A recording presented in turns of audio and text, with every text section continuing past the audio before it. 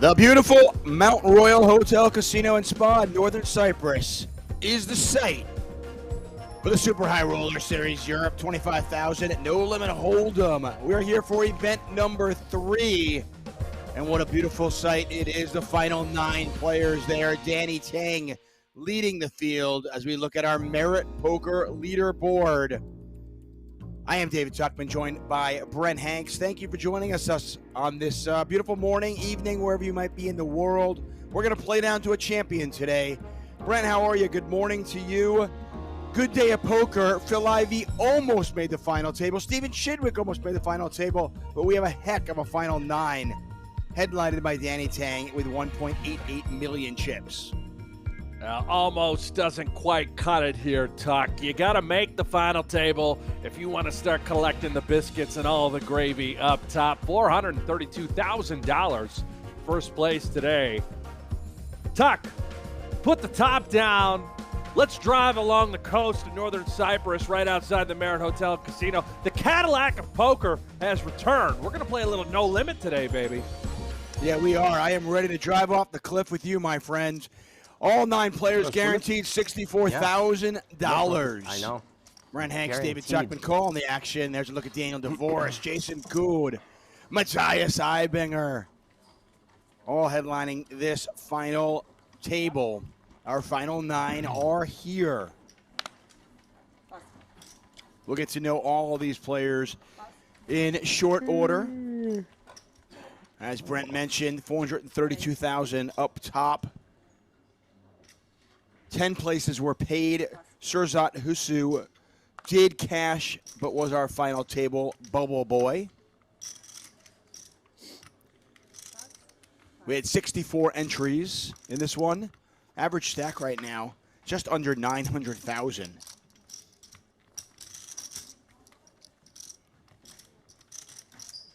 Marius Gierse raising the 50,000. There's a look at him. Yeah, we know he's got 1 queen. I can't imagine the other card under the hood is some sort of napkin. Queen, Jack, King, Queen. How about a couple of queens? We'll I think all of that works. And you know what? He doesn't need another card. How about just 1 card he's going to do? That's how good this guy is. Gierse comes into this final table as our short stack with just 405,000 chips. And he's got, at minimum, top pair. Again, don't know what his other card is. Now we don't know anything. He's going to bet 35,000 into 140,000. Tang with middle pair. The Tang a little twisted up at the moment. You can't do anything about it. Come along for the ride. Certainly going to lose 35,000 at the moment. Try to improve. I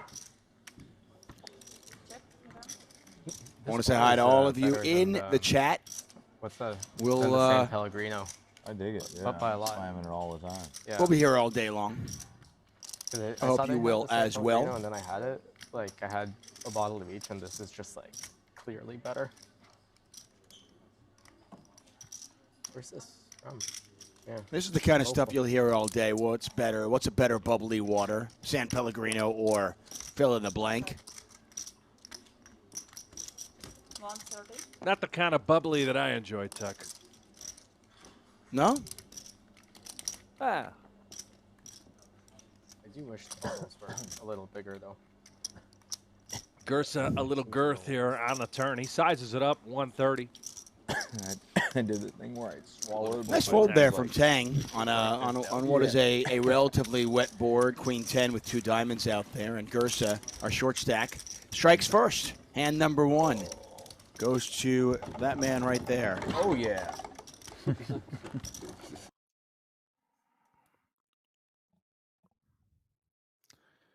Brent Hanks, David Tuckman here in Northern Cyprus. We're not actually there, but the players are, and it is gorgeous at the beautiful Merit Royal Hotel Casino and Spa. 432,000 up top. A moment, we're back. We're back. For a second there. George I was never Ignat, worried. online phenom known as Zero Human Zero. Once considered, perhaps still considered, the top player out of Romania. Plays the biggest stakes. Romania, somewhat of a hidden hotbed for poker. You got a lot of good poker players coming out of there. It's just so ridiculous. Gierse You know gonna that, raise again, and this time You know Hasbulla? get That, no like, little guy? Yeah, he's awesome. Dude, callers. I was like playing poker with him. Nice little And start by then, like, Gierse. Now up to smacking 600,000 with everybody. a And I short started stack coming taking, in. and he got like on the table and started like trying to like flip over my cards. And I'm like, trying to fight him off. It just seems like something that could Yeah, happen. dude. Daniel Dvoress right across from the dealer. He's a talkative fella. I'm a fan. Jason Koon right on his left. Good friends. Not sure, as much as I like Jason Koon, I'm not sure I want him on my left, though. I didn't get one. Where? I don't think Koon wants Officer Eigbiner to his left That's fine, either. thank you. I mean, that's the story, right? You look to your left, you look to your right, and you're like, where's the easy money? Hard to come by here. Super high roller Cyprus. Yeah, for sure. No doubt about that. You're gonna stay in Madrid for like a month, would you? Yeah. Are you getting like an Airbnb or just? Yeah, apartment. Sinan Unlu started today with 645,000 chips. He's going to make it 55K with Queen Jack. He needs his own room. Ignat, Kind of part of as it. you mentioned, 0 Human 0 online. Making the call. So He still cute. sleeps like 14 Bottom hours. left corner of your screen, you'll see how many chips they have. Yeah, You'll see their beautiful picture. What percentage of the time they'll win the pot if it goes to showdown. As we look at this jack high flop, and Unlu has flopped top pair. He's got the queen of spades as well. He went to a birthday party yesterday. and we're Favorable sharing our for same Unlu. with him. It's just like, Very comforting he's whenever just we now, do like, flop picking top that pair, up, relatively too. It's short. all, like, sucking at first. Got a Right. gut He's shot to giving go to him, along he's with just it. like, extra guys. It's really funny. So yesterday we talked about the PGT Tour and the standings and Phil Ivey's rise. After the last, say, week or so of poker, he went into the top 10, and yesterday he went into the top 5, currently third in the standings. The leader in the clubhouse right now is Ali He's got a Imsirovic, lot of hair, that little. He does. who is going to add to that lead with another final table here. And Ali just on fire. 2021 PGT Player of the Callum. Year, where he decimated Yeah, the you- field, the competition. And For some reason, I again, thought it was Calum. on top of the Oh, leaderboard Callum. here in 2022, he's got 4 I have wins heard a to couple go people along Didn't with they say 14 Calum cashes, in as well West as Virginia? $2.3 million No, that's not a, I'm in legitimately earnings. asking. No, West Virginia, I feel like everything's. As you mentioned, Tuck, Ivy, he has like, snuck up onto the podium. everything has a He draw is to right it. behind Ali. About You never 150 hear the points A's away sound from in being in West first Virginia. place for Ivy. Now, keep I in had it mind backwards. as well, Yeah, no, very, very country. I mentioned Everything Ali would has be 14 cashes super and hard. 4 wins. No Phil bother. Ivy's resume, he has 1 win with Right, only right. 4 cashes. That goes to show you exactly how big these tournaments were that Phil Ivey final tabled here at Triton and as well as the Super High Roller Series event. Finishing second yesterday to Makita the Milkman Bodzakuski in short deck. Yeah, Ivy, our Super High Roller Series Europe leader in the clubhouse as well. He is in first with 1,341 points. Nobody else even close. Nemeth, who's at this final table with 700. But yeah, to your point, Ivy with 2.2 million in winnings. The next player is just over the 7-figure mark at 1.1 million. Yeah, we've had a lot of Phil Ivey this week so far. This is day 3, event 3, $25,000. No limit hold'em. The Cadillac of poker is here. Battle of the Tens. And Nemeth with the ace. Gierse with the king on this 7-5-5 board.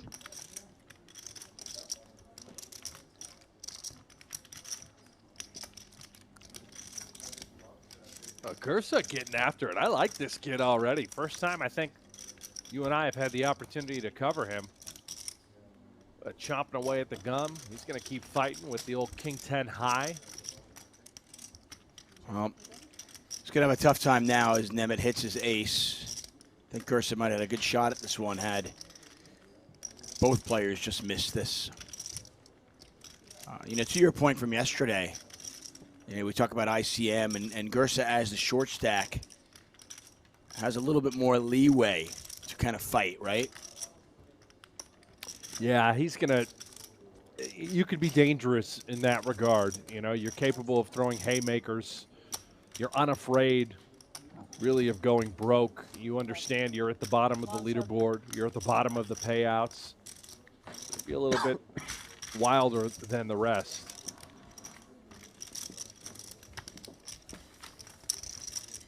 Well, there's a look at him.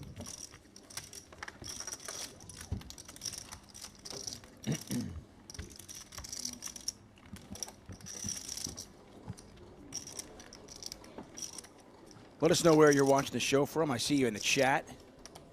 Thomas, Fish Cakes, Ball Till We Fall is here again once again. Ivan, coming off. Alexandria 369. We had 64 entries. Thomas S, what's going on?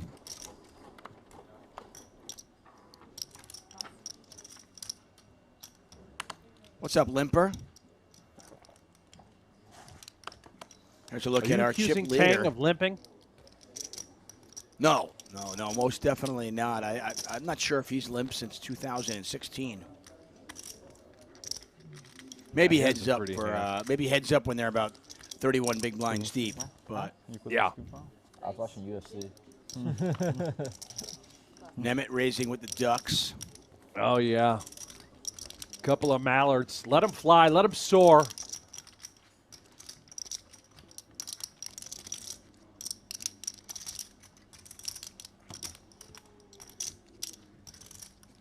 Master Cyrus is in Oklahoma, USA. Scottsdale. Oh, good morning. Wow.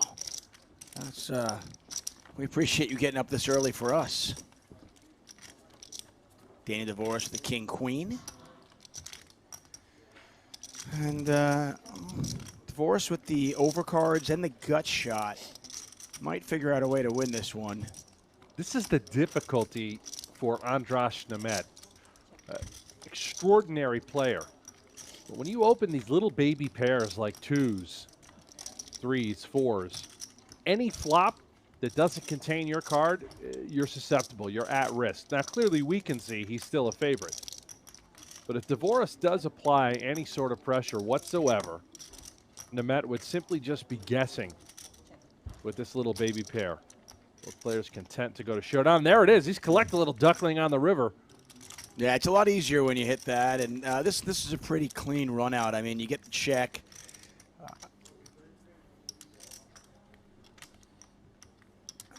Obviously, Dvoress would have won this with any paint. Couldn't collect that, and Nemeth was already good. Dvoress never took a shot at it. He's thinking things through, wondering what sort of hand would Nemeth have opened and checked all 3 streets, or at least 2 of the 3 streets. It looks a lot like ace high. Could it be some of these smaller pairs? 2s certainly would make sense. Well, that's the question I have for you as well. If Nemeth doesn't hit a deuce here, and as we see Dvoress fold, if Nemeth doesn't hit a deuce, is there a chance that he could play 4s the same way or 6s the same way and yet bet for value on the river with a hand like that to try to get value from a weak ace? It's possible. You know, 6 is clearly much stronger. Pending the texture, the run out, you can certainly find an inkling of value from time to time. 2s, 3s, 4s, you're just so susceptible. You're so at risk. When your opponent does call you from the big blind, able to connect with any pair, range is pretty wide open. You're just hoping to get lucky, get the showdown. That certainly makes sense.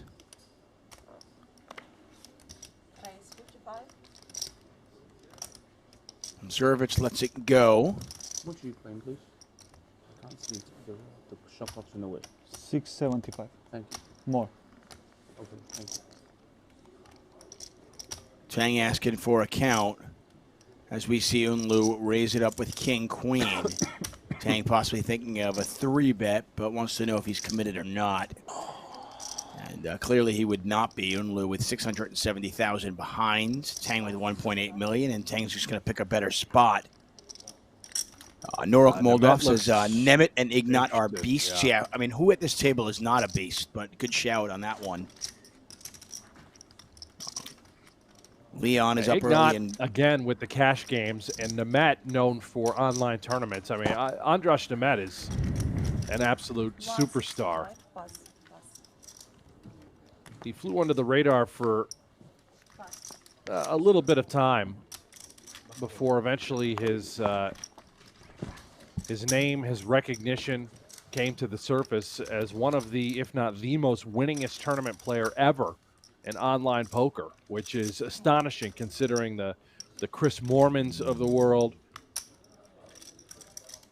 the Nicholas Aztets of the world. This kid, Andras Nemeth, is incredible. I believe his name is Bondika Burrs online. I appreciate that too. I mean, somebody flying under the radar, either anonymous by choice or just by accident, whether it be either way. But eventually they find out who you are if you're that good, and that is certainly the case. Eric Cheng is up late in Las Vegas. Oh, hey, we've been in there. I would say that in my lifetime, if I'm up at 4 in the morning, it is far more often as a poker player that I have been up all night and not just waking up. He says he's up late in Las Vegas. I am also in Las Vegas. I consider this up early. Well, yeah. Well, for you and I, this is up early nowadays. But let's be straight. There was a time in our lives where 4:17 in the morning was up late. Oh, yeah. Yeah. Not sure I'll ever see that time again. Not sure I want to. You know what they say, nothing good happens after 2 in the morning, right? Nemeth's going to raise. Is that what they say? Seems very truthful. Yeah, Nemeth. What a great little fold there by Koon. Didn't even really consider ace-10 off with a 3-bet. Just flicks it in. Yeah, he's done the work. I mean, I think that's one of the reasons why we play with a shot clock. Players have 30 seconds to act on the hand, but as you notice, most of these players need about 7 seconds to make a decision or less. They've already made it.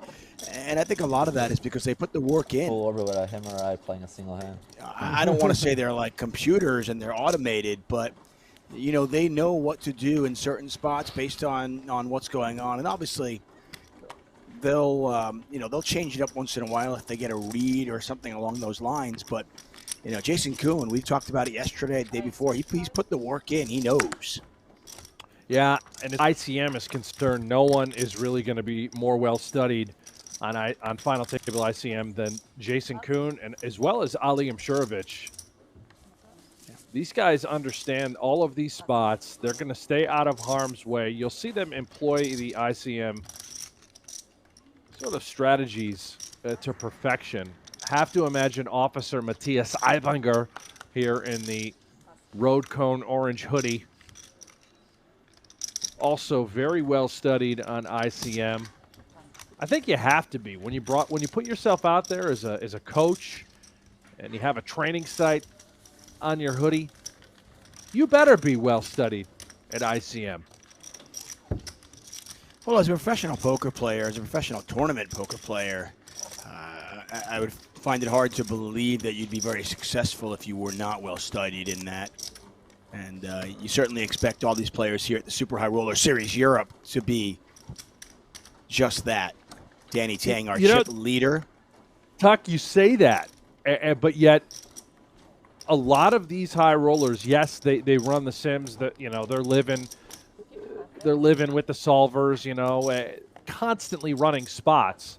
But as far as ICM consideration and what's optimal and what's not optimal when they reach final tables, you'd be surprised at how many of them really haven't put in much work.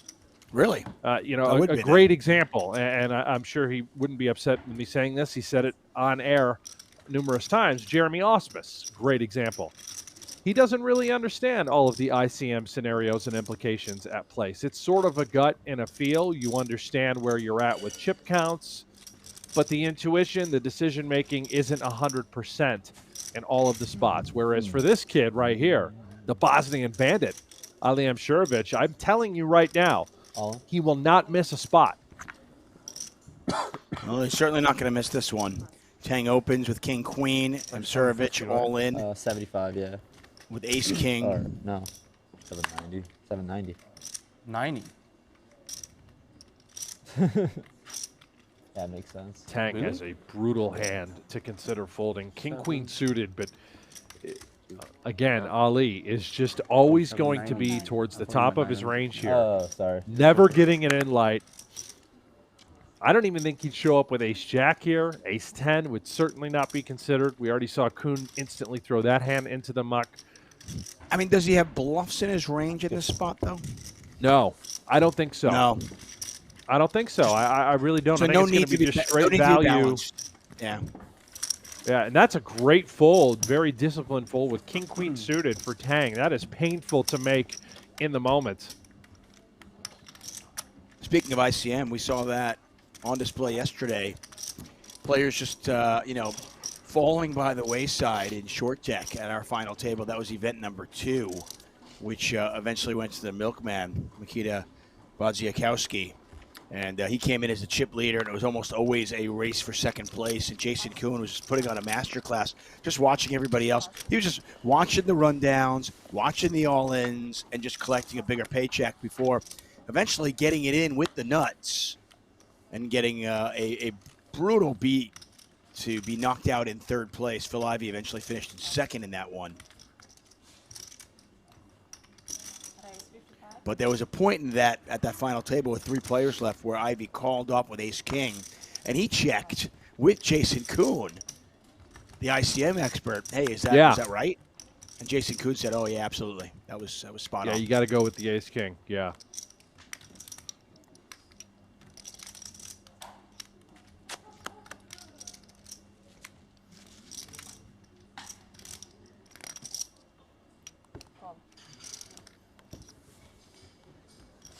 Well, pretty Tang much folds any the king suited queen. cards. Yeah, he defends the 8-2 suited, right? Obviously, a much different situation and circumstance. For Ali, this is so great. Top pair, top kicker after opening in position. A little concerned about the puppy paws, the straightening cards, 9-10 combo. Can Tang have a hand like 7-8?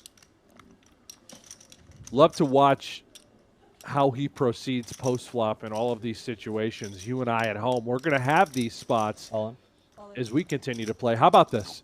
He just rips it. He denies equity entirely from whatever could be out there as far as draws and overjams 800,000 and change into a pot of 150. He just is trying to pick it up right here. Can he get called by worse? Yeah, why not? Cool him You know, the off with crazy worse thing 10. is on a wet board like this, he probably could. Obviously, Tang is just posturing us. He's never going to call with 8 deuce. But if this were a recreational player, if we didn't know who this was, or we couldn't see this person's face and we had no idea who it was, you'd think, what is this guy doing? You'd actually think, is that a fish almost, right? Like, Such a weird play. Been playing a lot of short deck, eh? And Ollie? you go, what are you doing? But because of ICM, because of that wet board, the dynamic board, it makes sense, especially coming from Ali. And I always find spots like that really interesting, especially when a world-class player does it, because it makes you think, that's not something that's in my game. I don't know if it's something that's in your game, but I like it. I'll tell you what, I've covered a ton of Ali final tables. I've yet to see that where, you know, he's sort of in the middle of the pack ICM-wise. He opens in late position, flops top pair with top kicker, and then just overbets pot by 5x, you know, all in. I have yet to see that from Ali. And it makes sense. I understand what he's doing. Raise 65.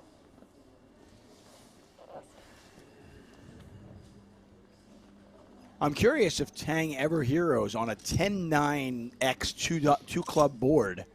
I wonder if Tang is ever heroes him with a 9. It's possible, right? Because what makes sense? What would he just open rip? Tang might even just eliminate any 10. Just say, oh, he must have like Jack 8 of clubs or, you know, some sort of draw.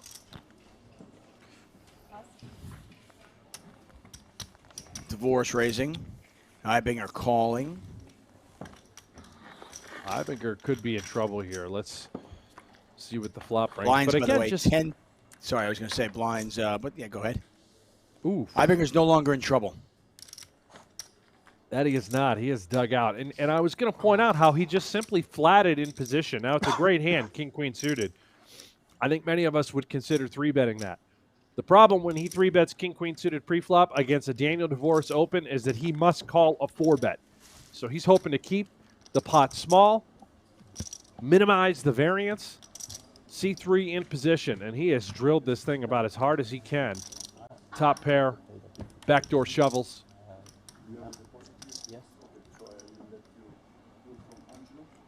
And Dvoress checks.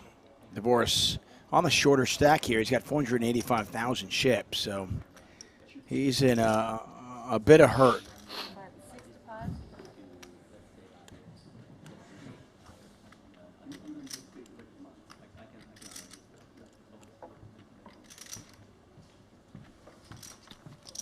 GTO. GTO. Dvoress not thrilled when it comes queen high, 2 hearts. You don't have a heart in your hand. It's the real. And look at that simple disciplined fold there. Just folding the Yeah, it's just ace-king, nice. not even... It can be annoying, you know, because if he was a little shorter, that's just an open rip spot with ace king. You can just move it all in pre, but he was just a little deep where he could get away with the min, trying to get as much value as he could for the hand. I'll tell you somebody who's not deep. That's Brent Hanks in PokerGo Hold'em. You get your chips back, buddy? Play I 3 don't. Texas Hold'em Poker from the creators of High Stakes Poker, Poker After Dark, and more. Be part of the show that helps shape the game. With an authentic online poker experience, you can download it. It's available now on the App Store, Google Play, or by heading over to PokerGoHold'em.com. Yeah, and they just trust that you like don't reg now and then bust in like half an hour and then look at the field and they're like, nah. Yeah.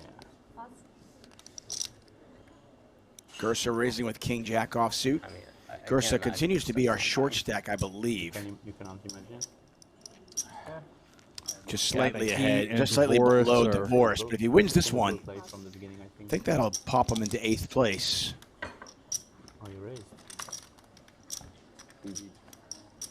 Good to know. Oh yeah, cheers. Useful Thank you very much. There's actually like action before you. Gierse does win that one. And now it is Dvoress who's our short stack. Blinds, I was saying, 15,000, 25,000. Levels are 40 minutes long.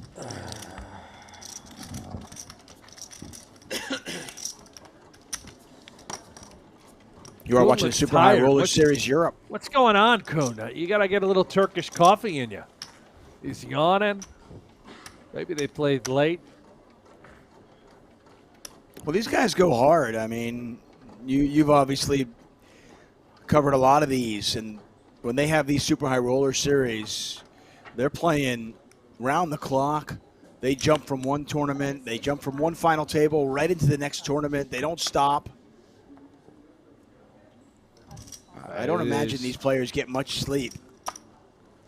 It is on these grueling, stops. these series. And keep in mind, they just came off the Triton series, which was 4 or 5 events. Oh, those are long, deep structures that jump right into the Super High Roller Series right here at the same location. Not to mention Koon, fresh off fatherhood.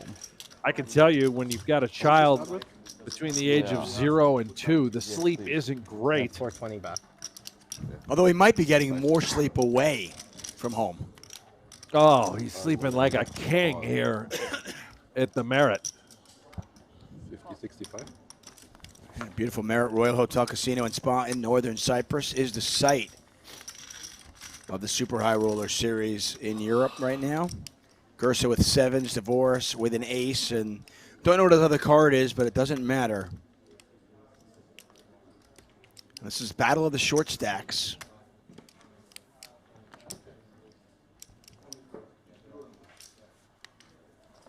Dvoress has to have a pretty good ace here, I imagine. Maybe ace-5 of diamonds. Once in a while, he would flick in the open under the gun. But keep in mind, he is your short stack to start the pot. Red 7. Gierse defending under the gun. Hearts. Dvoress has a pretty big hand there. We'll never know the other ticket, but I assure you it's a beaut. I think I'll be able to go on without knowing the other card. Yeah. That's good to know. 'Cause we're never Yeah, gonna I know you. I know you were concerned about that. Let's take a look at the Merit Poker leaderboard. Danny Tang on 1.6 million. Nemeth on just under 1.1. Eigbiner on 1.1. About Ali, Liviu, Ignat, Sinan, Unlu, and Matthias Gierse rounding out the field. Gierse, our short stack on 445,000 after Dvoress wins that with Ace X. He's up to 590,000. Koon, as you mentioned, a little bit quiet, and that's probably the reason why. He's on under 600,000 chips, and there's a couple of players with less chips than him.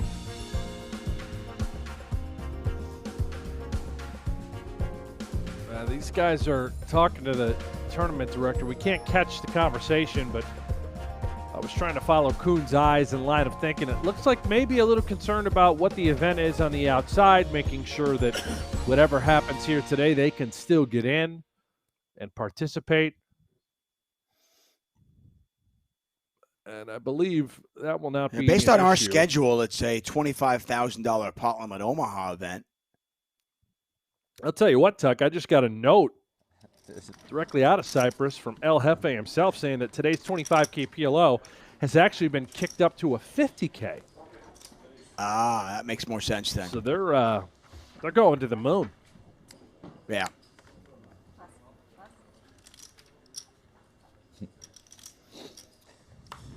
Always a little bit of flexibility in these series. You know, you're talking about a relatively small player pool, and you want to cater to them. As we mentioned, 64 entries in this tournament.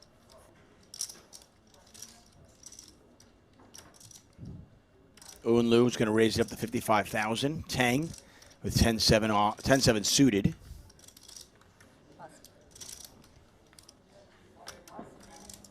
And Unlu has picked up quite a few good opening starting hands. He's been able to accumulate slowly but surely at this 9-handed final table, and Gierse looks very interested. There's why.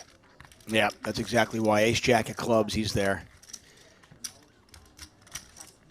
And a quick fold from the table, and a nice pickup there for Gierse. You're the short stack. 4 minutes left in the level, and they're just like, what do you guys think? Yellow, blue, green? Let's think about it. Let's huddle up. Let's take 2 blue decks. Let's huddle it up. Maybe we'll do 2. How you guys feeling today? Sitting there about to get torched.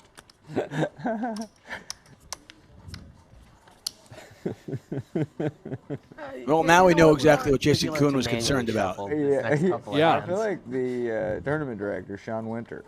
Waiting for the slides to go up a bit. That's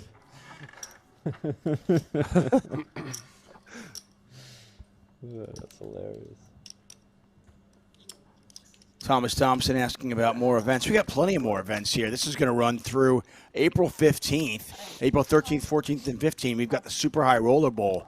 All of this culminating with a $250,000 buy-in.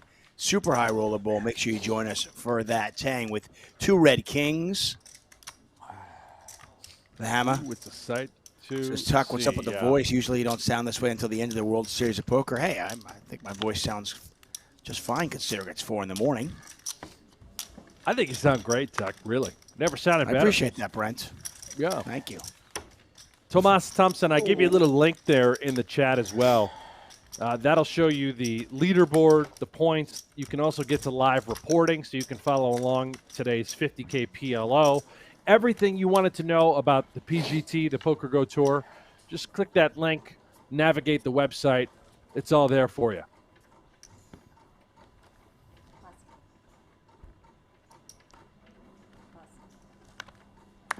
You know, interesting enough, with Ali shoved there with the ace-king a few hands ago, and then the subsequent play with the ace-10.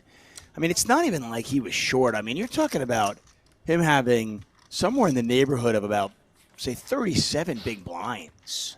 Yeah. protect your spot in line. You know, you protect everything about your stack.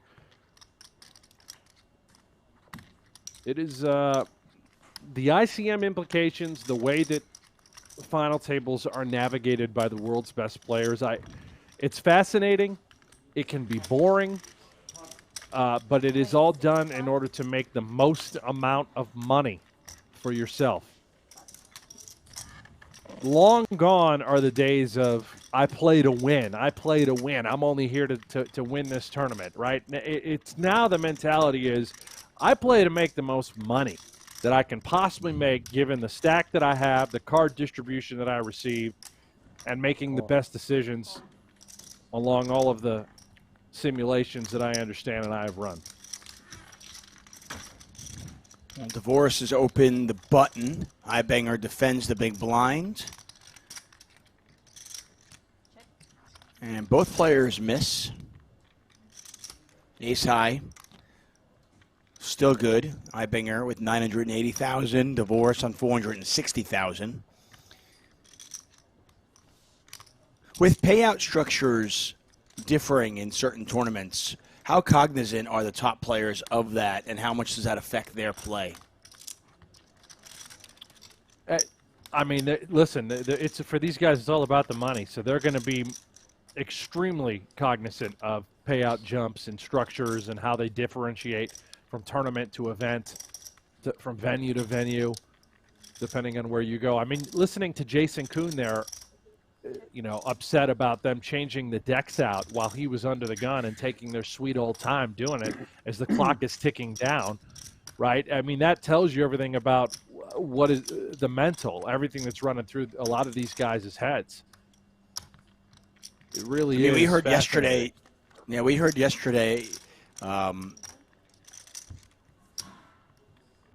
board pairs, ace-10 is good. Dvoress not anxious to put any more chips in the pot, hoping his ace-high is the best hand. Well, Eigbiner might try and jail him here. It's very clear to me that Dvoress has something with showdown value that isn't a great deal of strength, right? He's checked every street thus far. Eigbiner having a 5 in his hand, he can absolutely have 7-5. He's just going to shut it down. Dvoress is thrilled to get the showdown with ace-10 high. Yeah, absolutely. And Dvoress now up to 630,000. Eigbiner on 980. Every pot's so important for these short stacks. Something that they do at these super high roller series often is they'll, if somebody registers on time earlier, they'll either reduce the rake or eliminate the rake altogether.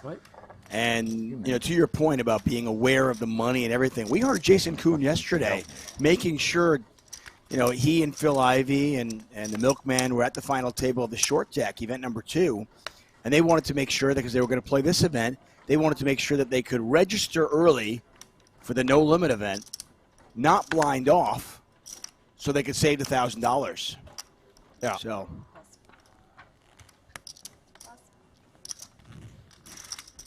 Got to respect that. It's just a constant evolution, you know, when it comes to no limit hold'em, when it comes to tournament poker.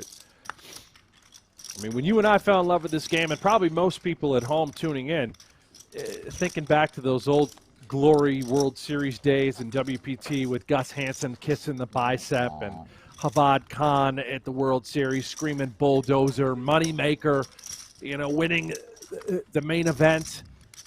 That sort of play, that glory has shifted. It's dramatically changed, where this game is just so well studied and examined. Solve after solve, spot after spot.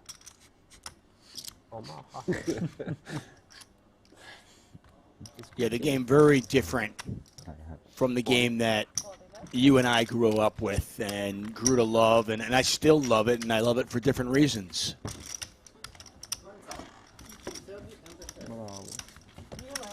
I was wondering yesterday if Phil Ivey was jump. at another final table here. You think Phil Ivey runs PO Solver? You think he's got some sims going at home? Immediately kill. I would doubt it. But I know he talks a lot of poker strategy with people he respects. You know, whether it be the Jason Koons or the Eigbiners of the world. I know he talks a lot of poker, and he certainly understands it. My guess would be that it's more intuitive for him. There's just that extra sense that he's just got, where everything that these players have studied and worked on, he gets, he understands, but he probably, I guess that's probably the difference between him in this particular game, in No Limit Hold'em. That's probably the difference between him and these guys, where my guess would be that he probably does not do that, but who knows? I don't know. I don't have a read there. I would assume what you're saying to be true, but it also would not surprise me if, you know, he and Negreanu are sitting down in Summerlin in Las Vegas in front of a giant monitor and just running spot after spot, laughing about the old days at the Trop and Borgata while they're looking at outputs. You know, that none of that would surprise me. We know Daniel Negreanu, he studies nonstop now. Yeah, I would bet the under on that, but you never know. I could see Ivy and Negreanu hanging out, and I could see Ivy on his phone betting on sports while Negreanu does the Sims, and then Negreanu just says it. Negreanu probably spouts out and be like, "Hey, look at this interesting thing," and Ivy's like, "Oh yeah, I already knew that," without even looking up from his phone. Explain it to me, Danny. That's all I'm here for. You just tell me about it. I don't want to learn it. This would be a terrible, terrible Saturday Night Live skit, but I would watch it over and over again. So I'm just going to put that out there. Brent Hanks, David Tuckman here for the Super High Roller Series Europe. We are in northern Cyprus at the beautiful Marriott Royal Hotel Casino and Spa. 9 players remain. Not a lot of movement so far. The short stacks have added a bit of chips to their stack. And frankly, at this point, nobody is on fumes. Nobody is that short. I want to say Jason Koon might be our shortest stack right now, though. He's got a little bit more than 500,000, Koon. Yeah, I mean, nobody's got less than 20 big blinds. So Danny Tang, our chip leader, on about 66 big blinds last I checked. So got kind of a bunched up group, and this is certainly a final table that could go anyway. This hand looking pretty good for Eigbiner as he's got the black aces.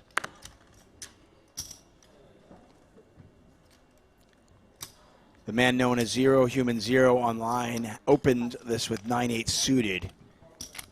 And we'll see what he does when the action gets back to him, which it has. Oh, man, and he's a cash game player at heart, facing a small 3-bet sizing out of Officer Eigbiner. Does he have the discipline to just throw the 9-8 suited into the muck? Yeah, from a cash game perspective, this has to just hurt because you're looking at it going, oh, I want to play this. And then you realize, wait, I've only got 35 big blinds. Poker's awesome. Yeah. It's like, bro, it's like 1 o'clock in the afternoon. There's still one of those guys always. They play from the night. I mean, yeah, for him it might be. Yeah, he's probably been up for 30 hours. Mm-hmm. Yeah. And Ignat lets that So one last go. night I get back to my room. It's like 1 in the morning. And take my shoes off, getting comfortable, walk in my bedroom, and it feels like something just like bit my foot. And I looked down, there was one of those sewing kit needles in the rug. It went through my sock all the way into my foot to the point where the only thing that was sticking out was a thread.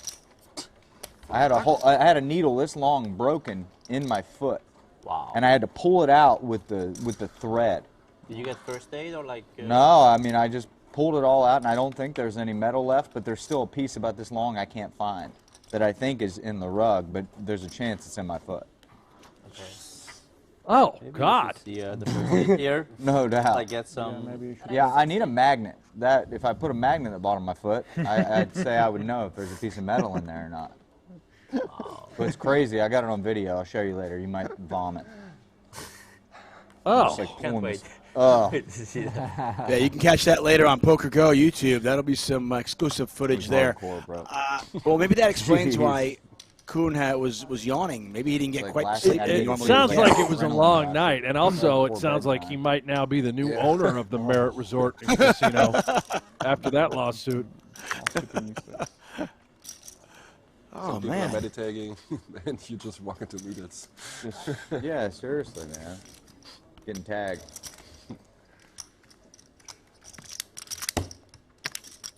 Ow.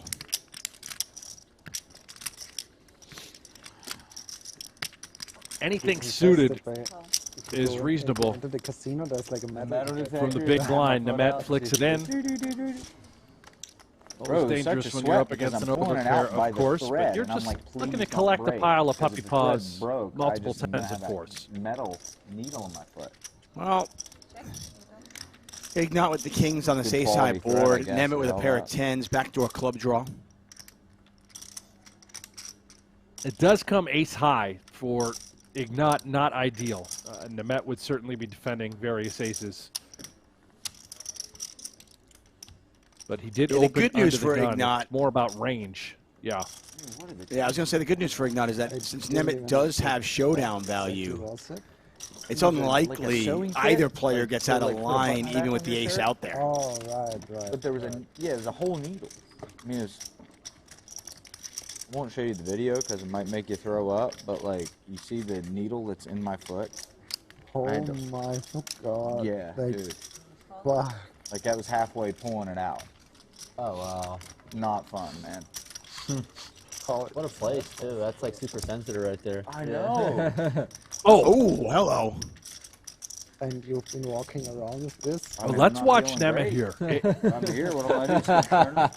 might be a But then spot I where he guess it's not considers in it lead. anymore, like, if Yeah, you I do, don't like, think so. some No, chunks, If I he was had a bouncing hand, around. I even if he showed say he had it. 7-8, I think he would you'd lead have this swelling card for sure. on a I think I'm pair good. 10. You wouldn't be If able he to had a throw it hand over like your Wait till you see the 8-9 video. I mean, for a it's draw, literally I like think the he would thing's lead coming out. on Like, this Yeah, card here We're all comes waiting, man. with a 10. And he's And going to then do the the- same thing but the here with crazy trip part is once I 10s. get the rest I of think the if he had an needle out, ace, he would also then the lead here. thread is Sizes threaded it up to through my 175 skin, as so well. I have to bring like 3 foot of thread out of. Ugh. Can you ask the crew if they can project the video onto the screen back there? They'll have to mute it because I'm cussing extensively.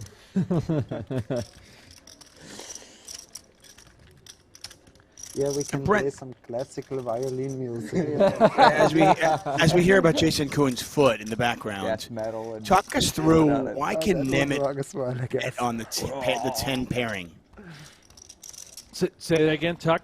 Why can Nemeth lead on this 10? Whether he had an you wanna- ace, a 7, or a 10. It keeps your hand really much in control, right? If you have an ace, you're leading there when the 10 pairs to sort of represent that you have a 10 while also not allowing yourself to get raised on the turn or face a larger bet size while also keeping your bluffs intact. Let's say he had 8-9, a semi-bluff. It's a great spot. You check call flop, open-ended. You would then lead turn on that 10 or any card that would have paired in hopes to A, getting folds, and B, able to setting up a either river bluff or a river value bet. And nearly Other hands, impossible. if he had ace X, if say he had an ace instead of a 10 in his hand, he would also lead there. And if he were to face a call, he can hope to go check on various rivers or simply check fold if we're worried about our kicker. And look at this, 500,000. Now, what is Ignat even beating? That's the question with 2 kings. I understand the call on the turn for all the reasons stated where Nemeth can absolutely have bluffs. He can absolutely be leading a 7 in that spot, a hand that we're still ahead of. Clearly, That's we're the only behind hand. an ace or a 10. But now That's the only hand. That's the 8-9 only hand we're gets beating. there. Yeah. Just a 7. 7x is the only hand we're beating.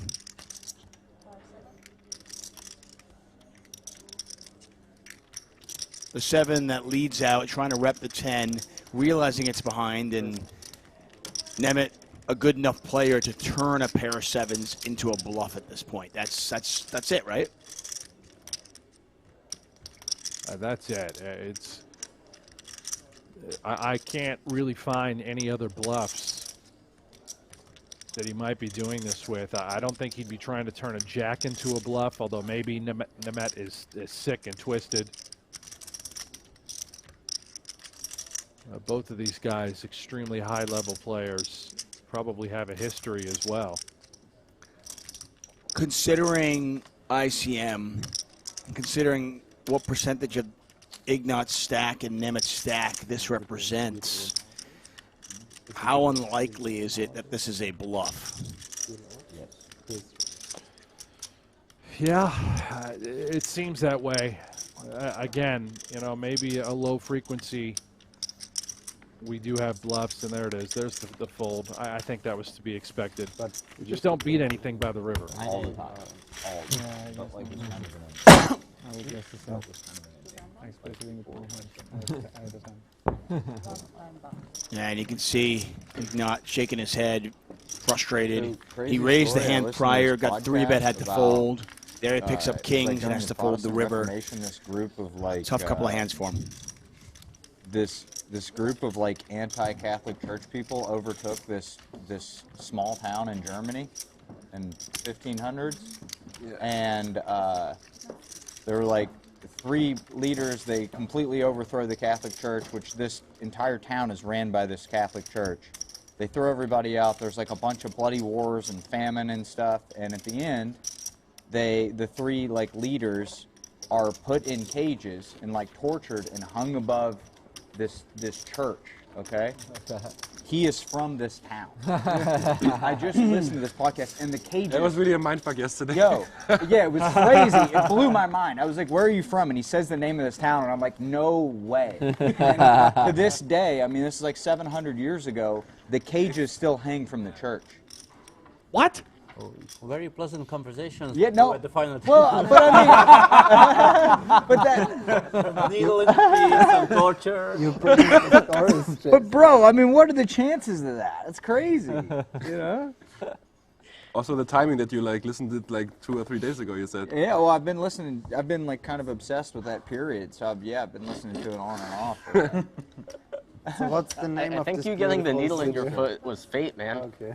Huh? I think getting that needle in your foot I was know. I know. It's, fate. You're just like, I just want a little taste of this. yeah. What was it like? Get the needle hot and put it Yeah. back in. I wonder why the needle is on your room. There it is. Munster. Crazy, man. I gotta go see that church sometime. It Yeah. creeped me out. It's worth a visit for sure, Münster. Whenever you're in Germany, let me know. How big is the town? It's like not really a big town. It's like, I think population is like 300K ish. Okay, I mean, Yeah, it's not a tiny little village, yeah, but it's It beautiful. feels like a big village, more than like a big more town. than a city or Yeah.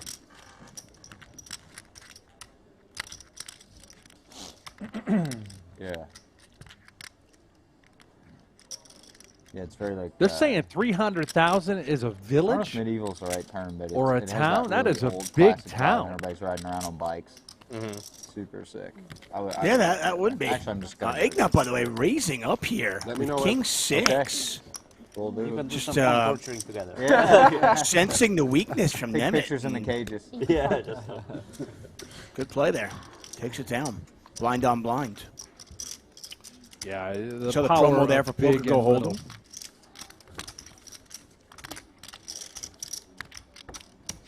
That is a free online game that you can download. It's available now in the App Store, Google Play, or head it over to PokerGoHold'em.com. You can be part of the show that helps shape the game with an authentic online poker experience. Pretty cool stuff. I was playing Stevie and then he joined. He plays exactly how you would expect. No exaggeration. He gets like less than 15% of his first serves. Of course, just ripping them, huh?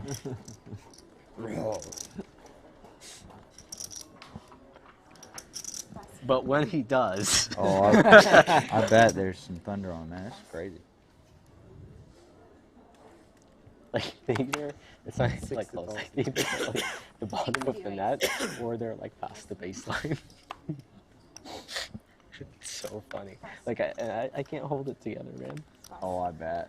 That's what Nicky P went mountain bike with him. He was like, "This dude, man's the craziest mountain biker I've ever seen." He's just like wide open down a hill, like never been on a mountain bike before in his life.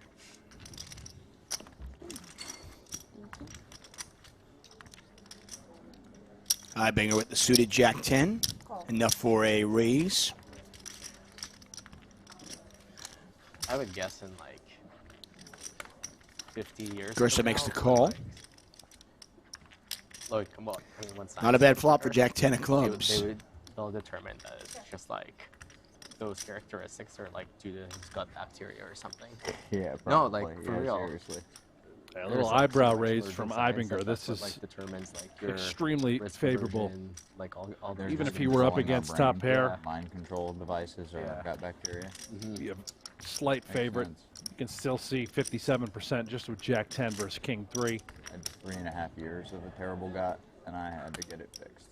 And I did. It was like a life mission. I got it fixed. Been way better off. Too much meat. Yeah, those yellow chips, 25K each. Eigbiner puts 2 of them out there, and that is enough to get the job done. Gierse defending with the King 3, but can't continue. But we will continue here in Northern Cyprus. Brent Hanks, David Tuckman for the 2022 Super High Roller Series. This is Event 3, 25K no limit hold'em.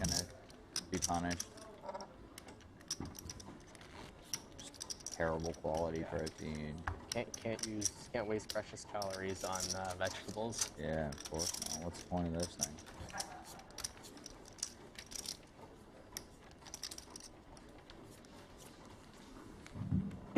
Welcome all the players for today. 4 of the 50K put limit hold'em. So PLO will start in a few minutes. Pot limit hold'em. Player register. So he said pot limit hold'em? Yeah, he's the pot limit hold'em. We're gonna play just in front of the stage. I played that stupid game once. White sign. So That's once a terrible, terrible game. 50,000 PLO tournaments. You're more than welcome to take your seat. Oh yeah, I remember UFT like a 10K pump. Bro, it was got the it one with time I me. played it, yeah, and everybody told me I was a fish. Yeah, I remember that actually. Oh, it just went like pop, pop, pop, pop, pop. No, I just had 40 big blinds, and I was like, well, I have the second best hand, so I assume this is a good enough hand to go all in with. And everybody's just like, you idiot. Post-flop game. Good memory. That was super tilting. All in.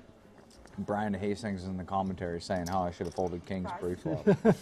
Playing the wrong game, dude. I don't know. I'm in a game where I fold number 2 off 40 bigs. And it was just, there wasn't any significant action. It wasn't even like, I think I just cold forward all in or something. Yeah, it felt very normal. What are you supposed to do? Like Ace King versus Ace King here. Like, Yeah. Just put him in the mock, I guess. It is Ignat whose tournament life is on the line. This would be an awful beat if we saw 4 hearts out there. Kind of boring.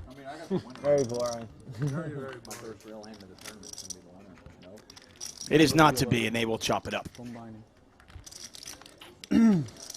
I was interested in hearing Jason Koon talk about pot limit hold'em. Yeah. Saying it's a terrible game. They don't even run pot limit hold'em anymore at the World Series of Poker. In fact, I don't think they run it anywhere. My guess was my bet is on 8-9. My bet is on 8-9. My biggest problem with pot limit Huh? was, at least in the I think he's past, giving up. there were no antes in any game that was pot limit. So 9, yeah, maybe the game just played really, really slow and very nitty. My guess would be And you can imagine, I mean, that would be even before the final table and before ICM implications. This was back before nobody thought about ICM. So you can imagine what that game would be played like today. It's just pretty dry with no antes. Yeah, no. In theory, I think it's, if you play with antes, in theory it would be kind of fun because, it's a little bit more of a post-flop game, as you heard Jason Koon allude to, because you can't go all in pre, just moving all in for heaps. You know what would be interesting is what if they ran short deck where it was pot limit? You can't just move it all in completely pre-flop. That would change the game dramatically. Oh, absolutely, especially with the equities running as close as they do. Right. Not that I'm trying to encourage any more short deck. I'd like to RIP that forever as well. But. Yeah, I don't mind. Yeah, I don't mind the idea of pot limit is kind of fun. I mean, that's where I actually cut my teeth playing cash games here in LA. I was playing pot limit cash. That was the first big bet game I would play was pot limit. But again, you got to have that game with antes, otherwise the game is really dry today, in my opinion. Can't see what Dvoress has here, but he is putting a lot of those wagering discs in there. He is 3-betting from the small blind, and he's 3-betting it under the gun open. So without seeing the cards, should not be very out of line here, and certainly we got to make a quick run to Münster, climb the caves, and then maybe we can make it to the late. Yeah, there you go. Does it hurt now? There you go. We saw that coming before we even saw the cards. But it doesn't feel like there's something in it. Yeah. It just feels like I got stabbed. Oh, there's the all-in, and what a dream scenario for Dvoress. Ace, so many ace. A lot of aces, as you hear Jason Koon mention. 2 of them for Dvoress, an ace-queen for Eigbiner. Silver lining, Eibinger's got 2 live suits. Pot is 1.2 million. There's a queen. Can Eigbiner find one more? Well, if you turn one of your 2 outs, there's also a re-swing.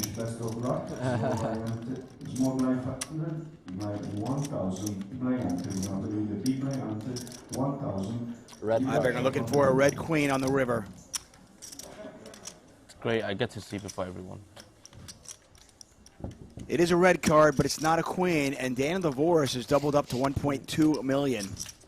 There he is, the walleye fisherman out of Canada, the outdoorsman, Mr. Toesies, the nickname given to him by the Prince of Poultry, Tim Adams. A massive double up. 70. Yeah. And speaking of Tim Adams, by the way, he was the bubble boy in this event. He finished in 11th. Phil Ivey was 12th. Stephen Chidwick was 13th. And Dvoress now on 40 big blinds. Blinds are 15,000, 30,000 with a 30,000 big blind ante.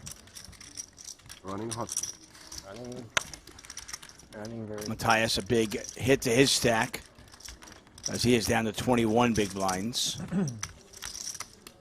Have to imagine ace-queen off was at the very bottom for Officer Eigbiner to 4-bet all in there and put Dvoress to the test. That is such a brutal spot. You know the small blind has a hand. It's just a matter of, well, what is it?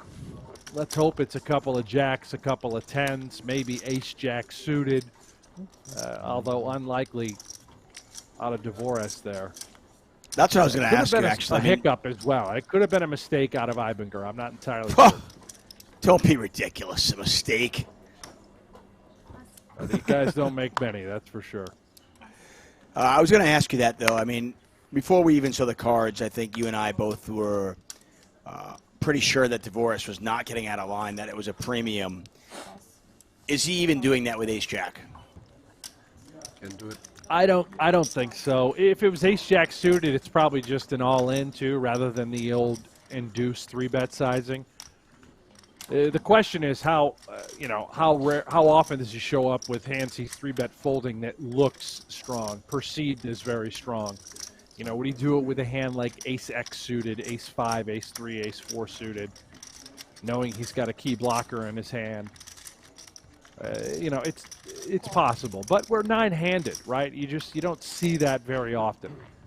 No. Eigbiner chance at redemption here with ace-queen. Koon just hoping to limp in there, c3. Koon would also be limping with bigger hands. He'd be snapping as well, but Eigbiner has a layup here, blind versus blind. Pick up a little pot.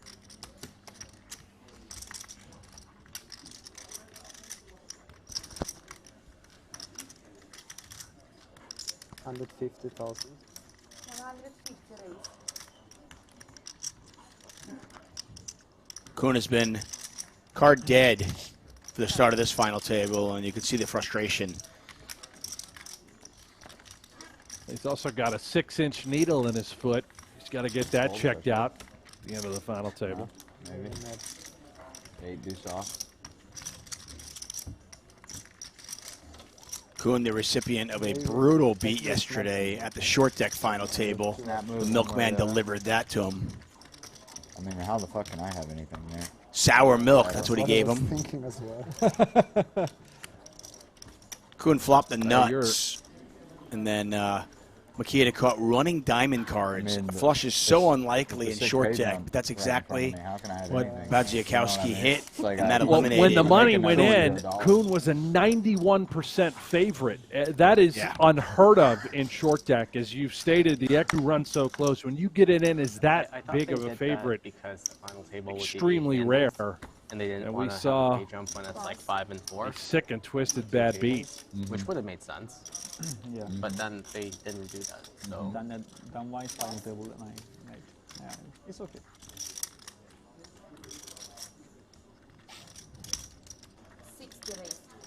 Gierse with the min raise.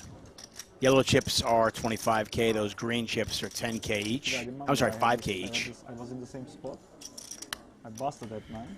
And 8, 9, nod, high jump. I didn't sit on final table, but they took my photo. At least I had some fun. Again, Koon is the short stack now with ace-10. This is a raise from the hijack. He's on the button with ace-10. Is this a 3-bet all-in?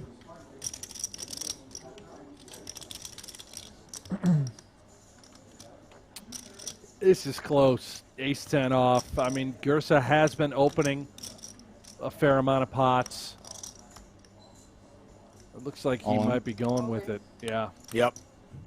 This is the stone bottom for Koon. Ace-10 off to get in this spot. This is thin in his mind.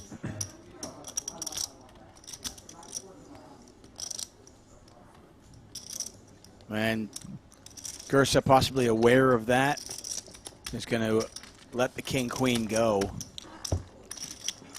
And we continue on, 9-handed. Play will certainly pick up as we lose a couple of players, but this is what we expect 9-handed with players like this. Nobody giving away an inch. We're talking about big pay jumps. All these players, by the way, guaranteed 64,000 USD. Second place is 320,000. First place, 432,000. Plus, for a lot of these players,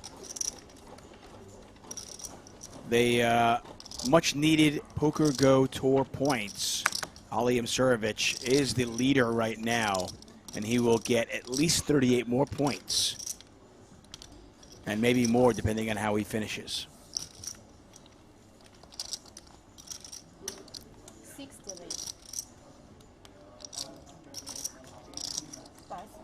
How was the kid's birthday party? All go well? Oh, it was a blast. It was a blast. Had Great. the whole family come over. Good He news. ate Well, half happy of his birthday little to your cake. kid. Yeah, it was great. Thank you. And you said your wife has returned home?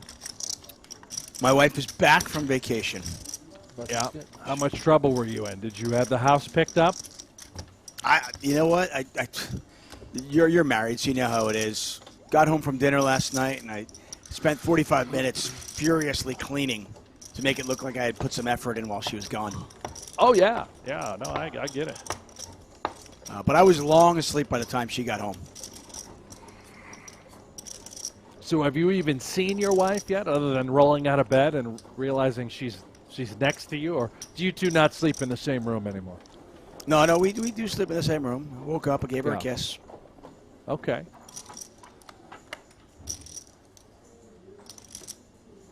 My wife's She not looked even mildly, in the same house she looked, anymore. Yeah, no, we're in the same house, same room. But yeah, listen, she looked mildly pleased that I was there. So I feel like I won. That's a win. Yeah. Definitely a win. Definitely a win. I mean, let's be clear. The fact that somebody actually agreed to spend their lives with you and me, we've won already. Oh, yeah. Well, we got a long ways to go. We hope. Good point. Good point. Brent Hanks, David Chuckman here for the 2022 Super High Roller Series Europe. We are in Northern Cyprus, the beautiful Marriott Royal Hotel, Casino, and Spa.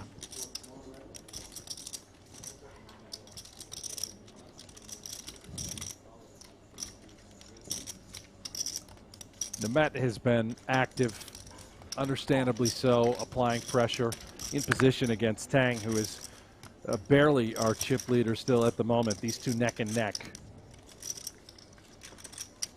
Check. Yeah, for the chip, considering he's the chip leader, Tang has been relatively quiet. Nemeth, on the other hand, has not been. And as you mentioned, Nemeth now just 100,000 chips behind Tang, and if he wins this one, and he is a long way from winning it as Tang has the best hand right now, he would overtake the chip lead. Call. So this is a significant hand, especially considering they're next to each other. Nemeth on Tang's left, and you can bet that Tang does not want to give the chip, they don't want to give his chips to the player on his left. This is going to be a pretty tough street for Tang to continue if Nemeth comes with a second barrel with just ace high. Ace of hearts being a key card in his hand. I think he does check it back. Yeah, and that is a awful river card for Nemeth to bluff, but we'll see how this one plays out. 265,000 in there. And while it's not a huge pot, I do think it's significant. Once again, considering these players are sitting next to each other. How dope is that? What? Check.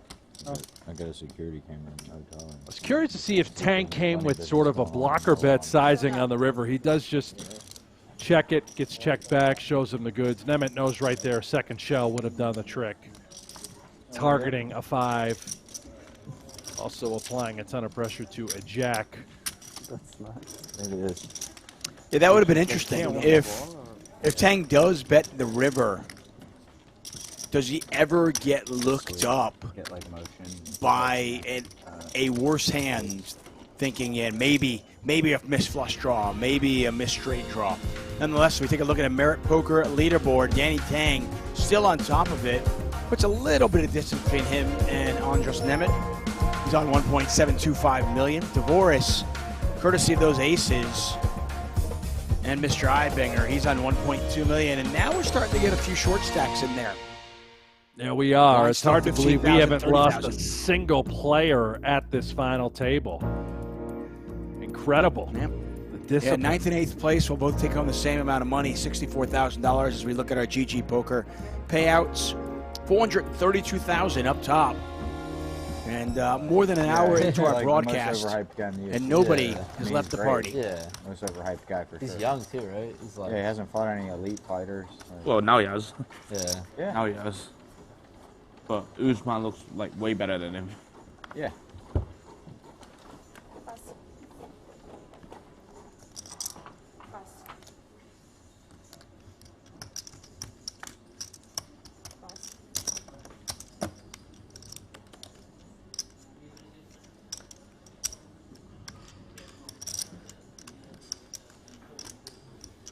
I want to welcome all of you who are just joining us.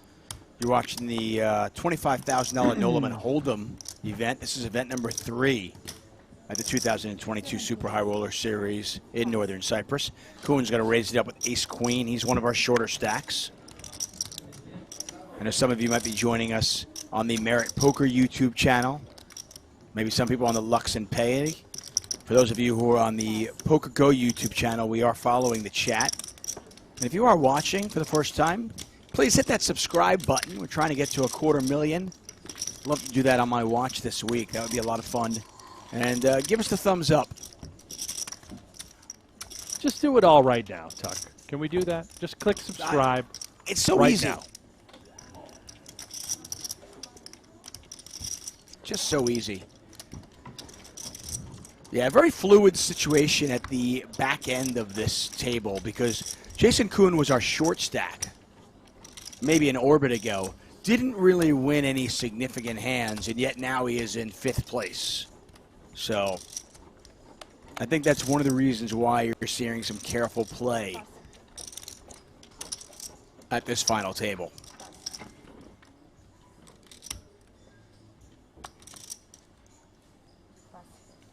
I believe this is the last of the 25K events.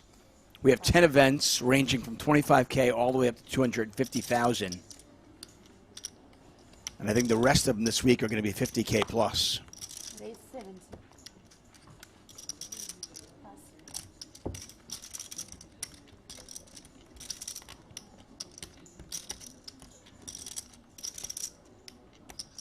Well, Ali might get a little action here. Tang on the button with ace-3 suited as the chip leader.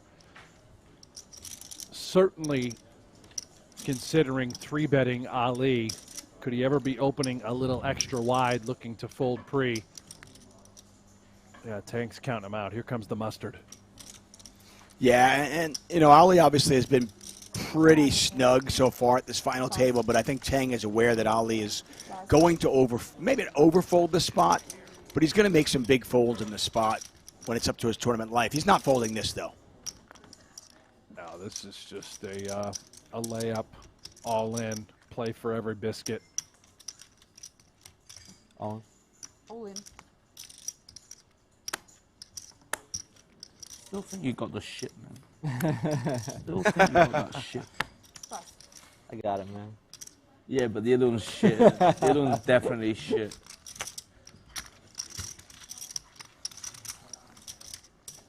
That's a big pickup for Ali. No. Yeah.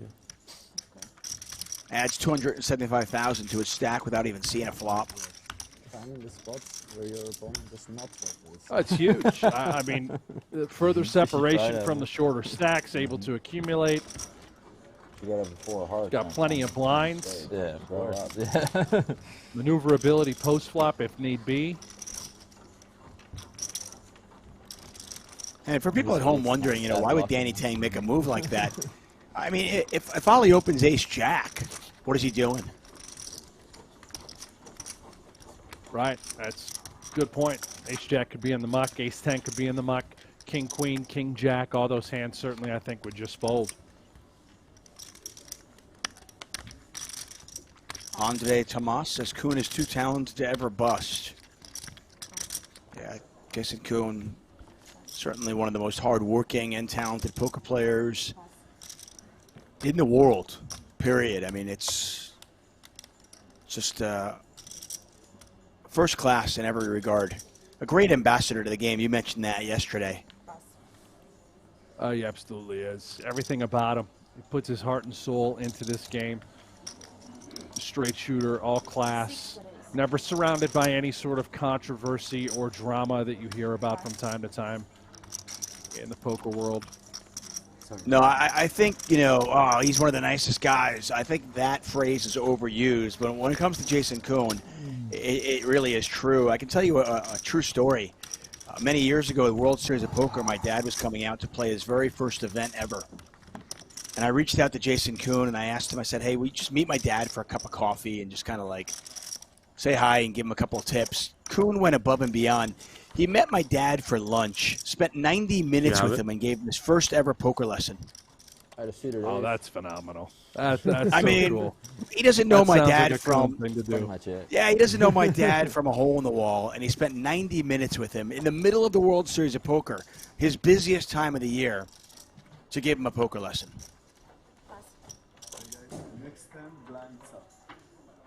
Next hand break, right? Sounds like we are going to go to a break. Yeah. Yeah, players are, levels are 40 minutes long. These breaks aren't very long, usually about 10 minutes. 5 raise. Plus. Unlu, who's been pretty quiet, going to raise with Snowman. Oh, and Nemeth, who's been pretty active. He picks up the bullets. Oh, this is trouble for Unlu. We could see our first casualty here. I think eights is just too good of a hand. I know everyone's playing very conservative right now. Nemeth with the trap, just calling in position. Sinan Unlu with the eights, Nemeth with the aces, Dvoress with fours. Can he, with 1.1 million chips here, can he go mining?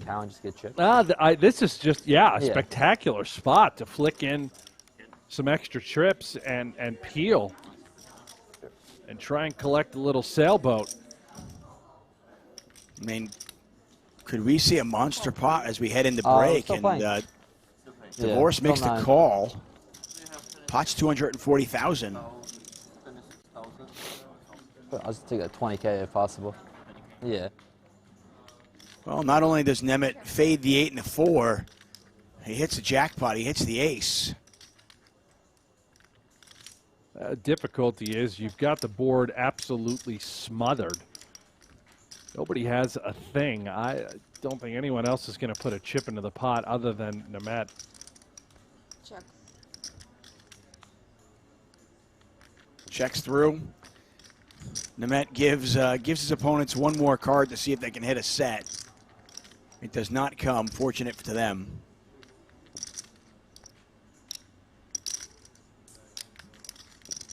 One of those spots you're sitting there in your head, go, come on, give me a 4, give me a 4. Be careful what you wish for.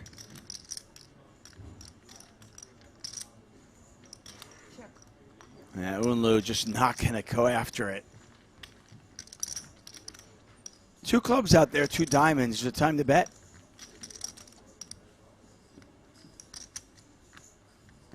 Nemeth says yes, it is. And he bets 120,000, and I imagine the hand is just over.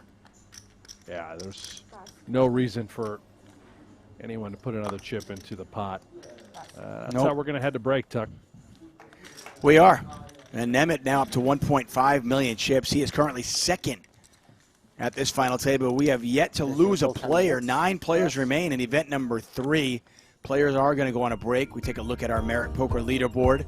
Tang still our chip leader, but not by much. Nemeth in second with 1.5 million. Dvoress had a pretty good first couple of levels. He's on 1.1. Ali just on over $1 million. And then we got kind of a little bit of a quagmire at the bottom. Our bottom 5 between Koon and Gierse. Anybody can be knocked out 9th, anybody in 5th. Who knows how that one will happen. Back in 10.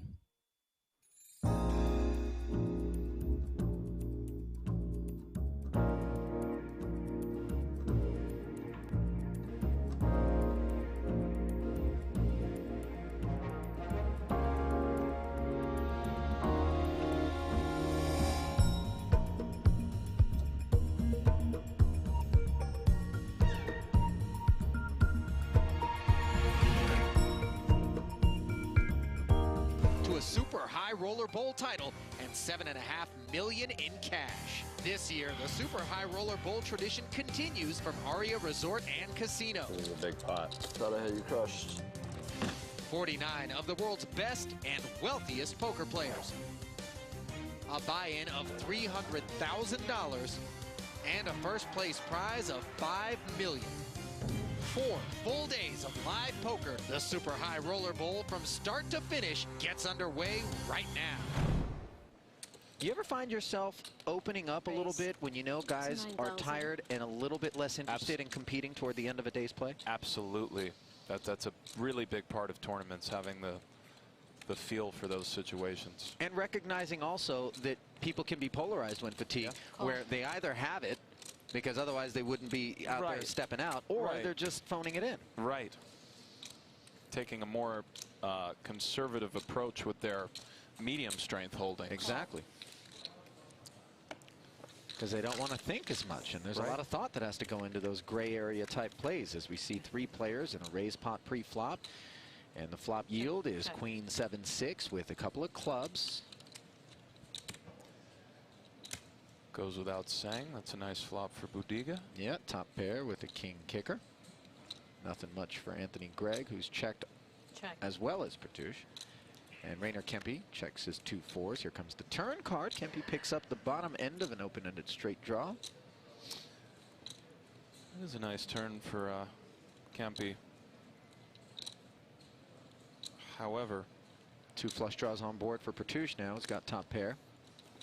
Budiga leads here. It really depends on how much as far as Kempe's decision goes. And Pertouche fires 20,000. Don't see Greg continuing. He lays the 5s down. And I don't think Kempe has quite enough to continue. If you know an 8 is good for sure, it changes things somewhat. but an 8 could be no good. Partouche has some combos with a 9 in it. However, 4s could be good at the moment. Call. This is reasonable. Rainer makes the call. A 3, 4, and 8 would make his hand best. And it's a 3 on the end, giving him the 7 high straight. That is the perfect card for Rainer Kempe. A disastrous one for Partouche. And that's how you do it. It's just that easy, boys. Look at Rainer sizing him up. Kempe is a touch capped here. Can't really have 8-9. He can, of course. He could check 8-9 on the flop, but most of the time he would bet. So Partouche is kind of asking himself, what are his 4 combos, and thinking about trying to get some value from this king-queen, which is reasonable because Kempe could have checked back some 6x, some 7x, and doesn't really have 8-9, where Partouche does have some 8-9 here. So I don't mind Partouche's value bet, but it is ambitious. 1,000 is the bet. And you could potentially get your guy to induce here by checking with some sort of busted draw on the end. Sometimes, and I think Kempe may find a raise here just based on, I feel Partouche may have given away the strength of his hand a bit based on his mannerisms. That felt very value-y to me. And that's not to say he did anything wrong, and it's much easier to make reads when you can see somebody's hand. Oh, wow, look at this. You're exactly right. But we've seen a lot of flat calling on the end with not the nuts. But Kempe really felt like this straight was good. That's logical. Partouche really only has the 8-9 suited combos. He's not taking off out of the small blind with 8-9 off. He might not be taking off out of the small blind with 8-9 suited. So Kempe really believes this straight is good. It is, and it puts Partouche in a very awkward spot. 80K to call. If you're going to make thin value bets, you have to be prepared to face these decisions. Well, Partouche didn't find the auto fold. He's asking for a count here. No, it's. But could Kempe really be bluffing for his remaining stack in this situation with just 80K? Great question, Ali. It's so hard to say. we can't get into Kempe's mind or know one of the beautiful things about poker. Oh, Partouche thinks he could be. Maybe Partouche thinks that.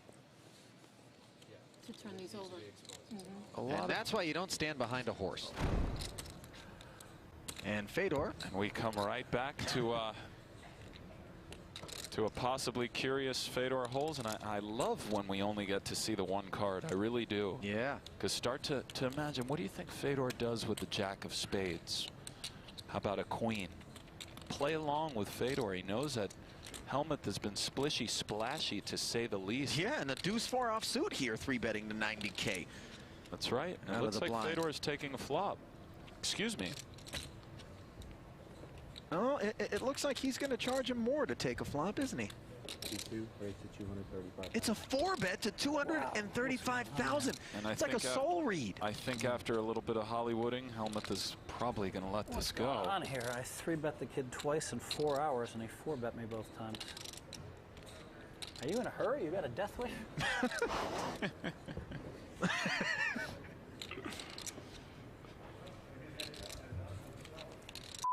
What the hell is going on here? This is sick. Helmuth. Nice hand, Fedor. He's not scared to just get in there and limp. He's not scared to sometimes 4x pre-flop. Right. Blinds are 20-40. I've seen Berkey do things like make it 200.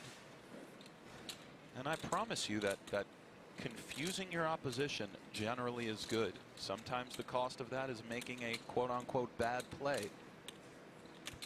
Rainer Being unpredictable, hard to read and hard to figure out. Right. These are all things that do aid you in the long run if you use those things to your advantage.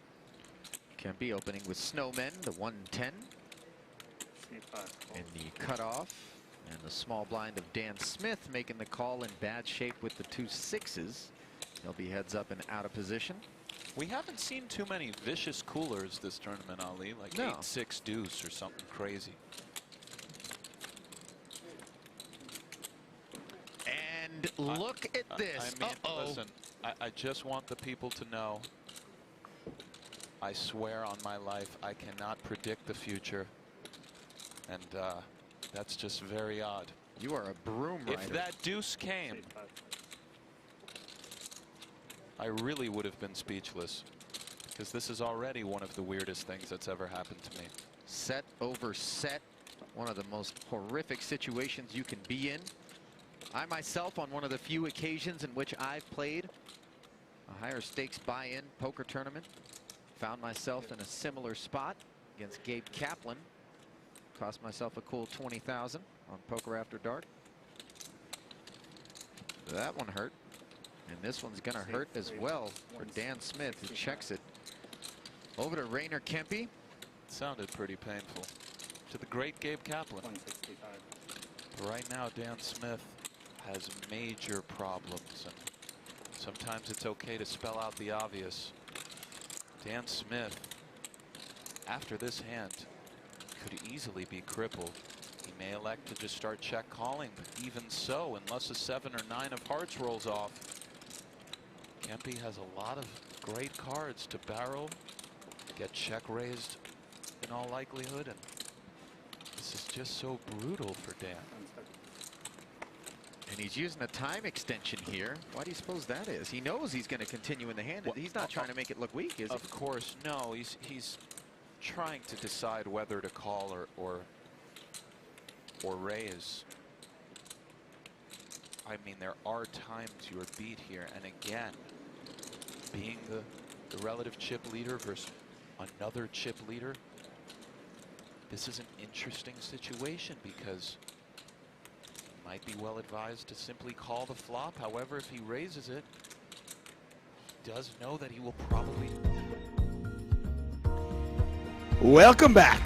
We are in Northern Cyprus at the beautiful Marriott Royal Hotel Casino and Spa for the 2022 Super High Roller Series. Beautiful site here. One of the great things about poker, the ability to travel the world and play the game that you love. And these players here are certainly loving it. At the final table of event number 3, 25K got you in. We had 64 entries. We are down to our final 9. All 9 of these players are in the money. Gierse, our short stack with just 400,000 as the blinds spike up. Danny Tang, our chip leader, but not much in it. Nemeth right on his tail, just 10,000 chips behind. I'm David Tuckman. Brent Hanks alongside me, calling the action. And the first couple of levels, as expected, Brent? That's garbage. I think so. You know, it's slow and steady. We expected a conservative sort of approach from the majority of these players. 1, 2, 3, 4, 5. This is the nature of the beast with all this money up top. This is my only place, bro. We have names too, sir. What's like? Real boy. I don't know, bro. The superstar. Blinds now 20,000, 40,000. Ali Imsirovic, who is the leader right now in the PG Tour. PGT standings.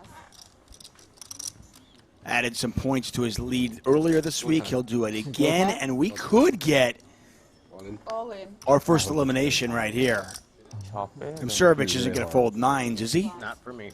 Not to the shove of 400,000. This money's going in. This is an unhappy go time. Oh my God. Yeah. I had a go time hand. No, it's a very good happy. No, a very unhappy. A go time hand. I think he said unhappy go time. I don't think he liked it. 10. Ah, 10 even. Super happy. I've never played a final table where there's no bank. Yeah, my brain's fine. Gierse, tournament life on the line here with Ace King. And there's the ace. Bad news for Imsirovic. I thought he was dead, man. Yeah, he said it's unhappy go time. Looking to find a 9. Oh my God. Ace 8 of hearts. 10-7 off. Comment. Matthias Gierse fades the river. Ooh. Wow. Yeah. If I show, I triple up. What do you have? Ace 8. Gierse with the full double up to 900,000. A hit to Imsirovic's stack. So if he doesn't open, maybe you're in already. Yeah, if he doesn't open, I am already for sure. I'm in for sure. Oh, yeah?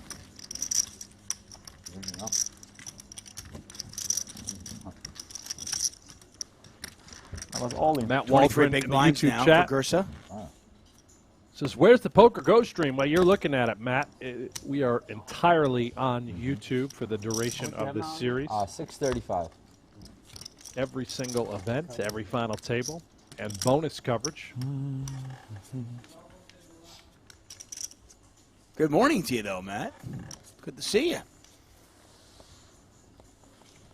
I was thinking if it's Ollie now down to 635,000 chips, or about 16 big blinds. So earlier on, I mentioned that nobody had under 20 big blinds. Well, now about 4 or 5 players have under 20 big blinds. Tang is not one of them. He is still our chip leader. He and Nemeth essentially tied. Nemeth with the min raise.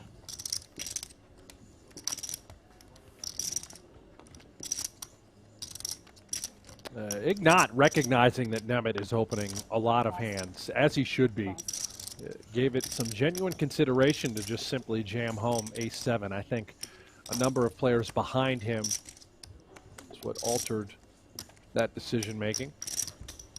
Yeah, and I mentioned this before, but I think it's worth reiterating. Nemeth's just got a great seat position. He is on Tang's left, so when Tang folds, Nemeth doesn't have another player on his left that he's got to worry about chip-wise. Right. Eigbiner able to play a little defense here with King 9 if he so chooses.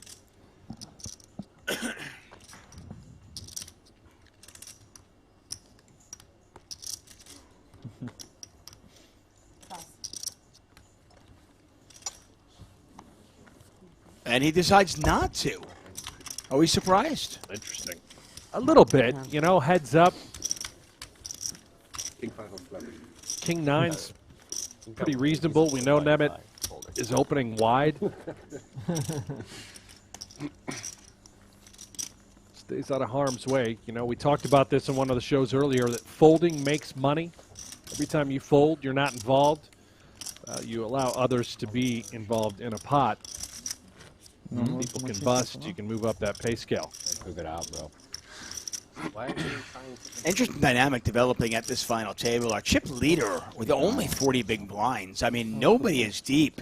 And in these situations, it really is anybody's tournament. A lot of times when you see a final table, you know, you go in to the final table, you know, top 3 in chips. You're usually going to finish in the top 3. You go in there in 9th, you know, if you can ladder up to 7th or 6th, you're pretty happy. But in these situations, I have seen just crazy things happen. I've seen short stacks win. I've seen chip leaders get knocked out in 8th. And that's certainly the case here.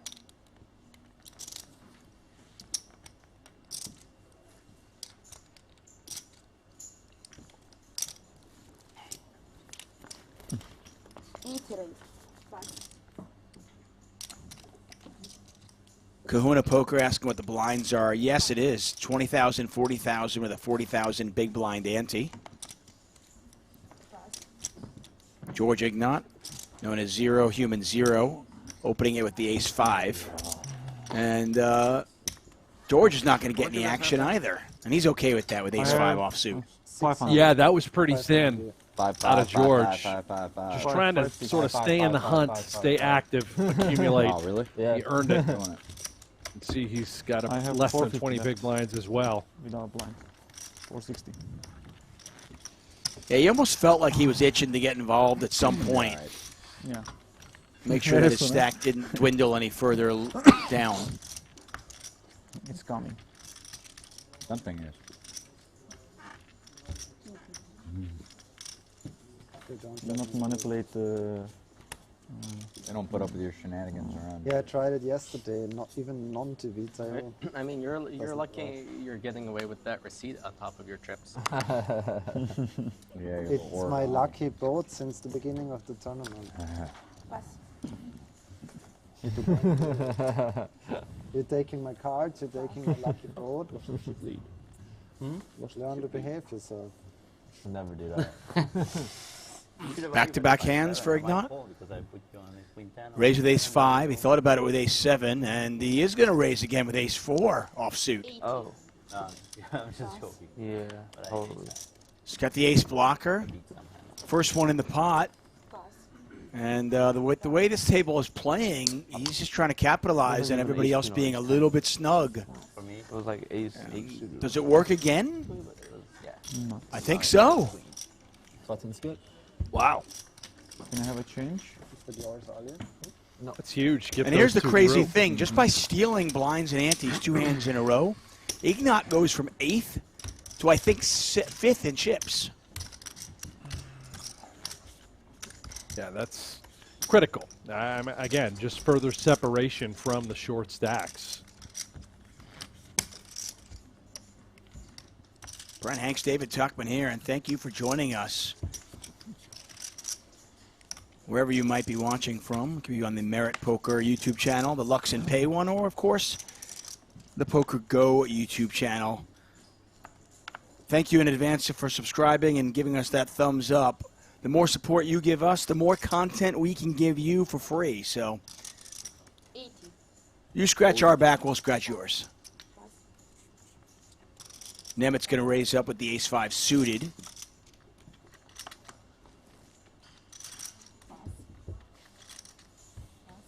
Nobody really getting out of line. And in these situations where it seems like nobody's making a mistake, is it just a question of when we get a cooler, when we get the ace-king versus the 9s, when we get aces versus ace-queen? Is that it? Is that what we're waiting for? That's it. I mean, it's cooler poker at its finest. It's exactly what we're going to be seeing. I mean, Tang, obviously, he's going to be able to play a little defense in this spot. These guys have chips. Lots of small ball until the inevitable coolers show themselves. Yeah, this is chip leaders 1 and 1A battling once again. Ace high, the best of it right now. Tang got him. Tang got Nemeth earlier with 7-5. But this time he lets it go, and Nemeth puts a little bit more space between him and Tang.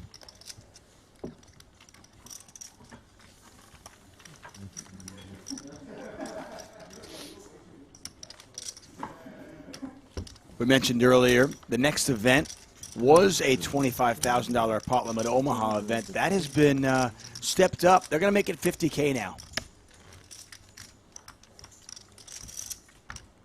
I was going to play if it was $25K, but $50K I'm out.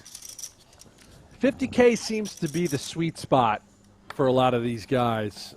Short deck, PLO, even no limit. You know, that's where it is. So, I think there's also been an event that was originally supposed to be 100K. That dropped back down to a 50K. I think a lot of the Triton regulars, some of these super high roller regulars, they prefer the 50K price point. Gierse with a premium.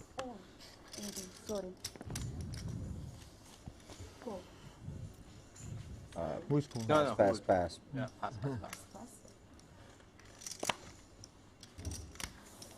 Nobody getting out of line. Action folds around to Unlu with ace-10 offsuit. Unlu with just 11 bigs. Yeah, could it be? Ace-10 off. He thinks Gierse could be targeting, opening a little bit wider. That's a great fold, clearly, as we can see. Not sure I have it in me. Nemeth's going to call. See if Nemeth flops something to get himself in trouble. Queen Jack of Diamonds, a pretty hand.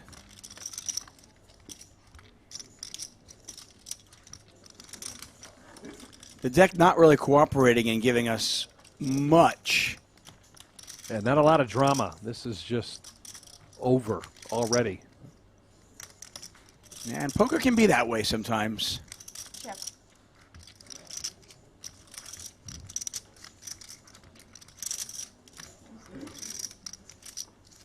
Check. Ooh. Spicy little check back. Give his opponent maybe a little bit of rope.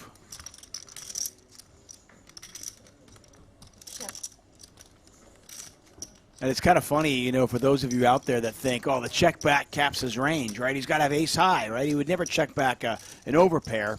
Well, this is a world-class player not capping his range at all by checking back queens on a 6-3 deuce board. And Nemeth not going to fall for it. He lets it go nonetheless. It was my time bank card. What? My time bank card created this mess. You smacking my chips over? Yeah, really good too. Checking back and over. Sean Noon prefers the 50Ks also. I'm with you, Sean Noon. I like it. Good morning, Umami United. Or good afternoon, wherever you might be. Queen Jack of Diamonds. Let us know in the chat where you're watching from. It's pretty crushed. I saw earlier New Zealand, Australia. Really? It truly is a worldwide audience. You wanted to jam? Tuning in for these final tables. Appreciate every single one of you. You have queens? No. I avoided probably. Well, it's representative of our table as well. It should have been super strong, right? Such a good feeling when you feel shitty that you didn't flop anything with Queen Jack, but actually get queens, so you're actually running good. In case she's not lying. No. I think I'm right here. I never, and this should be crazy. I mean, Brent, I think we have 9 different countries represented at this final table. Ace 10 off? Yeah. Is that right? I think so. Wow. I'm just looking through the flags. I thought maybe it was 7, but I'm pretty sure we have 9 different countries represented at this final table, which is just amazing. Just think about poker in the year 2022. Table, That's awesome. One time I was in this PLO tournament, we were at the final table, and Scotty Wynn was in the big blind, and I had like really bad aces, and the board came out really nasty for me, and he just like led like huge on a board that was total nonsense, his play, but I end up like folding just like bare aces, and he's like, "You're gonna be sick, baby." He's like, "You're gonna be sick," and I was like, "What do you mean?" He's like, "I flopped 2 pair in my hand so bad, baby. I flopped 2 pair, baby," and then like I bust the tournament, and I'm like telling my wife like, "Well, at least I got away from those like shitty aces I had." And then I see, like, as we're walking out of the casino, I see the live stream, and he just had complete 0. And just, like, lied in my face, like, on stream. You're going to be sick, baby. I had 2 pair, baby. Oh. You probably did feel sick. I did, yeah, because I was like, bragging about how good I did to my wife. And then I, like, look up, and he had, like, 9 high or something. That was a pretty good impression you did. Yeah, well, I'll never forget it, you know. Yeah, of course. 2 pair, baby. Sick. You're gonna be sick, baby. Scotty, I miss Scotty. Character. Yeah, I miss him. Bring him back. Come on, Scotty. We need Scotty over in Cyprus. Some crazy shit. Not sure he's going to be playing the 50K with these guys. Especially on the stream. Times have certainly changed. Everyone will say like terrible fold. How could you fold? Like, yeah.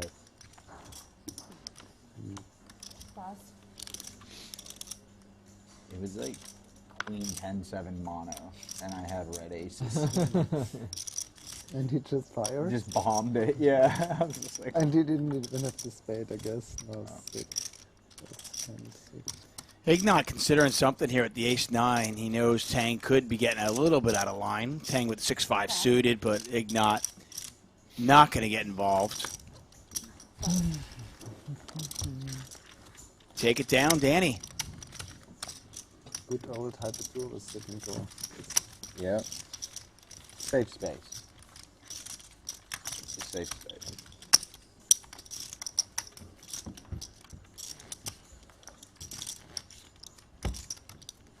Super High Roller Series in Northern Cyprus. It all ends with the big one, the 250,000 Super High Roller Bowl. That's April 13th, 14th, and 15th. You don't want to miss a second of that. That is going to be unbelievable. All of it I taking think we're going to place have at a beautiful huge Merit. turnout for that as well. What a week. Got Masters Sunday. Yeah, it's kind of close now all of a sudden in the Masters. Yeah, things got interesting. I was watching a little bit of Tiger yesterday. That was disappointing, but things certainly did get interesting at the end of the day. Makes for a fun Sunday. Baseball is back. We got sports everywhere. We got poker here in Northern Cyprus. All in all, it's a good weekend, I think. Ollie takes another one down. And you can take one down, too, if you play PokerGO Hold'em. It's free. That's right. You can play free Texas Hold'em poker. It's from the creators of High Stakes Poker, Poker After Dark, and more. You can be part of the shows that help shape the game with an authentic online poker experience. PokerGO Hold'em is available now on the App Store, Google Play, or by heading over to PokerGoHold'em.com. And my co-host here, Brent Hanks, it's his voice in the show. That's right. Yeah, we're right in there, Tuck. We're right in there. Just takes one, then everybody starts falling. Got to break the seal. Yeah. Oh, yeah.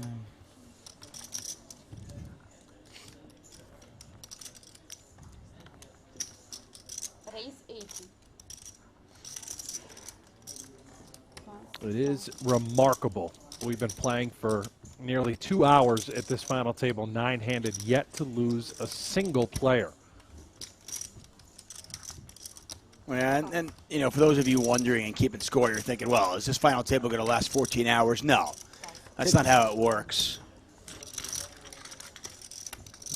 Could take us another 45 minutes to lose somebody, but with the blinds moving up and the levels are only 40 minutes long, our chip leader only has about 40 big blinds, so they're going to start falling by the wayside. And when they do, we could lose 3 in 11 minutes. I need to take like this.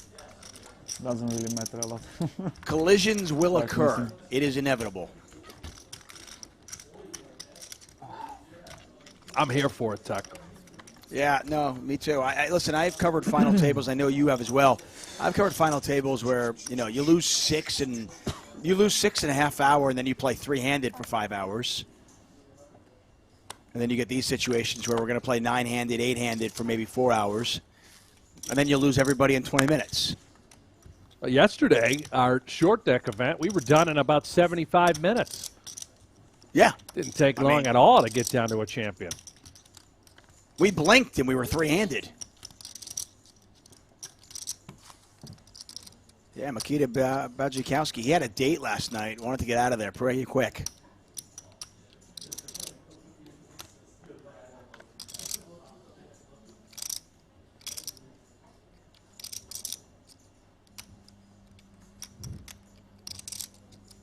Nemeth raising to 80K. Ignat once again picking up a hand where it's like, do I want to do something? And the answer here is yes. Ace-9 offsuit. That went in the muck. Ace-9 suited. Nah. I'm going to play this. Sorry. This is for about 17 big blinds.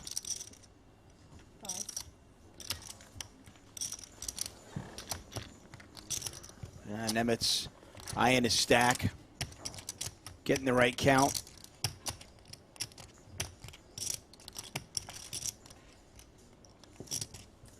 This is going in the muck, right? You'd think so. Yeah, I mean, we're ahead of 4s, 3s, 2s. Good shape against Ace-5, Ace-4, Ace-3, Ace-2 suited. A collection of hands. 5's just simply too vulnerable. A painful raise fold. Ignat takes that one down. I want to thank our sponsor, Lux and Pay. I back. Yeah, the Milkman yesterday was reminiscent of the Grinder, Michael Mizrachi. I covered the Poker Players Championship many years ago at the World Series of Poker. And everybody warned me. They said, oh, this tournament, it's going to go till 7 in the morning. It's one of those long ones. It'll go 14, 15 hours. 2 hours later, I was at dinner. Toasting. Toasting the Grinder on his... do that, do you? Yeah, 2 hours later, I was toasting the Grinder on giving me an early night.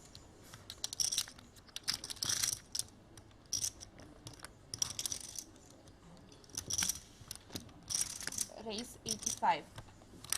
Magnus is watching from his living room. Russell's in Orlando. We got Liverpool fans in the chat. I like it. Tang's going to raise it up with 7s.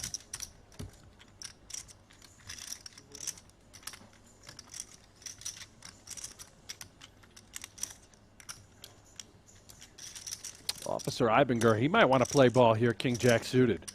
One of our short stacks as well. This is extremely playable. There it is. Yeah, he's all in. Now, 7's obviously distinctly different than 5's. Is this a call for, 15 bigs? Ooh, really sick spot. 15 bigs with 2 7s.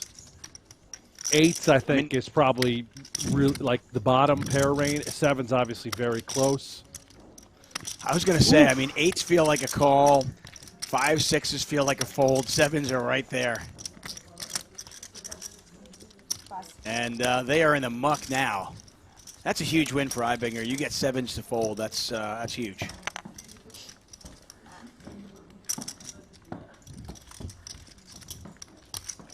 Michael Hatcher is watching from work on a Sunday. He is in Latvia. As we take a look at our Merit Poker leaderboard, and you can see that bottom of the leaderboard is getting crowded. Big blind right now, kind of creeping up. And Nemeth, he's pacing the field with 1.6 million. Tang right behind him, but everybody else below 1 million chips, and nobody really comfortable right now. No, it is, you're extremely uncomfortable if you're towards the bottom. Koon, he's been here 1 million times. He understands the chaos, the volatility at final tables. Also just how a string of distribution, just a string of hands, and you can spin that short stack all the way up to the chip lead. We have seen it time and time again. Well, that's the opportunity that's here for all of these players. The shortest of the short stacks could very easily get a couple of hands here and be the chip leader. Just not much in it at this point. Jeremy Paget is making bacon and eggs and cheese biscuits. Paget, can you make a trip to Southern California and get me some of that? Yeah. RCB says, I'm watching from Holland, just made a chicken burger. I'll take one of those in Las Vegas, please. I don't care what time it is. Yeah, sign me up for that one. Ali all in from the small blind. Unlu can't call from the big blind. Nice little pickup there for Ali. I like that small spot, put pressure, reduce. We're about to enter hour number 3. We've gone for 2 hours without losing a player. Incredible. So close, so close. Oh, Hope Jones is throwing some sausage gravy on that, on those biscuits. Hope, you're speaking my language. Lee Grant, hello from snowy Parma, New York. Go Bills. Yeah, let's go, Buffalo. Parma, New York. Where is Parma? I'm going to have to look that one up. Sounds if we like can keep football and keep area. Buffalo. If we can keep Buffalo and football out of the poker conversation, I'd appreciate it, everybody. I don't think so. Brent Hanks, part of the Bills Mafia. Eigbiner with a very pretty Queen Jack suited. He's got the Queen Jack of the puppy paw variety.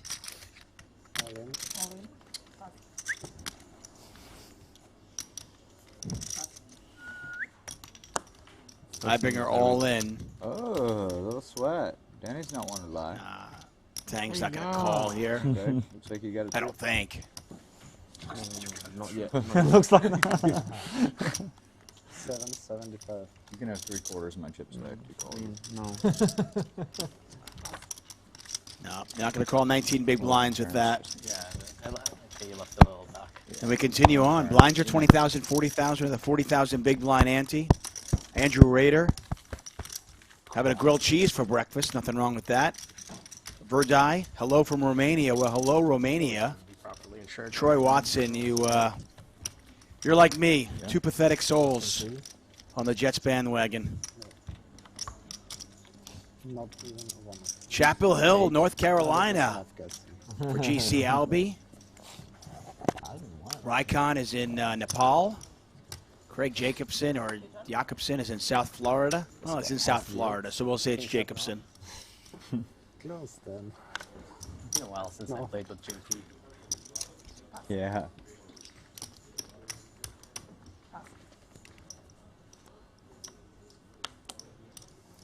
Brent, we might never lose a player, ever. Not sure we will. This is the final table that will never end. Nobody wants to go home broke. Let's just chop up all the all-ins. I mean, the final tables that never end are usually reserved for Jamie Kerstetter and myself. Unlu is all in. Big money, big money, big money. This is not a big shove. I mean, this is 8 big blinds right now. How much did you make? You're getting called, bro. His face. 340. I think we're going to get a call here. 340? Oh, maybe not. I knew it. This was the calling face. Unlu's tournament life on the line. Ace-5 versus Ace-6. This will get chopped up a bunch. Someone wins. I think someone's making a pair here. 5 or a 6 is coming, Tuck. I don't know who, Don't say it. but it's coming. Sinan Unlu at risk. Nemeth a slight favorite. 740,000 in there. Here's the flop. Good call. How about they both make a pair? Nemeth with a 6, Unlu with a 5. There is one heart out there. Give Unlu a heart for a good sweat. Nope. Jack of diamonds. Unlu down to his last card, possibly. Yes. And we finally lose a player, and unfortunately for Sinan Unlu, it is that gentleman right there. He finishes in 9th place, takes home $64,000 for his efforts. And then there were 8. When it really starts happening, boys. Like 3 bust outs the next 7 hands. And absolutely nothing he could do there. On the button with ace-5 suited. A no-brainer shove spot. Just happened to walk into a slightly better hand and got out-flopped. Yeah, $64,000. 9th place, you can see the same can be said for whoever bows out in 8th place here today. Number of short stacks remain.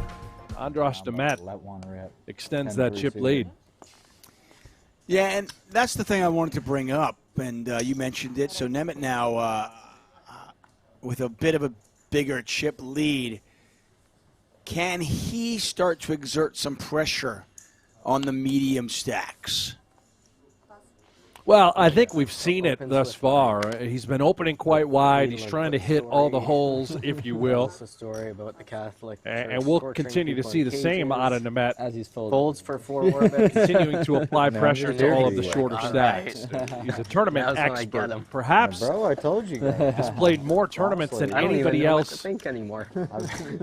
in all of the Super High Roller Series, considering the number of online events he plays. Just telling stories all He day. might have the most experience.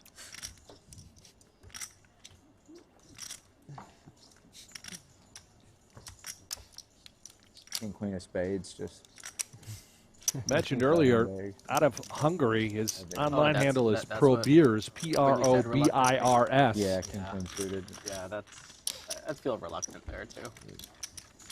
Ace-5 was ahead. Ignat going to give Mike Gierse a Holmes. little bit of action. He might have. Not a flop that is going to be very likely to give us more action, though. As Gierse has hit top pair. He's got the ace of spades as well. Is he ever checking this one back? Well, not here, that's for sure. He's just Quick trying to bet play and a for quick fold stack, yeah. from Zero Human Zero. Got a little history lesson, right?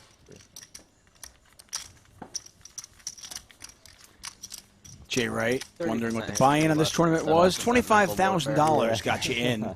Unlimited re-entries. We had 64 entries in all. And we're looking at our final 8 players.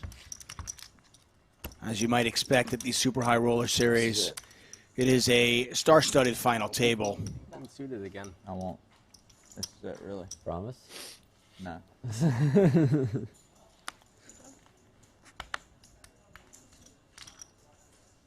As we look at three of the superstars in the game today, Daniel Dvoress, Jason Koon, Matthias Eigbiner, side by side. And Dvoress doubled up earlier with queens. I'm sorry, with aces. Now he picks up queens. Jason Koon getting dangerously low on about 11 big blinds. Well, he's got that face. Ah, there it is. He's got the old ace wheel suited. This could be trouble for Ali. Yeah, this could be go time for him, and pretty obvious Dvoress is going nowhere. Oh, this is just crafty here. I think he's making it 180 with the intent to folding to a 4-bet. This is pretty sick off of a shorter stack. Rather than just moving it all in, committing his tournament life. Yeah, and the 3-bet looks super strong. I mean, it's obviously not going to work here because Dvoress has got queens, but I mean, this looks super strong. I mean, you're sitting there if you don't have a very strong hand, if you're Dvoress, you're terrified. But Ali Imsirovic is going to do a great job here by not going broke with ace-5.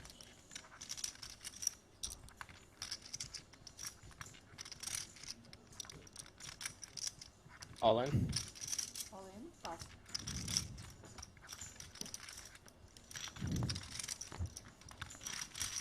There it is. And I think you and I both thought that was going to be trouble for Ali. I mean, I thought the all-in was coming, and he gets snapped off, but he figures out a way to be creative, put a 3-bet in there, and still get away from it on what was about a 16 big blind stack. Yeah, and that's really, again, a part of the evolution of the game. You see these, 3-bets off of shorter stacks that you're actually 3-bet folding. You're not just getting it all in pre-flop. He's not here, but he seems to always dominate conversation when it comes to poker anyway. You and I talked about him yesterday. Phil Hellmuth. I want to throw this at you because Phil Hellmuth does get a lot of criticism. If Phil Hellmuth makes that play, do people rip him? No, not there. I mean, that's pretty high-level stuff right there. The 3-bet fold off of that stack, given a hand as pretty and as good as ace-X suited. People rip Hellmuth for various other reasons, right? His antics, his behavior, the Queen-4 hand, which was just brilliant. An anomaly. I've never, brilliant. Whatever you want to say about it. He takes his fair share of lumps, and for good reasoning. Now, is he also unfairly ridiculed? Yes, of course he is. The guy's got 16 bracelets. He's a Hall of Famer. He gets it done to this day. He just had 3 final tables at the U.S. Poker Open, which was against the top 1% types of competition. Your high rollers of the world, your Jason Koons, your Alis. But, let's face it, the guy also does ridiculous stuff that deems criticism, such as Queen-4, Eibinger's hand. Well, Ali's picked up aces now, so he's active with the ace-5, gets away from it. Active with the ace-4, he gets that through, and here he picks up aces. Nemeth with Jack-10 suited on a 2 million chip stack. 5-5-5 to start.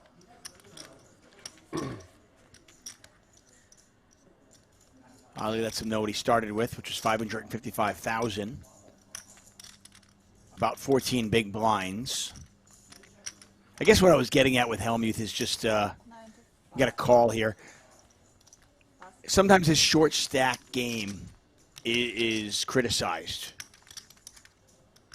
And I just wonder, and I'm not questioning the play from Ali. I think it was a brilliant play. I like it. I'm just wondering if that same play, a 3-bet fold on a 16 big blind stack, is from Hellmuth, if the online wizards aren't criticizing him for it. It's easy. I don't think there's anything to criticize that hand a moment ago. I mean, we got a little action here. We do for sure. We don't. It's 3 to a royal for Nemeth, but I thought we had 2 hearts on the board. This is probably just over. You would imagine that being the case. Ali bet 75,000 into 280.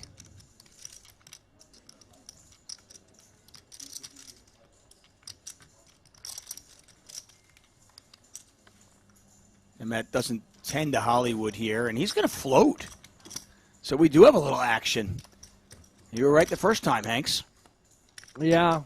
And maybe you knew it was coming here. Now open-ended.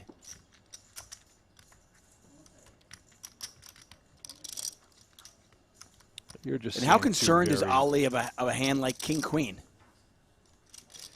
We are, although I think King-Queen is probably just all-in pre, where Nemeth was going to send Ali in. You know, we might be able to remove that. Ali hoping he's up against a hand like King-10, any king really that he can target. There it is. He's jamming exactly for that. He's also denying equity from these backdoor types of hands that Nemeth can have. Jack-10 of hearts is a pure example of that. And Nemeth floats the flop and now hits one of the best cards in the deck for him. But unfortunately, just not getting the price to call and does let it go. And Ali picks up a nice pot. He goes from 555 up to 820,000. So all those chips he gave away with the 3-bet with ace-5, he's gotten them all back and then some. And Ali back up to 21 big blinds.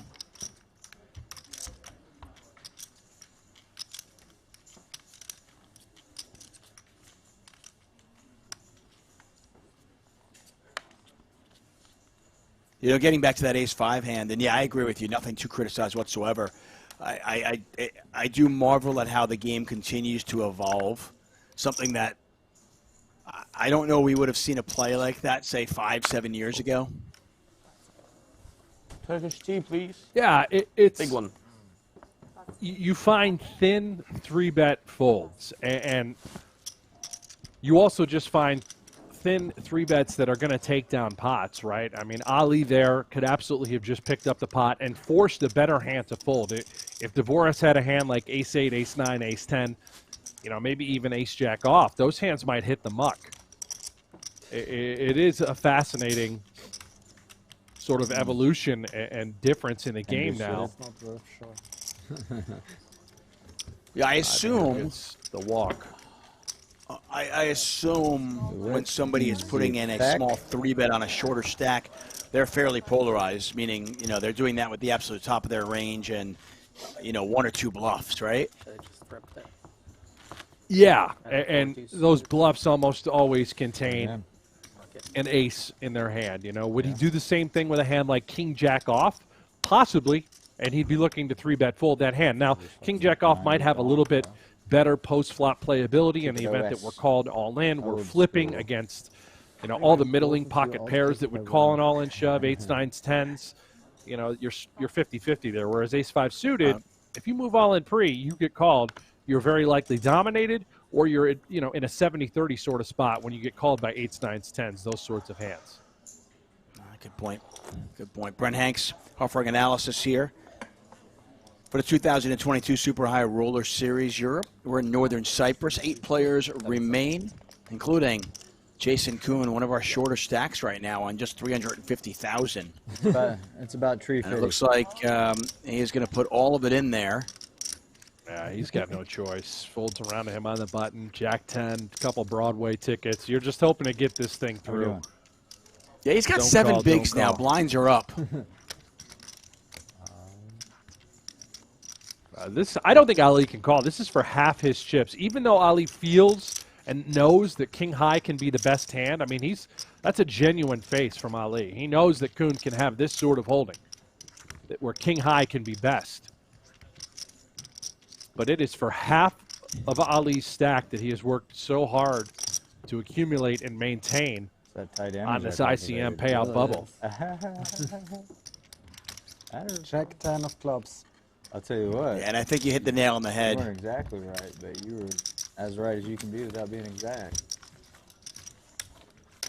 My exact hand. Shit. By the way, Jason adds about 37% to his stack by that shove. That's huge for him. That's good there. Like Blinds 25,000, 50,000. Yeah. Yeah. These stack sizes continue to get smaller in relation to the blinds. Nemeth, our chip leader now with under 40 bigs. 5-4 clubs. Or...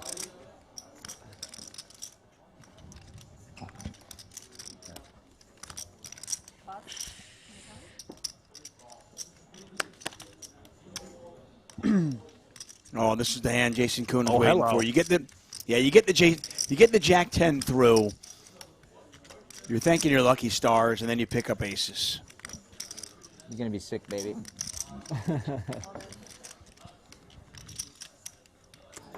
That's strong, too. He gives the old Scotty win impression, drops him in place. The problem for Andras, problem now for Ali. This solves everything for Nemeth, as Ali is going to rip it. Yeah, I don't think Nemeth would have gotten away from it, but now he can. He looks pretty sick, all right. You can be sick, baby. 500? No, 475. You're going to be sick, baby. 475. It is Jason Koon at risk. Baby. You really gonna be sick, baby. I hope I'm not sick, baby.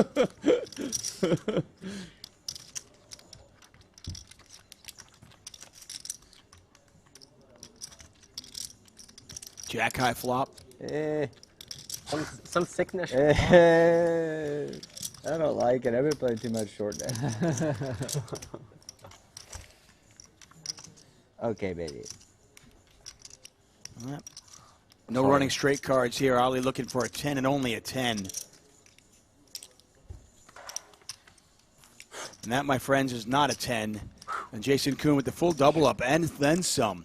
I mean, this could not have worked out better. You get the open from Nemeth, and then you get the full double from Ali, plus the blinds and antes. And Koon goes from 350,000 chips a blink ago to now 4th place with 1.15 million. Very lucky. You said this exactly before. what can happen. Yeah, I mean, he literally gets 7 big blinds through with Jack 10 offsuit, and then the full double and then some. Well, no, I wouldn't have had the other hand. Yeah, and not to mention the fact that Ali is now left with crumbs under 300,000 chips. So Koon, he puts arguably, a top-tier talent and opponent very much at risk now with his stack. We understand that Ali will not make any mistakes. He understands all the ICM implications. He sees all the spots. Extremely dangerous player, and you've left him with breadcrumbs. Yeah, I mean, as talented as Ali is, there's only so much you can do when you've got 6 bigs.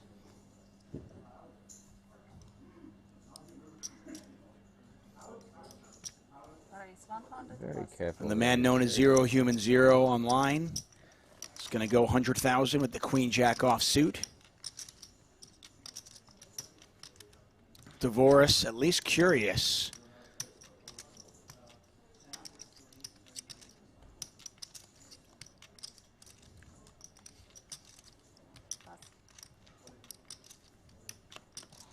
He's going to pass, though. Koon's got King Queen.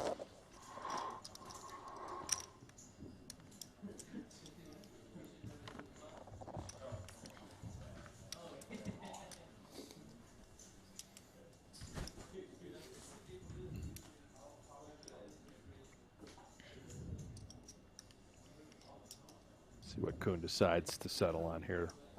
Just going to let it go. Tight fold, yeah. He had to be very close to considering 3-betting small, something like 240, 250. Put Ignat into a situation where he has to either rip it home or let go. And Tang with King now, Queen. same hand. And the difference, of course, Koon had to get through the rest of the players at the table. Tang only has to get through 1.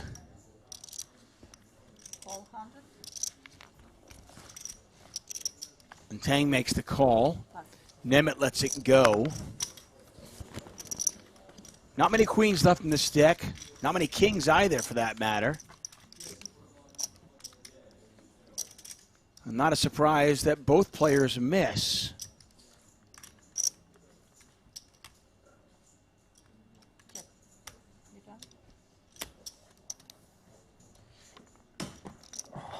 It's a scary texture to look at. When the big blind has defended, it's seemingly range advantage. That guy, Tang, comes 10-7-6, 2 clubs. If Ignat bets here, I mean, he is very difficult to do. He's almost going to have to sort of try and represent an overpair, and he does. He's 105 to go. He is thrilled to get a snap fold in this situation. Question going off what you just said there. Normally, obviously, the player in the small blind would have the range advantage there. Does he still have the range advantage over and under the gun opener? It's a great point. And actually, I didn't realize Tang called out of the small blind. I thought that was the big blind there. Nemeth was in the big blind. That's right. So you're right, Tuck. That is that changes things. Did you? Drastically. Like Nemeth is. I felt like you had it. And by the way, I didn't know if I was right. I was genuinely asking you. No, I I'll think defer you're to you in right. those spots. You're definitely right. If you reverse, right, or if you just put Tang in the big blind and that's the flop, that's going to change things a lot. He's going to be more wide open, getting a better price.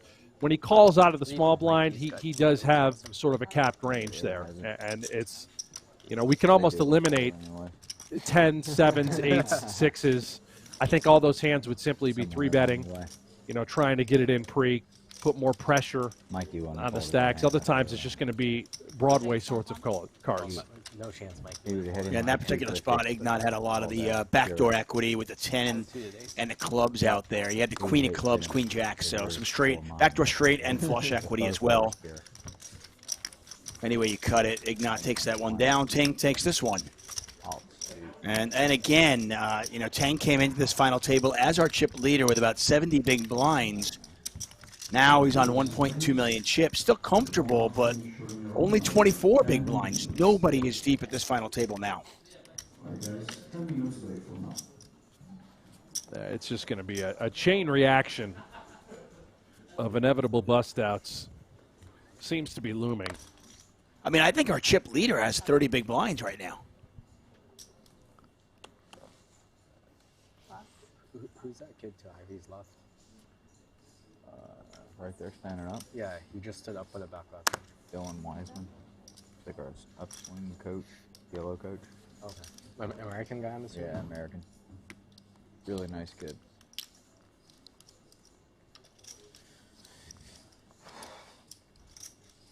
Heard Dylan Weissman's name mentioned. He just flew out for this series. He is a PLO expert. If there's a PLO tournament, high bind event going on, you can bet he'll be there, and he's probably a favorite to make the final table. He's made 4 consecutive in the Las Vegas PokerGO studio. Supposed to be real aggro there. And all of our he is majors. phenomenal.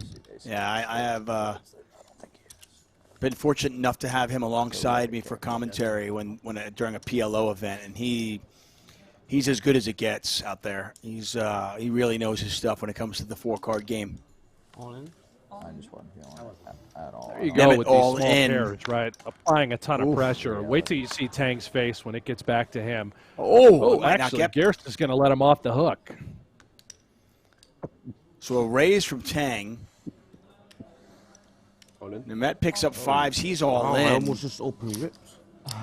And Tang, decision time. But I think this makes it easier for him with 2 all-ins now with ace-queen off. You're in a terrible spot. You know you're up against. There it is. Throw the fold in. You heard what he said. He said, I almost opened rip. Well, that would have got Nemeth to fold, but would have been a flip. Ace-queen versus jacks. This is much better for Gierse, though. As, he is in a 80-20 spot instead of a flip. I'm all in against Andras. Very carefully. This is a 2 million chip pot. You're 9 feet tall, bro. They just block every angle. Oh, that's a big dude. Oh, over 200. Ace high flop. Talk about a butterfly effect. Get out my. The Tang shoves. centimeters. He probably wins the pot. Oh, very Oh, carefully. you got to sweat here. Let him sweat it face down. Good game, man. Andras. Good game, good game. How do you feel about it? 8, a 5, or a 3. Maybe Andras is gonna Andras me. Could be. Could be. Feels safe to me in my heart. And it is safe. Oh, yeah. 9:30. And that is Tang. You hear Tang moaning in the background. He folded the ace-queen pre. After he opened, got 3-bet, and then another shove behind him. If he opened jam, He just called, right? No, 5's just Andras folds. And Jack's called though. You gotta get my sarcasm a little more often. And I bust, huh? He's always looking at me like, is this guy serious? Earlier with my Where I mic. come from, always serious. Yeah. He's like, this guy, like, didn't get my pay jump joke. Like, Lorman and getting mopped here.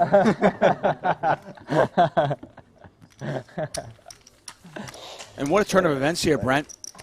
When we started this final table a little bit more than 2 hours ago, it was Gierse who I was really need to pee. That sucks. our shortest stack. And he is now our chip leader. Just burn them. And go 40 to big tournament. blinds, that's 25%, I believe, of the chips in Well, we play. can throw the time bank As for that you, graphic maybe? suggested just a moment You ago. could just put them in the middle of the pot and go. When these stacks are short, You got heaps. So. anything can happen. You really can't even count out you got Ali walking Imsirovic, who's our It's short not stack nice right and now never at the have final difficult table. decisions. It's just a matter of spin. Koon, he's got a little heater going. Raise 115. And Koon started this hand with about 22 big blinds.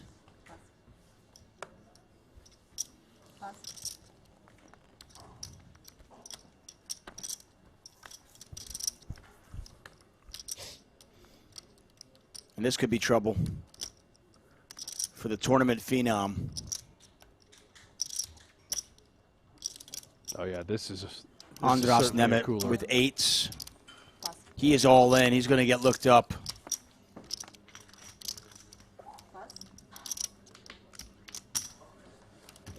Call, showdown. 10s versus 8s, and it is the man who was just chip leader, I mean, I want to say 4 minutes ago. That's how quickly things change. Nemeth was chip leader just a couple of minutes ago, runs 5s into jacks, and now 8s into 10s. I was just thinking about what I want to drink. And he is 2 cards away from being eliminated in 8th place.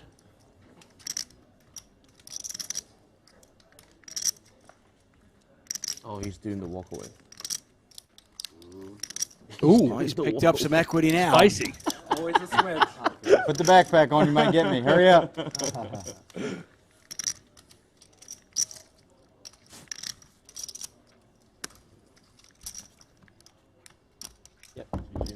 Not to be. 5 of diamonds on the river. And the Nemeth who came into this final table second in chips, was chip leader for much of it, bows out in 8th place. He'll take home $64,000 as well. For a second there, it looked like And we get a pay jump in that bottle of red. with just 7 remaining. Yeah. Take a look at our GG poker payouts. Sinan Unlu bowed out in 9th place. He took home $64,000. Andras Nemeth also taking home $64,000 for his 8th place finish. Our next casualty will take home $80K. Everybody with their eye on the prize, $432,000 up top. Sick, baby. Yeah, make a little room now. 7-handed, stretch out a little bit. Daddy's like, why aren't you fucking slamming it right Guys in are his loosening face, up. man? Meanwhile, How'd Koon's you- got himself a pile, I believe. I love He's got to be Kobe. near the chip lead, if not the chip leader, along with Gierse. How much you got now, Jason? Let's find out, man. Looks like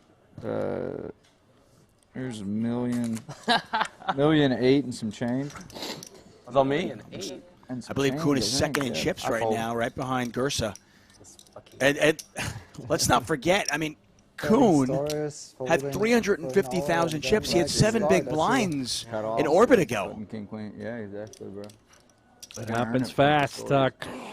I actually thought I was about half dead on that turn. Yeah, right? I was like, come on. I was like, I'm going to hit a 10 for sure. Like, offsuit 10, showers. The needle 10 on the river. Yeah. It's always like this. Mark S in the chat says that would have been tough mentally for Koon had he lost that after he went out yesterday, the way he went out. Yeah, Koon's been around the block though. He's a pro. You win, brother. He's seen it all. Pay that man his money. He didn't have it that time either. That's a sad part.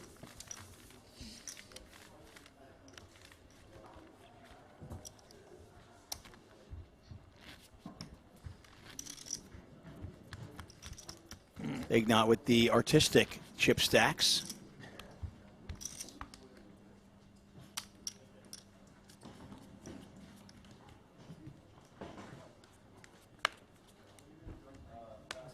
Rob Young had a great tweet this morning about Jason Koon. He said, good luck at Jason Koon in the 25K final table. Fuck this guy. Monday, 150, man. what Koon said to Rob. Said, Rob, I hate tournament poker. 6 all-ins, lose them all. I'm going to bed. On Tuesday, I love this game. Chip leader in the 50K Triton event. And now fast forward, here we are Sunday at his second final table in Northern Cyprus. And he says that Jason, just like the rest of us mortals, cries and like a bitch when losing. Wow. How much? 8-10. 8-10. Good buddies, Rob and Koon. Well, Ollie's going to cry if he doesn't win this one. Dvoress is thinking about it. Dvoress folds. Wow.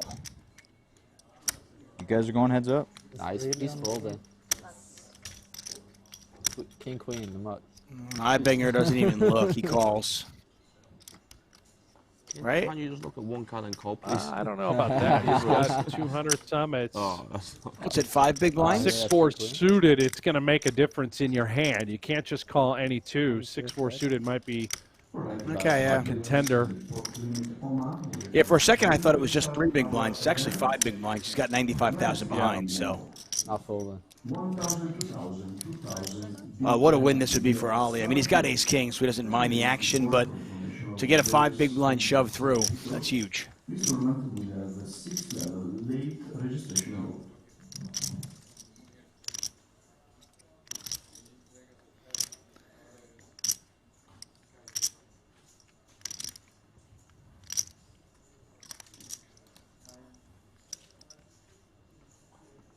Looks like Eigbiner will gamble. You call. Sweet. He does make the check call. down?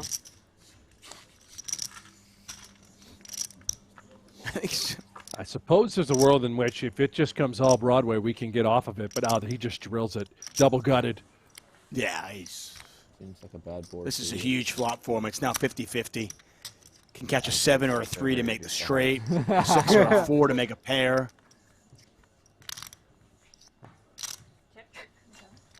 I hope he's like unnecessary. Take it all. Dropping with aces. Ollie says take it all. I know. Ooh. Oh my God. That was a great board. Double belly buster. I said underrated on that one, man.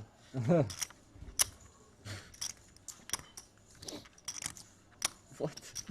Coin flip here for Ollie's tournament life. So far, so good. Ollie now 2-1 favorite to survive. You got a The wrap. outs are in the top of your screen. 6-4 of hearts. All right. 6-4 of hearts. Got the wrap. That's a strong one. 2, 3, 4, 6, 7. 3, 4. Sweet. Somehow, Wow, what a some hold. way. Yeah. Ollie Imsirovic does double up. He's back up to 565,000, or just a little bit over 11 big blinds.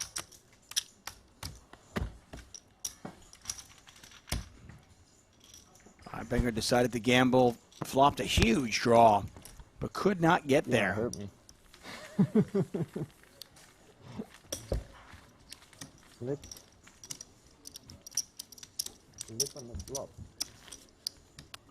And that That hurts Eigbiner. He's now down under 600,000. I know Ali only had 5 big blinds, but I thought maybe he would let the 6 high go, simply because of how short Ali is and how that could take a chunk of his chip stack in the event that he were to lose. Oh, right. At what stack depth 5-1-5 behind. do you have to just stick it in with you're the big blind? I mean, if somebody shoves all in for 3.5 big blinds, are you just pot commit? Are you just like, any 2 cards I've got to call off? Yeah, I think you're in there for that short, but for for 5, I think we can get off of it. But Eigbiner, listen, all they do is do the math. All they do is run these spots. I'm sure he understood that his hand was clearly very live. Maybe offsuit he folds, suited he calls. Regardless, that man right there did get the full double, and then some. And we could see action here, though. Raise from Tang. Imsirovic calls. 9 high flop. Ace queen.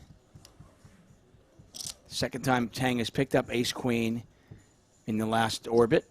First time he had to bet fold it. He raised folded pre. Would have flopped top pair and rivered 2 pair and won a big one. This time he gets to see the flop and still has the best of it and is going to win a small one.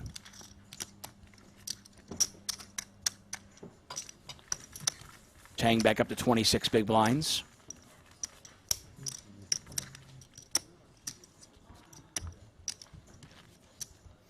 By the way, I appreciate the commentator-friendly $50,000 blind level. Yeah, makes it a little bit easier for us to talk, especially if we don't have our calculator next to us.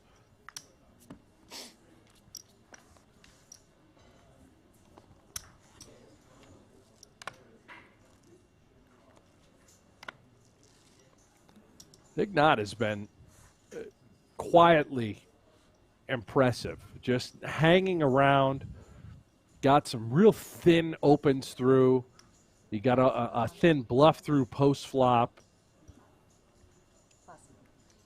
And he's going to come with it again here. Ace 7 suited.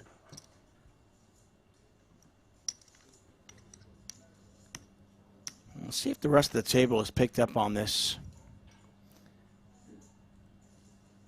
Yeah, I concur. I mean, Ignat has done a really good job of chipping up, maintaining his stack without picking up premiums. Dvoress continues to play tight. Koon with ace 8. So aces are cheap. Only 1 left in the deck from what we can see.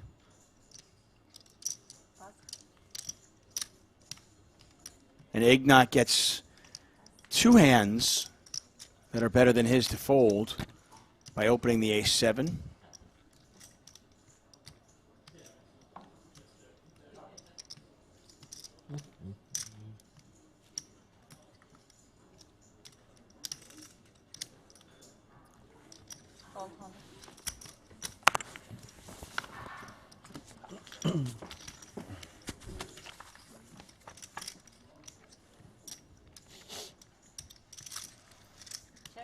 Tang gives him a little bit of action. Ignat flops a 7.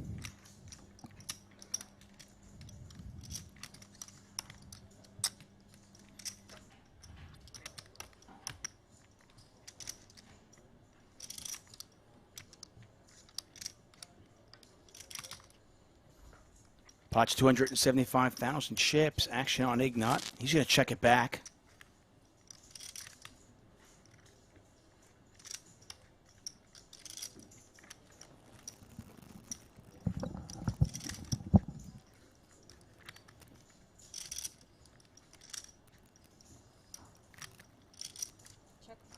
Yeah, and that check back almost induced Tang to try and bet this sort of texture. Ignat now, with the presence of another 9, has to feel oh so good about the best 7.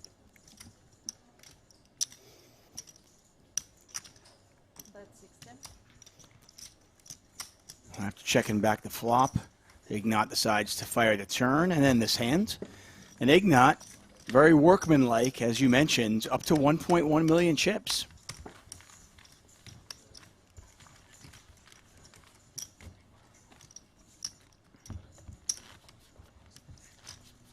Brent Hanks, David Tuckman here. I want to thank you all for joining us here for the 2022 Super High Roller Series Europe. We're in Northern Cyprus at the beautiful Marriott Royal Hotel Casino and Spa. Yeah, sometimes. 10 events. And it all ends with a $250,000 Super High Roller Bowl. That's April 13th, 14th, and 15th. Before that, though, we've got events pretty much every day. Tomorrow, I believe the $50,000 PLO event that was scheduled originally to be a $25K, but they upped the ante, and it is now a $50K PLO. They say it all. That was really like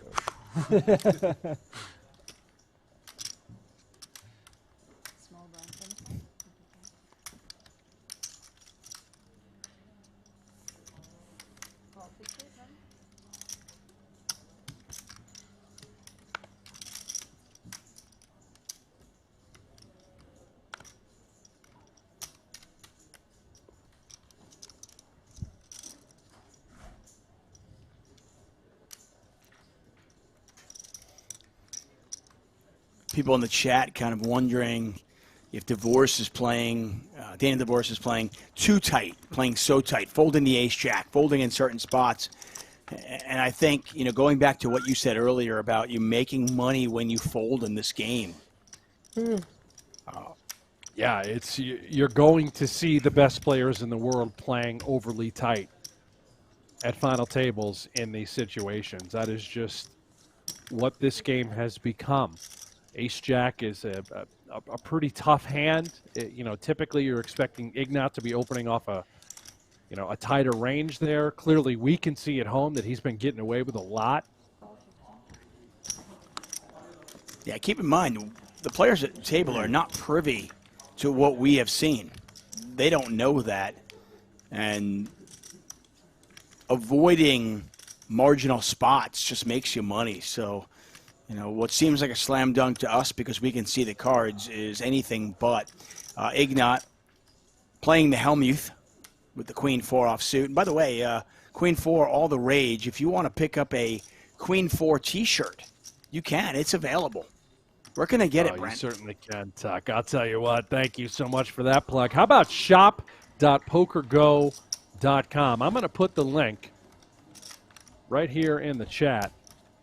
You guys can go check it out. We've got all sorts of apparel available to you, including the Queen 4 White Magic t-shirt. We've got the Poker Rushmore hoodies and t-shirts as well. No Gamble, No Future apparel, hats, you name it. Yeah, I've got the No Gamble, No Future hoodie. Very comfy. It's a winner.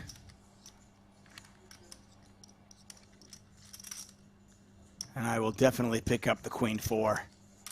How can you not? There's a lot of cool stuff in there.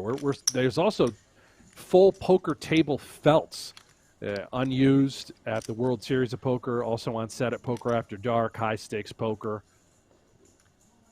If you're trying to deck out a poker table, well, we got the felt for you.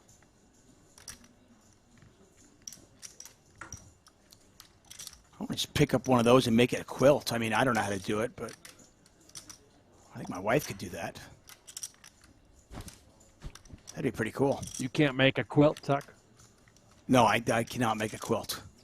I mean, I'm sure I could YouTube it and figure it out, but no. Right now, I would have no clue. Ignat's going to bet here for value with Queen 4. And Tang not going to give him any. Lets the 9 go. Nice fold there from Tang. And Ignat, just another small one. Now up to 1.2 million. That's just 24 bigs, though. Steady. Yeah, well, anything but quiet and steady. That's PokerGO Hold'em. It's all fun. It's all excitement. You can play free Texas Hold'em poker from the creators of High Stakes Poker, Poker After Dark, and more. Be part of the shows that help shape the game with an authentic online poker experience. It's available on the App Store, Google Play, or by heading over to PokerGoHold'em.com. play against Maria Ho, Antonio Esfandiari, Phil Hellmuth, Daniel Negreanu. Their avatars are in the game. Yeah, you can Brent Hanks buy calls the the action in that avatars, one. play with them. You'll hear my voice throughout it. It is a ton of fun.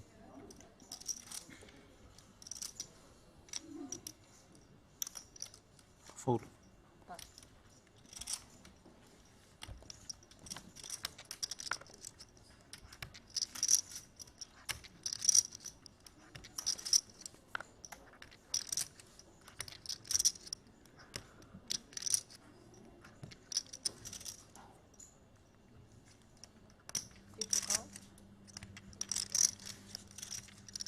Well, it took us a couple hours to get a couple of eliminations. First 2 hours we had none. The last 45 minutes we've had a couple. Still, those 7 players remain. All 7 guaranteed 80,000. And we got a bit of action here. Pair of 6s for Gierse. And a monster flop for Ignat, who's open-ended with a flush draw. A 3-2 favorite despite having jack high right now.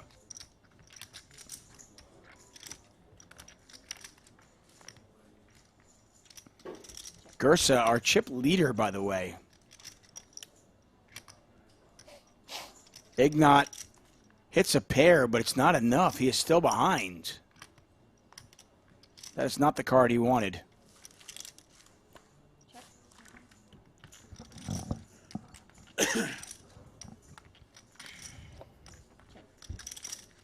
Check, check once again. And that's much better for him. Ignat with the flush. There's a straight on the board.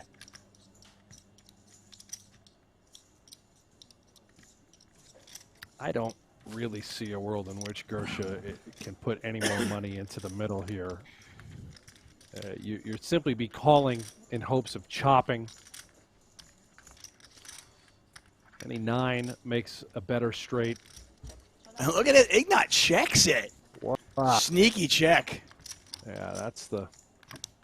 That is a chop, man. A little fancy play syndrome for Ignat. He did his best to try and get a little bit more money in the middle, hoping his opponent somehow had a 9 or would at least bluff at it. Sorry, guys. Chop. But let's say he doesn't see the chop and he mugs. I shouldn't even be saying anything. Right? No. Yeah. Ignat now 3rd in chips. Just 26 big blinds, but he has done a great job, as you mentioned, up to 1.29 million.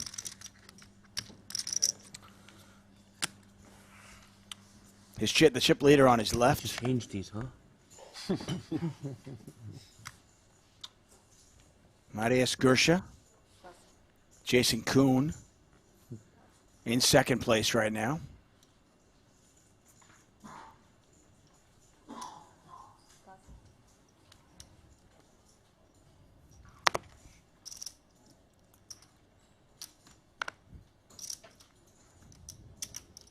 Good question from Texas Ranger. Where is Tony G? He was all over the last Cyprus stream that we did. He's nowhere to be found here. I don't know. I haven't seen the G. Yeah, you know what? Tony G's a busy man. He's got a lot going on in the world, a lot going on in life, obviously. It's a shame not to see him because he's always entertaining. I'm sure he'll be at the next one. 940 behind, 990 total.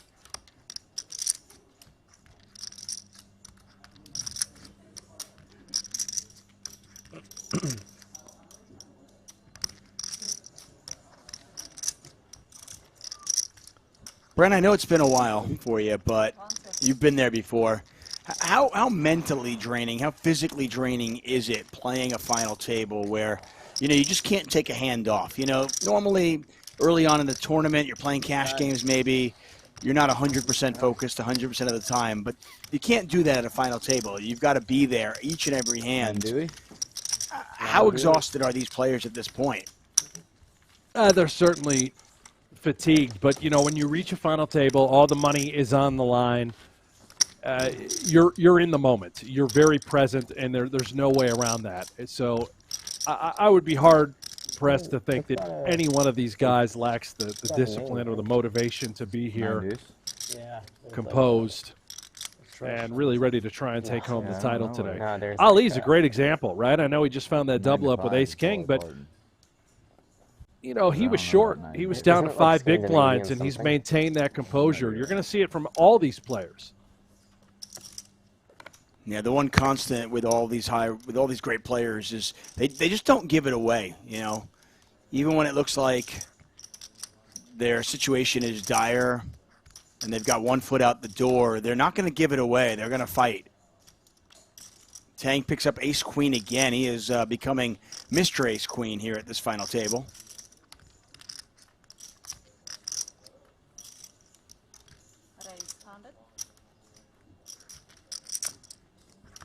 Thought he might just grip and rip that, but he's going to raise.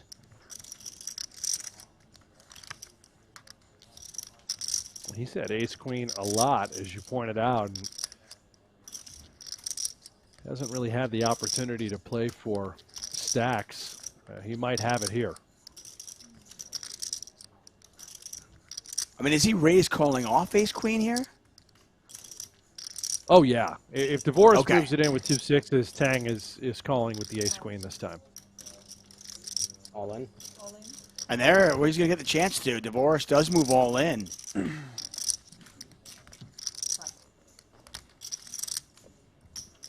This is the second time Tang has raised with ace-queen and been shoved on. He didn't snap call. I mean, he knows Dvoress is playing very tight, very snug, but you got to remember all pairs. Ace-jack suited comes into play. Even king-queen suited might be an all-in for Dvoress. Tang has him covered, but it is super close. Wow. Sweet. There you have it, 6s versus ace-queen. The rest of the table loves this.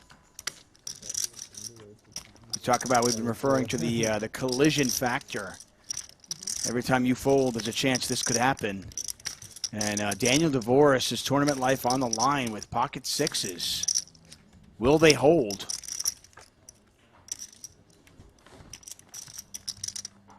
Not looking good for him. Queen on the flop.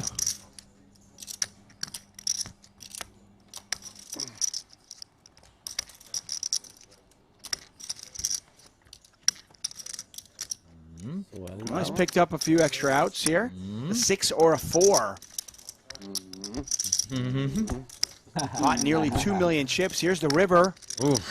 And it's a 5.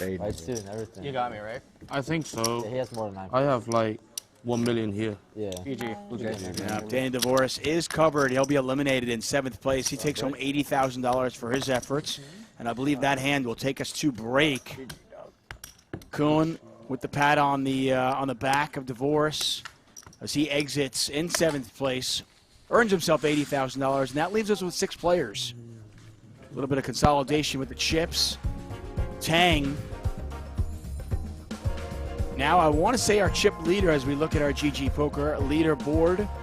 Everybody at the table now guaranteed $96,000. First place, $432,000. We will take a short 10-minute break. Back in 10.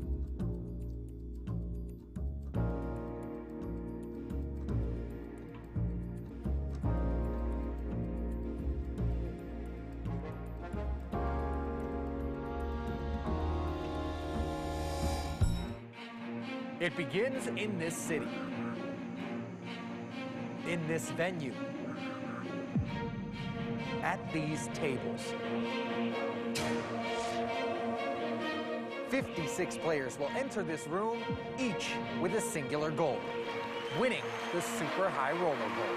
I would say that the Super High Roller Bowl is the best tournament of the year, and I say that with confidence.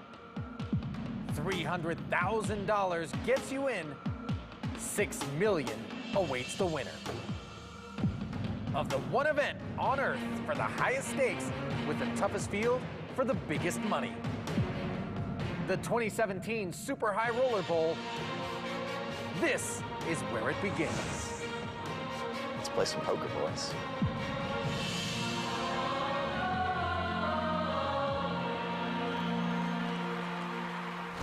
And back down to the fell. This feels like last year. Somewhat, perhaps. A suited connector is a nice hand to have in your small blind 3-betting range versus really any. Oh my goodness. What about is it nice when this happens? Because this is a classic. Uh-oh. Wow.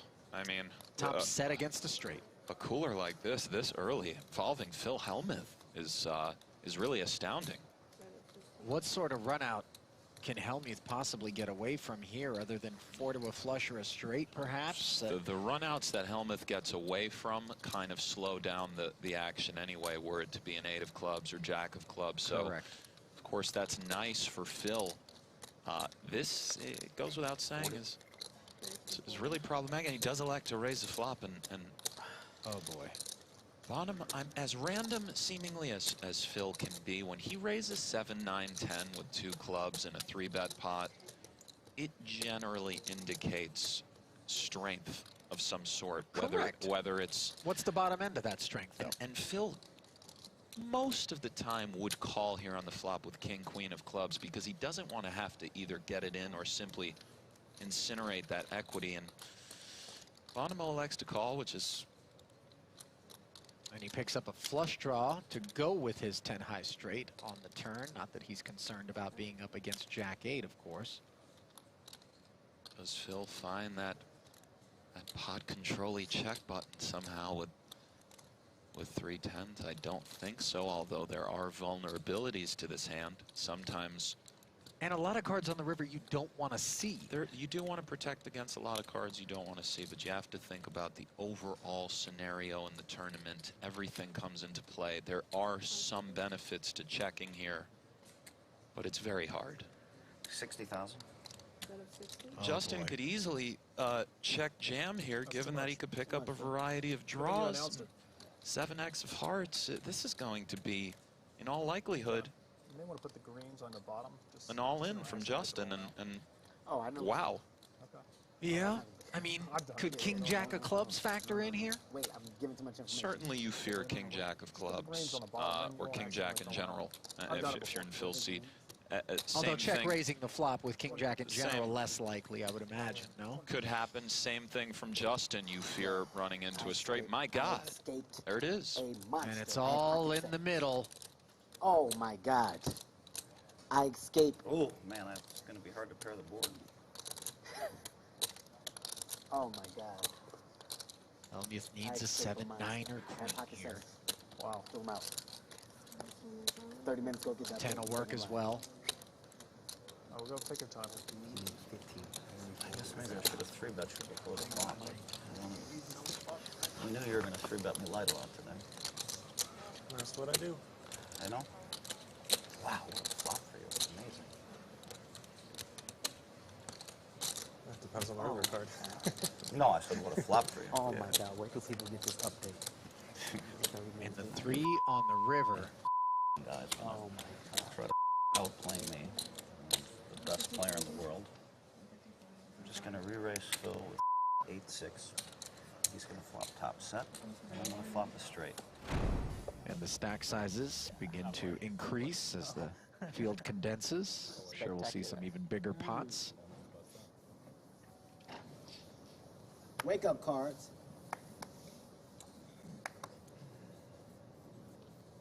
Ace-10 suited for Czar Rast. That was his online handle.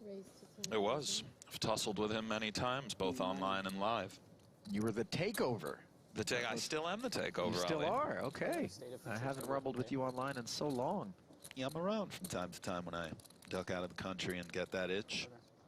Of course, online poker no longer available except for specific states here in the U.S. We're talking New Jersey, Nevada. Ridiculous. Ridiculous. A little bit shocking. Certainly disappointing for the big fans of the game. Everybody suited here. Nice guy. And the board, 2 clubs. Queen 8-6. Rast with the nut flush draw. Heart with the flush draw and open-ended straight draw. And Katz with a pair of 8s.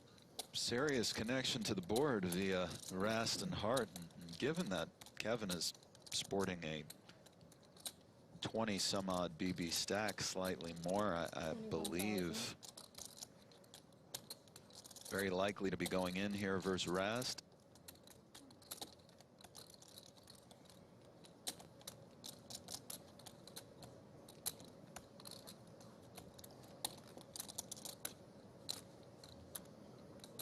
I'm all in.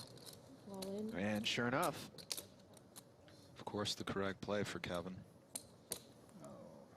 Call. And Rast says, I have to call. He happens to have the best hand, and it's got More Kevin like in pretty rough shape. A 2-to-1 dog for Kevin, and rough shape indeed. Yeah, you still got a bunch of that. Oh, I know I got out. I just didn't want to see that. Yes, Yeah, that's true. no, You want to see ace queen. Yeah. Don't forget about the red 9. Or the red 7. Just put it straight out there. Blank it out, put it straight out there. Just anything but a club. Blank it out, put it straight out there. Got a wrap. A wrap about. The hold'em wrap. Minus the club. That's not my specialty. Not really mine anymore either. But used to be. And here's the turn card. He It's a does hit 5. that straight, so now it is Brian Come on, over a Boston, 4-to-1 dog hunting for those clubs. Only 7 of It's your them. lucky dealer. You good. The third That's pin my face girl. down, let him feel it. That's my girl, huh? Come on, Mad Dog. And at least there's a... Hold on, Mad Dog. Here comes the river. It's a 7, and Kevin Hart. Hart retains life. Kicking they Kicking they 111. Oh, boy.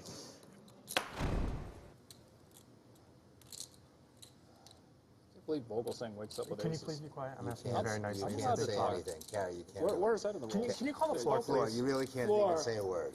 That's not a rule in poker. Yeah, it is. What, talking? You can't talk right now. Only heads up. Everybody's getting a little testy, Ali. Well, listen, a lot of money hanging in the balance. That's man. right. Stress getting to folks. Kernick and Koon are Why about are to you allowed throw to talk down. during a hand? 10 seconds. What's the rule? You are allowed to talk. Even with three-handed, him left. Absolutely. Okay. Absolutely. Okay. Can I have 30 extra Stand seconds? Because I've been trying to get him Yes, to he stop should. talking. We've been like calling him before. Absolutely, he should get extra time. I've used the time make up. I spent 2 You minutes should trying have to as get much time as you want. 115 when he called for the floor. It was a 115 when he called for the floor. I looked. Multi-way pops, even if a player is all in, it's Okay. still considered a multi-way Not a word. pop. My apologies. I was So, wrong. how much time was left? So Justin's already used the time extension, so he has until 1 minute. Here, Can I I'll say give something? him. I'll give him one of my banks. I'll forfeit Can I it. say something? There was a bunch of talking, so he really should almost start over. So a reasonable, said that. Well, let's not get carried away. How many time banks are we going to make up here? You know, Justin, you That's agree fine. Reasonable? Okay, 30 seconds starts right now.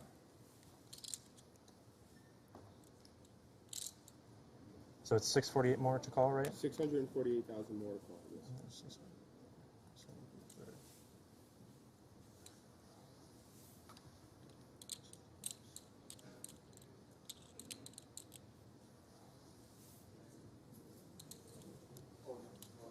I call. Paul, you got aces? Yeah. You got aces. How do you wake up with aces there? All right. Just need a red queen, I guess. Damn, that's a good spot for aces, huh? This is my first all-in. All-in call it is. So it's 6s against queens against aces for far and away the largest pot that we have seen thus far in this year's Super High Roller Bowl, with not one but 2 players at risk in Vogelsang and El Jefe carry cats. the 648 that, or whatever it was that Bonomo just called now, also close. I need some help from the players at home, the very experienced players in these situations. I'm just not sure. My knee-jerk reaction here is that Bonomo did not even need to call that initial 20 bigs, but certainly it's okay. And a lot of drama heading to this flop as Bonomo picks up some 7s. 8, 9, 10, and El Jefe picks up some jacks. Jefe, Jack and Queen hunting. Justin did also. Yeah, I can't wear the... Notice Vogelsang has 50% to win this hand. He's fading 7s, jacks, queens, 6s. Right. Yeah, you're right. Come on, Taylor, we need a Just jack. the smallest of favorites Boom. against the aggregate hands. What a nice card to see if you're Christoph. Sure. What a massive, massive pot this is for him in terms of real-world dollar EV. Right, I mean, this is 2.263 roughly. Oh my. Dramatic river. Rip his lip off there, Christoph. Easy. Here comes the river. It pairs the board and Vogel sang.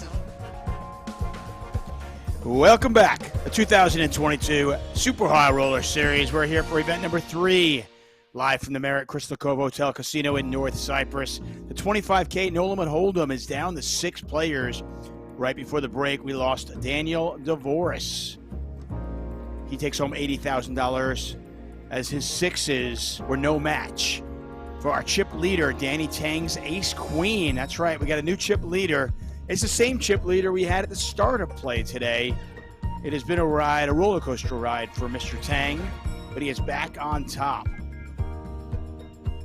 Just nobody running away with it here. You can see on the leaderboard how even Steven this final table is. Even for Ali Imsirovic, our short stack, it's just a spin up away from being in contention here. And it may all start right here with this Queen 10.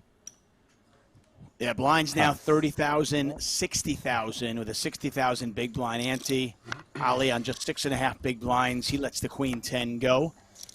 And to your point, I mean, just nobody deep. And we have seen these situations before where short stacks become chip leaders. Chip leaders are out. That is exactly what we've seen today. This man right here, 120. Gierse, he came into this final table as our short stack. And he was chip leader for a brief moment. He's currently second in chips. And he's going to put a min raise out there with King Jack suited. 6-handed play. We should speed up things just a little bit. I want to welcome all of you joining us on the Merit Poker YouTube channel, on the Lux and Pay YouTube channel, and of course on the PokerGO YouTube channel. If you are watching on PokerGo's channel, please hit that subscribe button, hit that thumbs up. We'll be here all week. The more you support our channel, the more free content we can give you.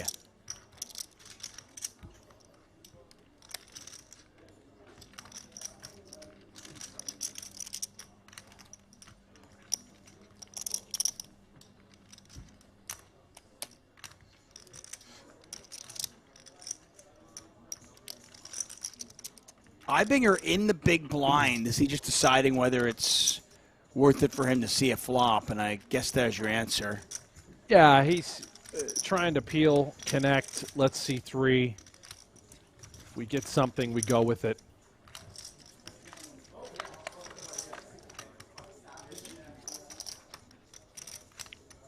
Oh, my. Well, he has connected.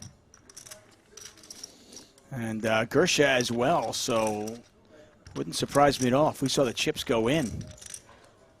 330,000 in there. Eigbiner, the stack to pot ratio just over 1. All in. Call. Showdown. There's the all in. There's the call. Fair fight. And basically a coin flip for Eibinger's tournament life. Fair fight here.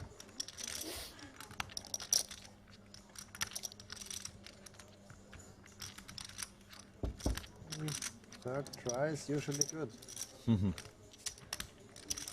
I don't see how you could win this. Like too many outs.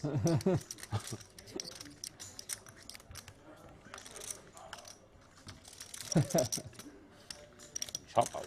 Oh no, no. Deuce of spades. 15 outs here for Gierse. You always like the chops, huh? Didn't win a 9 of clubs. He was a favorite on the flop. He's no longer a favorite. 1 card to come. Oh. It's a 10. Eigbiner makes a straight. Give me and the full double up to 1.1 million. That is very unfortunate. Third all-in is always good. Evening out even more now. Officer Eigbiner, at your service.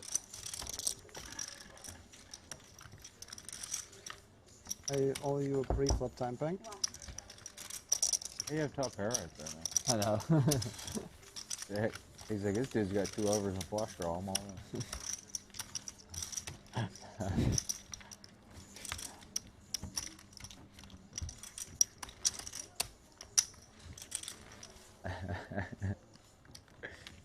That's yours.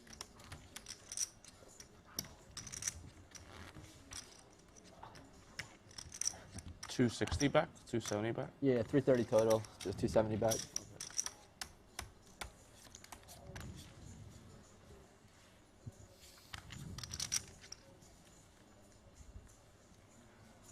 There's our chip leader, Danny Tang. I believe I dodged it. So lucky. Hard to do, man. We got the pinks in play. Are those the 100K chips? I think They are, yeah. Those are 100K each.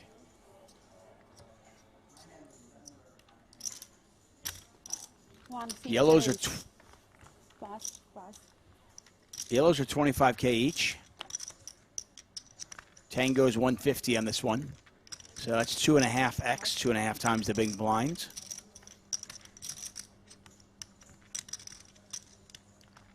Greens are just 5K. See a flop. And those reds are 100K each.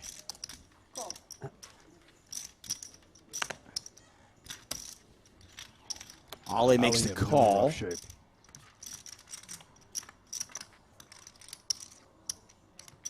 Oh, my. Oh, what a flop here. Yeah, I was going to say a jack-high flop and Ollie's done, but the 9-high flop, just beautiful. A bit of a stop and go for Ali. This could get looked up. Tang would be in terrible shape. Not good. Not good. Oh, wow. Not good. 10. Yeah, Ollie will double up 86% of the time. I heard that yesterday. You are very lucky. Say it, Jason. We're all very lucky. We are all very lucky here.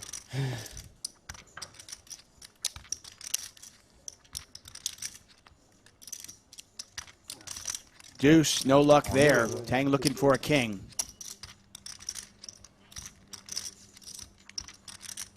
Sorry, man. It was a pleasure playing with you guys. Yeah, GG, man. Ooh. 180? Yeah. What a comeback here for Ollie.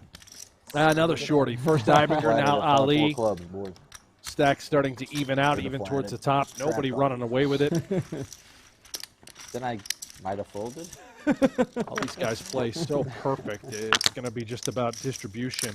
Who can be the luckiest here today? Yeah, I know, and Jason Koon correctly pointing out all these guys are lucky. They certainly are. And I think the even distribution of the chips makes for a very interesting final table. 1,040,000. A different one than you might see normally, where one person runs away with it. We saw that yesterday when the Milkman won event number 2, the short deck. Yes. Yep, 750. The Milkman was really pressing the envelope yesterday, too. I'm not so sure he played particularly great. He just bulldozed and steamrolled the entire final table. High variance approach to a high variance game. Scoreboard, baby. I hear you. How much did you start into the day? Huh? What Today? was your starting? 840. You got what you started with? I have 35K more. Sorry, 125. 125. Ignat. Ignat's kind of like, you were talking about him earlier. He's quiet. You know, we know about his, his online poker accomplishments, known as Human Zero. Just kind of laying in the weeds here. He's played very, very solid. Wow, here comes Ali. Here we go. This is sort of the big little suited queen, extremely polarizing, looks like a great deal of strength, and he has absolutely nothing. Also lays a price to Ignat for sorts of hands that he may want to continue with. This is straight from the streets here from Ali. Yeah, we saw this earlier with the ace-5 of spades. This time he does it with queen-3 of hearts. 750. You sort of wonder if Ali has gotten some feedback, some notes, saying, hey, Ignat has been opening wide often. Yeah, Ignat's done this with 8-6. He's done this with ace-4 offsuit. This time he's actually got a pretty good hand in king-queen. And it's only $135,000 to call. You are getting a heck of a price.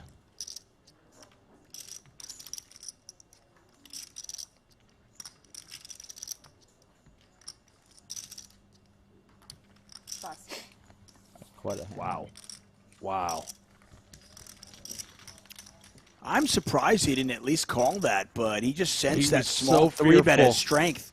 Yeah. So fearful that Ali just had the goods, and he was in rough shape. How effective is that? What a play. To not risk your tournament life and somehow be able to get that small 3-bet through. That is huge. Such a creative play from Ali. Twice so far to do it. Both times reward. You know, again, we saw him do that earlier with ace-5 against Daniel Dvoress. Daniel Dvoress had queens that time, so it wasn't going to work there, and it didn't. But this time, he gets king-queen to fold. There's only one. It's okay. Yeah. Chuck James says it best in the chat. He says, gangster move. It really was. Ali does that from time to time, and it's, you know, it's very low frequency, but it's extremely successful when he does it.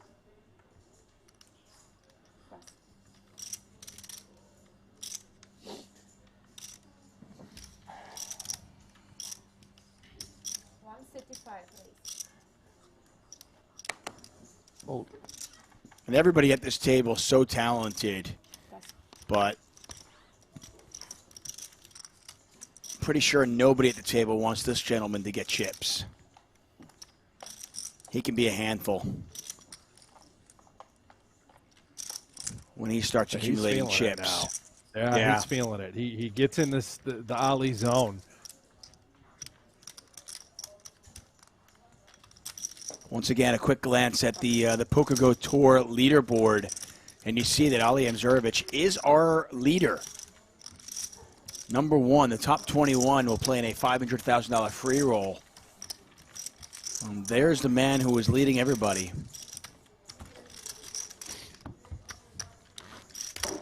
And he will add more points to his PokerGO Tour lead.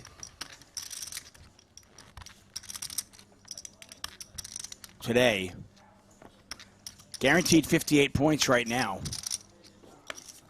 First place worth 259 points and $432,000. What do you get? Do you? I know the top 21 get $500K. Is there a bonus for first place?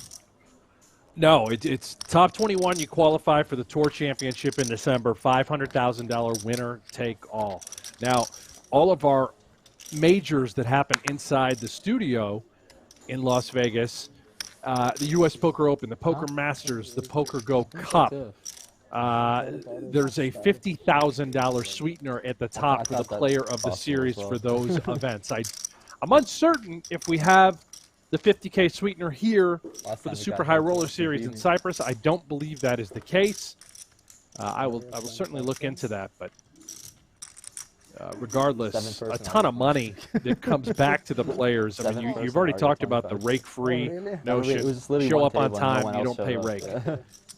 You play the majors, you win the points race. That is a $50,000 sweetener for the player of the series, not to mention the $500,000 winner-take-all Tour Championship. When it comes down to it, at the end of the day, PokerGO is giving back more than $700,000 to the players who participate. I swear, it was very on long the PGT. Super back and forth. Fantastic. And we were motivated to play 3 hours heads up. Overs. Yeah, those were the days, huh? And a gut shot for Gierse. But a pair of threes for Ignat. Look at that. It was late May. Late May. This is blind on blind. You can find it. Gierse did not bet the flop. Let Ignat hit a pair of threes, and it goes check, check once again. Well, now I feel good. Like, if it's a quick flip, and This might be a really nice card to consider bluffing if we're Gierse with just queen high on the river. He's just going to knuckle it back. Yeah, not convinced he can get an ace high to fold or a pair of threes to fold, and sure enough, Ignat wins that one with a pair of threes. Gierse now down to 1.4 million. Yeah, the king queen would have worked. I know, man. 4 rings hard. I actually don't know how to play folding at all. Queen jack. It just felt like it, man.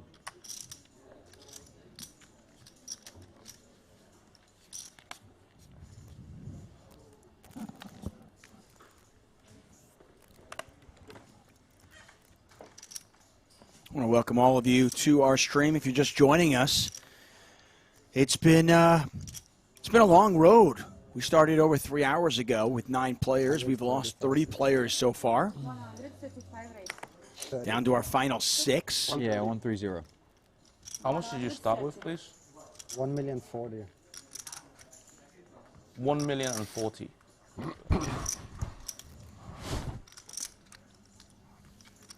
Tang's our chip leader, but not much in it. And he continues to collect ace-queen. It's the 3rd or 4th time he's picked up that hand here in another good spot.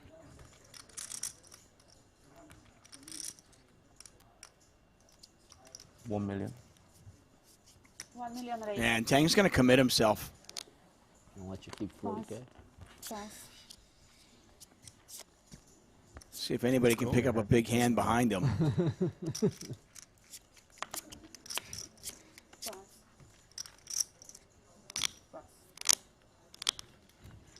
Nobody going to give him action. Yeah, I'm in. Tang probably pretty happy to take that one down. Wow. King Queen, so beautiful. I had the Danny D. I was going to maybe put 2 6s out there.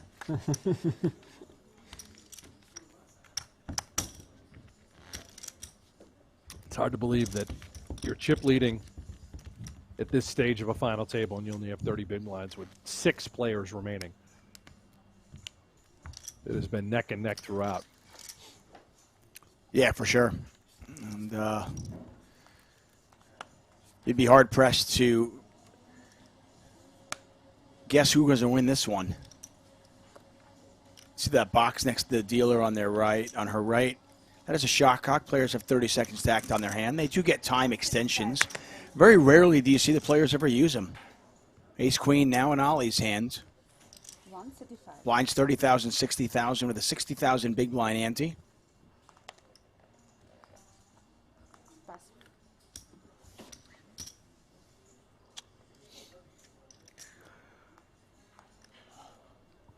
I was calling.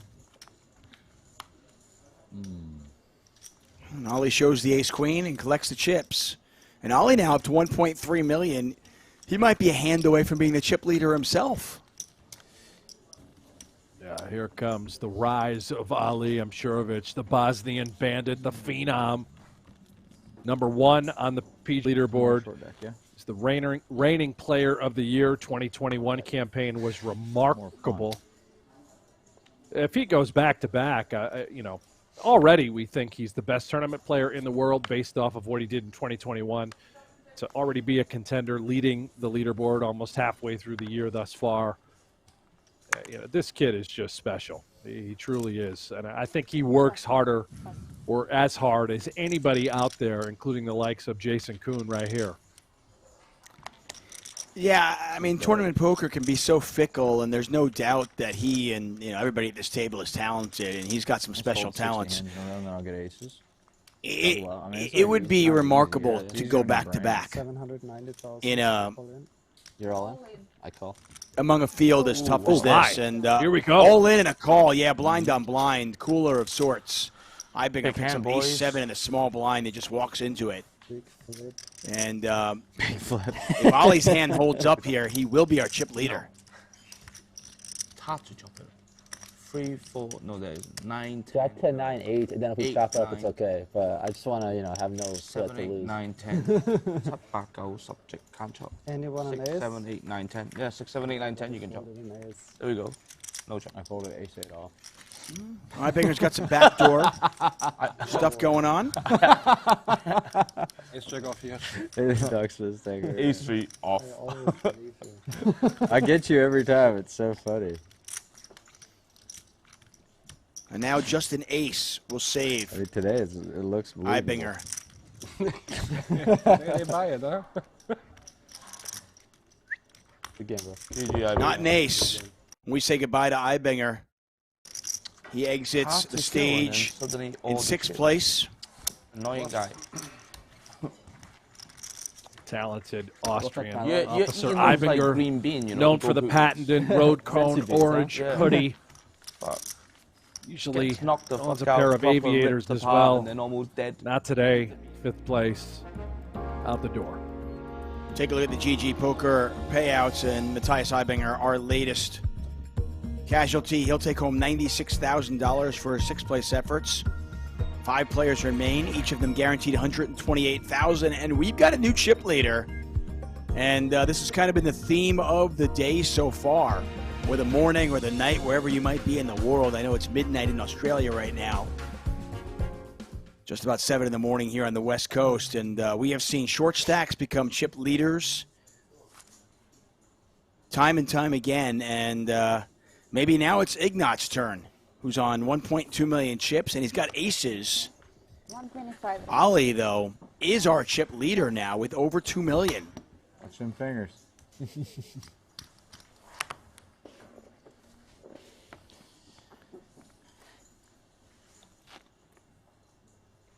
Tang's got 9-8 suited. Imagine he wants to see a flop. I can't tell if Tang, what position he's in. Is he already committed to this pot by means of blinds? It looks like he was. He's in the big blind, yeah. Big He is in blind. the big blind, yeah. Ali was big There you blind go. last hand, so a pretty easy call there for Tang out of the big blind. And he flops a flush draw. Check. Ignat still very much in the lead with aces. Ignat also has the ace of spades, by the way. Tang has him covered, though. 340,000 in there.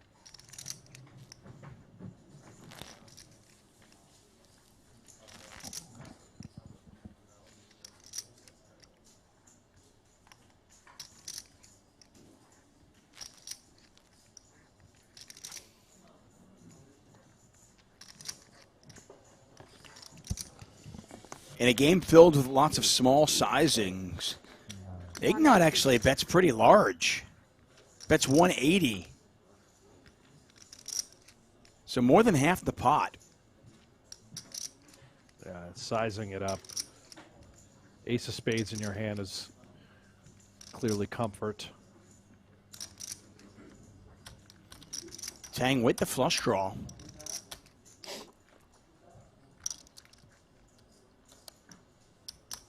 Yeah, with big hands, He's you gonna make create the big call. pots. Yeah, Tang not going anywhere with a flush draw, and he's not going to put in a raise, understanding that Ignat, with that sizing, probably has a queen or better. And hello, shovel.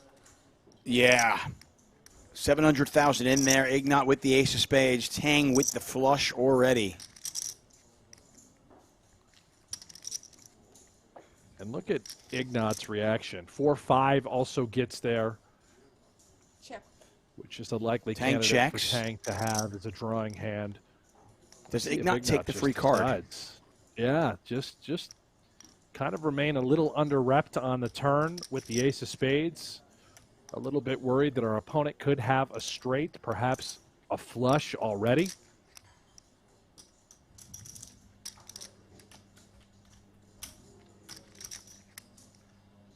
He's reaching.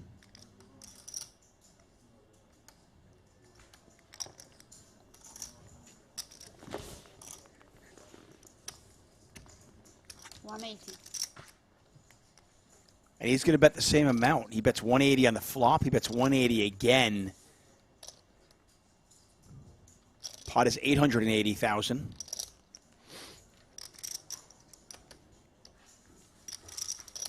One of the more interesting hands we have seen today.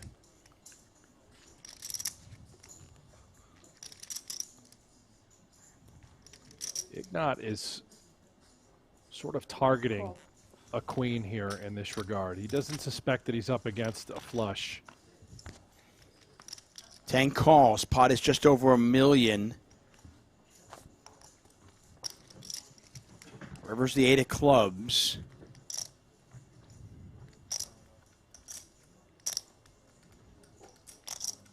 You're gonna cold 4-bet so light over my 3-bet. Just give me an ace, man.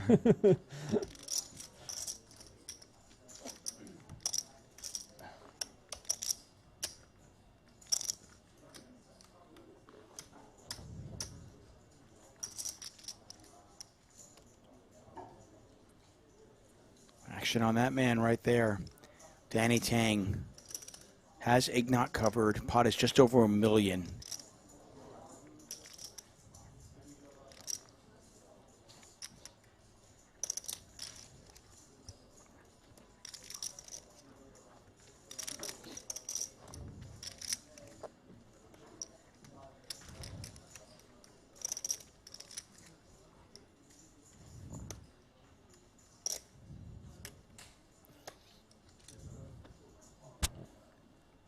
And it looks like he's going to put out 100. a deceptive, quote-unquote, blocker bet.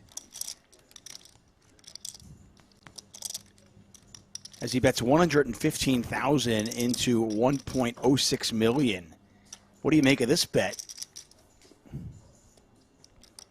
Well, it's interesting. You know, to be honest, I don't love it.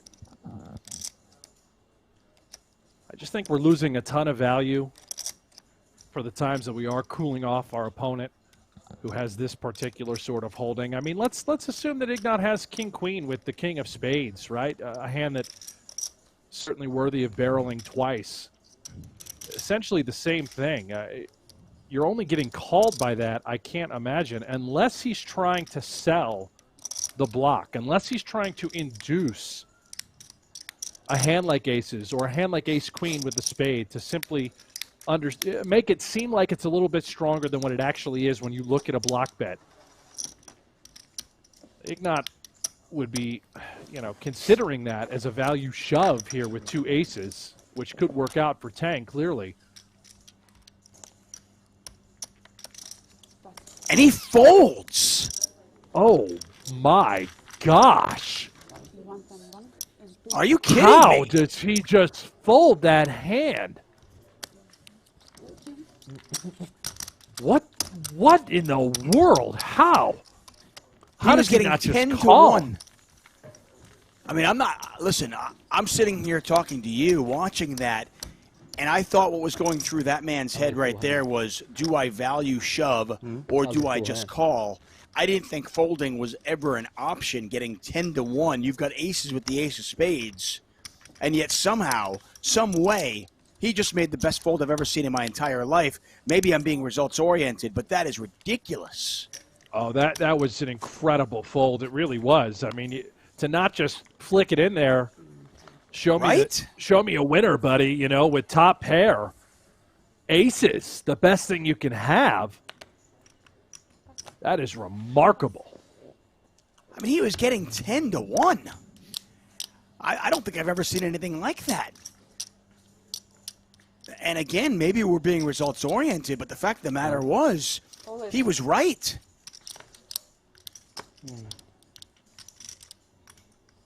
That is uncanny.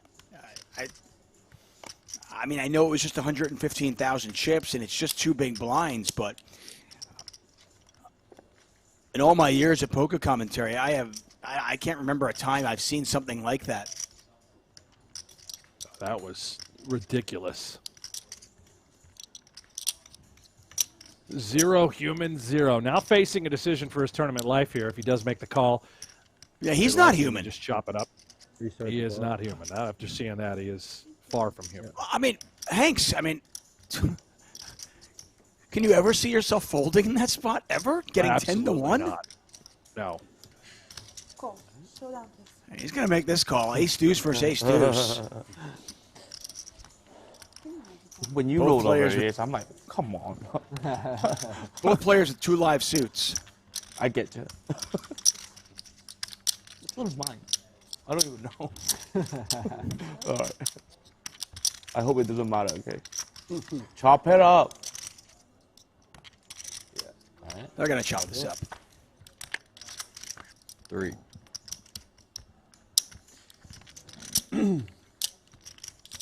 Yeah, the crazy thing about that fold, it's just 2 big blinds. But he saves 20% of his stack. He's only got 10 big blinds right now. So those 2 big blinds are definitely important at this stage.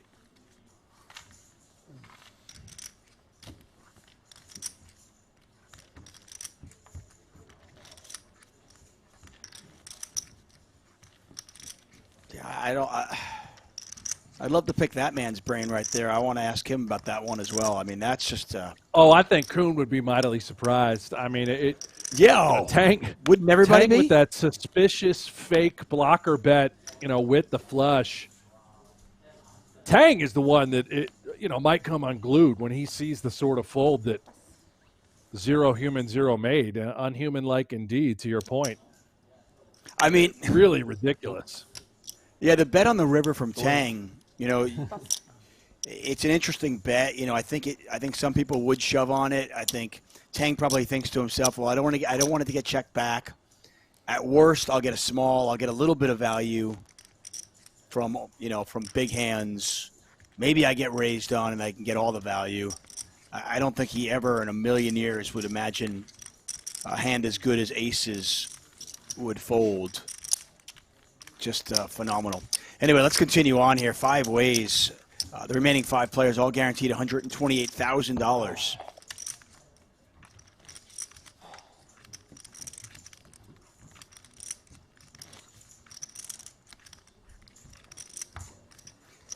See, Donnie Peters is awake. Good morning, Donnie. Oh, rise and shine. And Donnie's in there with a link. He says, join the PokerGO Discord channel. Yeah, join it. It is a growing community. All sorts of conversations going on, all poker related. A little bit of nonsense, but it's all fun. So click on that link, join it.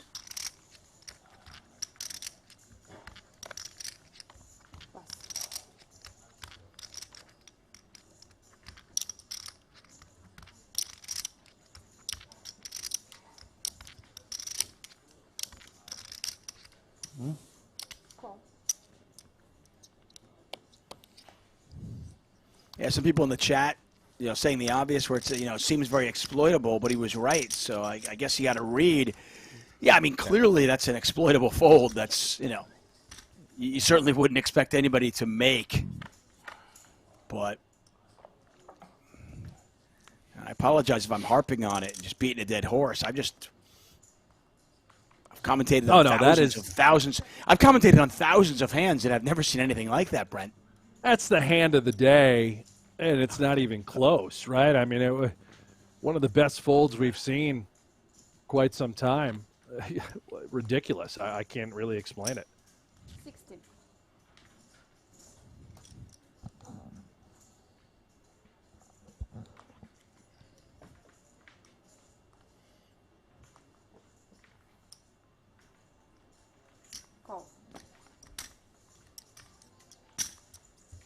Donnie Peters says, I would have been up earlier to watch, but UFC followed by F1 in Australia did me in. Understood. Understood, my man. Neither player with a pair here.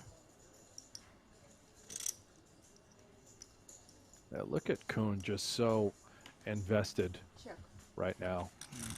The thing's running through his mind. Yeah, Koon checking does not mean he's given up on this one. Wouldn't surprise me at all if he tried to take it away on the river.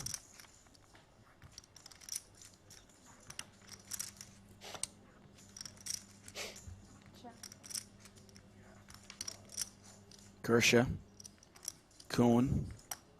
2 guys you might expect to battle on the football field, battling here on the felt instead.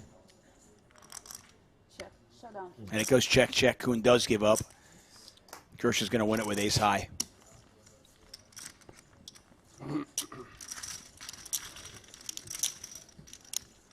Aditya Sadhu asking how much time they have to act. Each player has 30 seconds stacked on their hands. Those little red cards in front of them, those are time extension cards. Most players don't seem to use them, though. The play has been quick.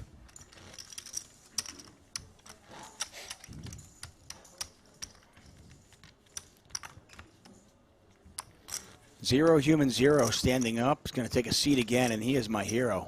I'll tell you that.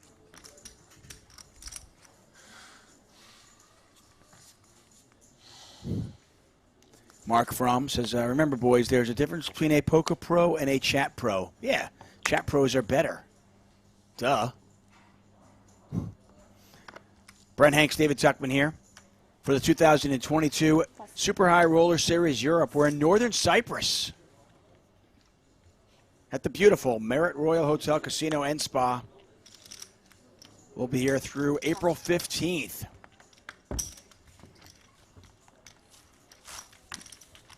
Ryan Robb in the chat.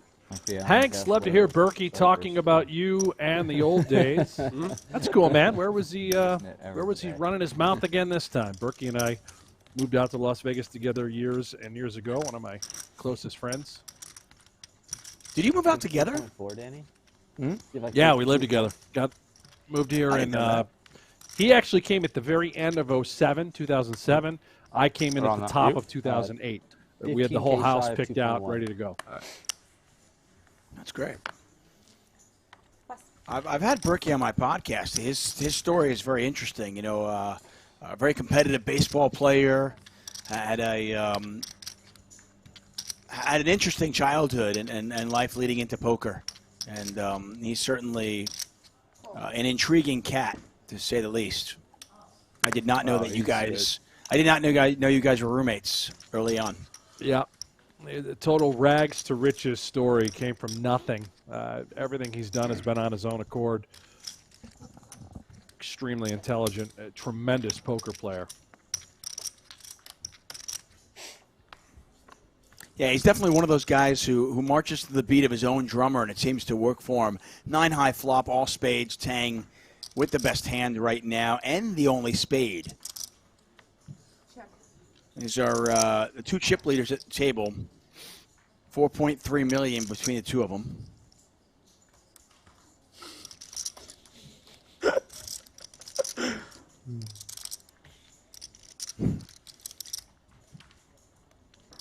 You'd never know they're playing for hundreds of thousands of dollars, right? It's a jack, but it's a spade. That's trouble for Ali. I'm not sure how much money's going to go in there, but it's at least worthy of flicking in a call if Tang were to value bet that little baby shovel. You might get one straight of value if you're Tang, right? I think it's one, right? Yeah, I don't know what it does here on the turn, but even the event it goes check, check here, turn, and then we face a river decision or a river bet, a little splash of value. Yeah, Ali using a time extension in a spot that seems pretty standard to somebody as simple as me.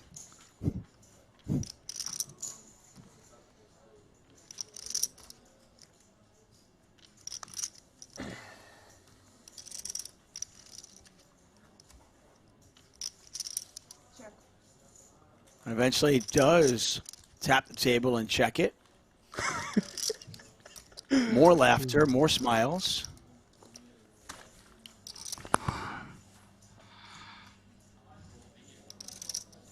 What are they giggling at exactly?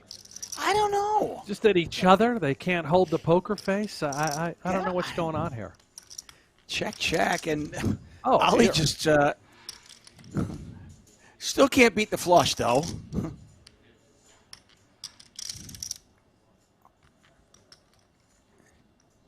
He's got a good bluff catcher. I mean, that's about it.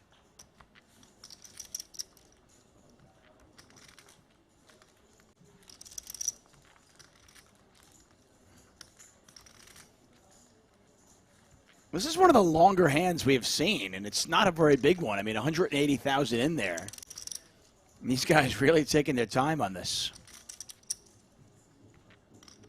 Can Ali ever bet for value? I mean, I know it's really unconventional, but If he does, he'll come with the sort of blockerish bet. I call it the Hefe bet. Just flick a little bit out there, sprinkle by means of value while also not allowing yourself to get raised. You know, with top Occasionally do two, that even with- on this sort of texture, it's pretty good. Yeah. There it is. 16. Call. Ace jack. Showdown.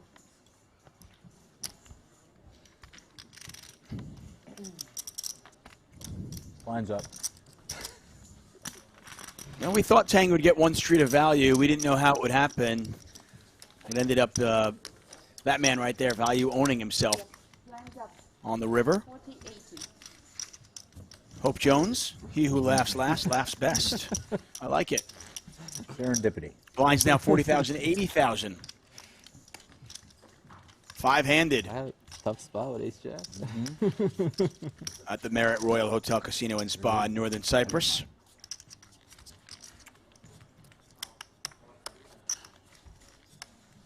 I believe the 50K PLO event has begun. That originally was slated to be a $25,000 event.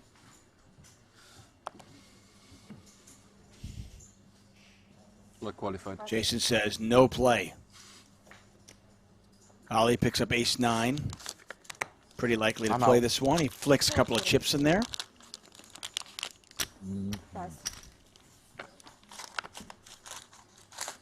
David Sumner says that was exhausting. Yeah, I agree.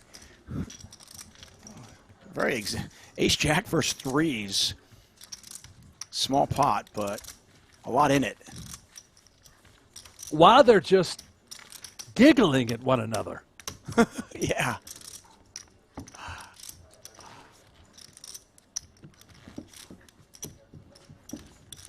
Like I said, you'd think it was a friendly home game playing for a few bucks, and you'd never know they're playing for hundreds of thousands of dollars.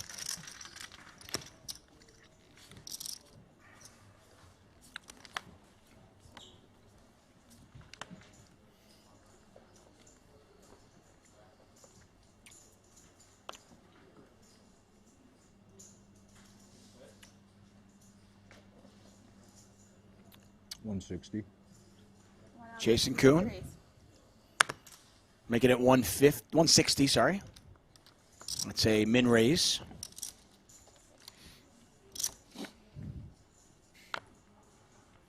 I believe, Tuck, it's about that time, by the way. It's Masters o'clock, baby. Oh, Masters o'clock. Listen, I'm not, I love golf. I do love golf. I like playing the game, but I'm not going to lie. I might watch golf 5 days a year. And Masters on Sunday Masters is, just one of the five. me. Yeah, absolutely. Yeah.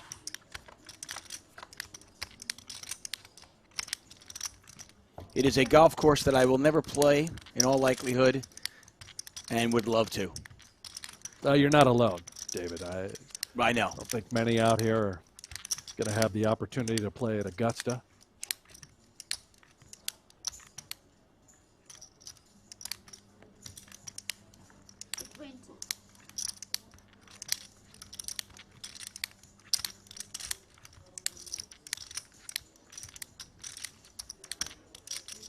Many years ago, I got the opportunity to interview Jim Nantz. He was covering the NFL in the UK when I was living in London, and he often covers the Masters. And when I talked to him about that, you could see in his face that that was not a job for him. That was just pure love. Now, hold on. As we watch Gierse decide what to do with this King-9, he will flick in the call, but you said you interviewed Jim Nantz. Where was this? Yeah. Let's see a turn card and see if we get anything interesting coming out here. Both players with a straight draw now. Gierse's got a double gutter, though.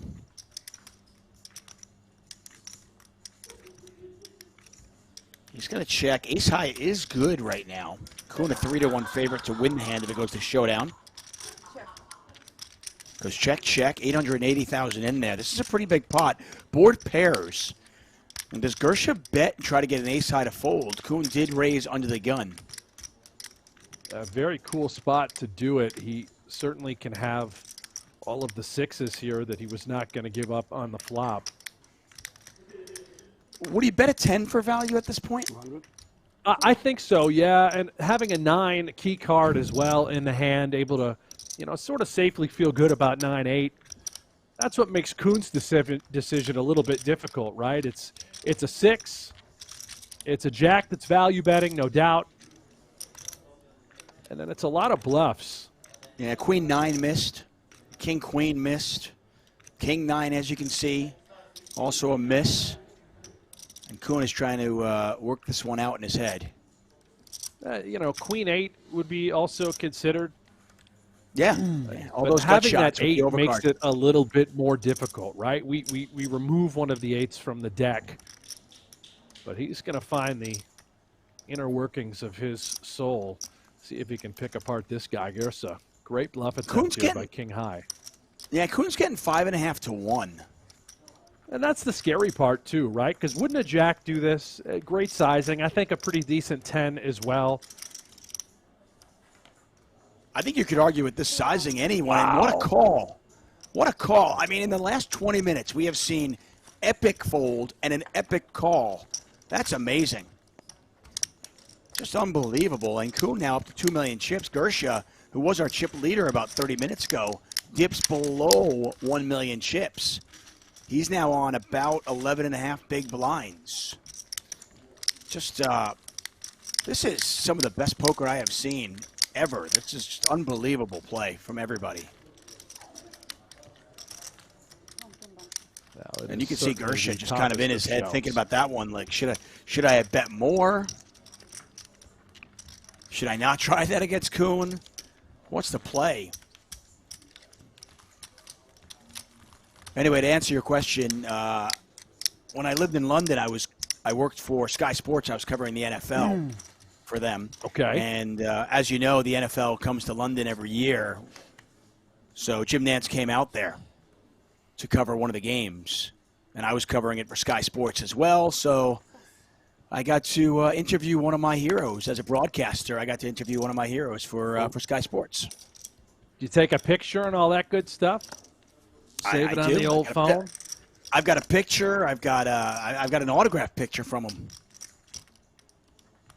How did he smell? Oh, delectable. Cologne guy? No, just natural. You didn't even need it. Is that right? I could see him being more like of he took 6 showers. Like old school Stetson or Brute, you know? Maybe he did. My nose wasn't keen enough to pick up on that. 420? That's right. Oh, yeah, if it was Stetson or Brute, you're going to pick up on it. No, but just a super nice guy. First one shit, second one Ignat. All in here? Yeah, Ignat is all in with the Queen 5 and called by Koon. With a couple of mallards. You love to see it. Ducks on the pond. What am I, 14%? I mean, listen, if you're Ignat and you get called with Queen 5, this is not a bad spot. You got 50-50. See if that amazing fold pays off here.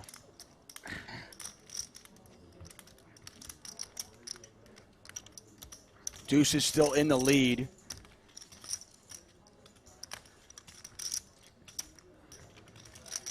Ignat down to what could be his last card.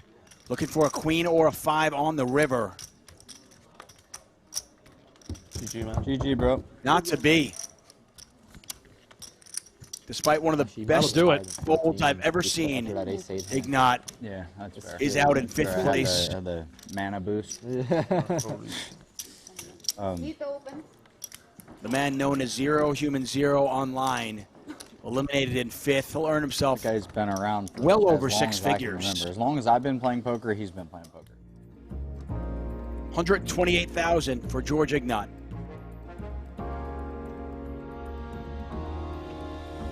What a pure little flip for Jason Koon.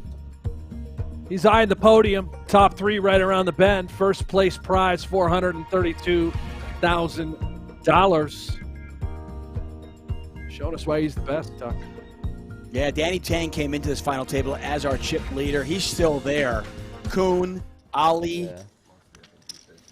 3 times, I swear to you, 3 times I thought he had Queen 5 suited that hand. Although I would look at it and be like, that's offsuit, and then I would look at the board when the hearts turned. I was like, he has Queen 5 of hearts. I just couldn't fathom. It took me like 4 seconds to figure it out. Like, really, when I said it, I was like, my brain couldn't. Do you also know him? I know who he is. Yeah. Like, when did you stop playing online? Huh? When did you stop playing online? What? How old were you when you? Oh, no, I used to sweat those games, like the 2050. Yeah, it's not even that long ago. Like 2013, he was playing this game. 2013, you must have been like 9. You were 18. They're talking about sweating Zero Human Zero online. I thought you like someone like 24. Back in the 27? day, Oh. so to speak. 600,000. Oh yeah. Such a legend, really. You know, all these guys were watching what's the biggest the total games. stack? Ali Imsirovic, just a child 700, watching the grind. 850, 70, 870. Perhaps inspiring 870? him one day to be elite in the world. Well, it looked like we wouldn't lose anybody for quite some time, and sure enough, it took us 2 hours to lose even one player to go from 9 to 8. But the players have been falling by the wayside more regularly the last hour or so, and we were down to 4 players. Tang came in as the chip leader. He's still there.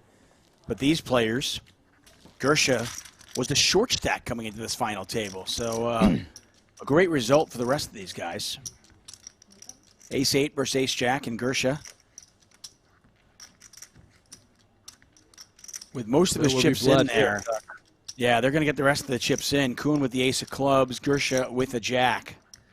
Gierse a 2-to-1 favorite to hold. But 18. All in. Let's dance. No club. Pretty unlucky, actually, for Koon. Koon would probably think that the club or the ace would be good. But he sees now that only a club is good.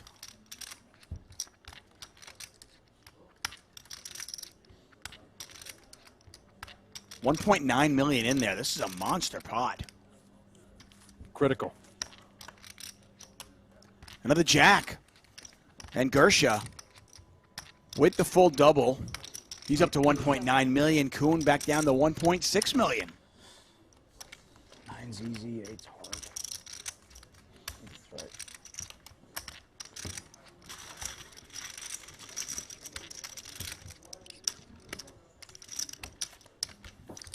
Yeah, I think it's right. 7's easy.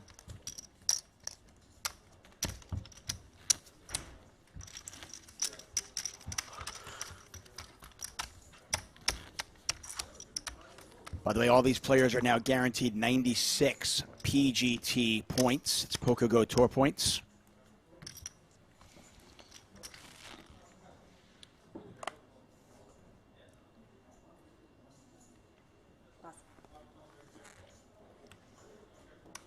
And for Ali Imsirovic, obviously huge for him to maintain that leaderboard, that top spot. Jason Koon, he'd like to finish inside the top 21 come December. He's got a shot at the $500,000 free roll. Much can be said for Danny Tang here, too. If he understands the implications that are out there for the PGT, he might join us in December. Yeah, no doubt about that. And you could join us, too, on PokerGO Hold'em, that is. Play free Texas Hold'em poker from the creators of High Stakes Poker, Poker After Dark, and more. You, at home, right now, you can be part of the shows that help shape the game with an authentic online poker experience. PokerGO Hold'em is available now on the App Store, Google Play, or by heading over to PokerGoHold'em.com. Yeah.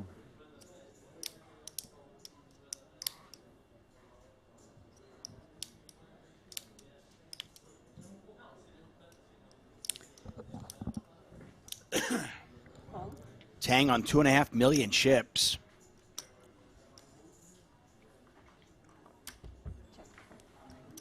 Gierse, happy to see a flop. Don't know what his kicker is, but we can see he's ahead right now with a king. Well, gonna need to be a king or a 10, or he is behind the queen deuce. I suppose king deuce is possible, Tuck.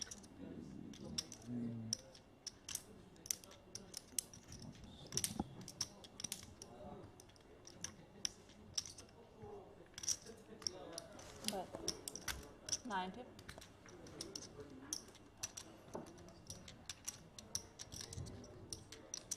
Get a bet here from Tang. Gierse with king high might be a little curious. I mean, I think it's reasonable to think king high is best hand right now. He might just have a 10 under the hood. That's certainly possible as well.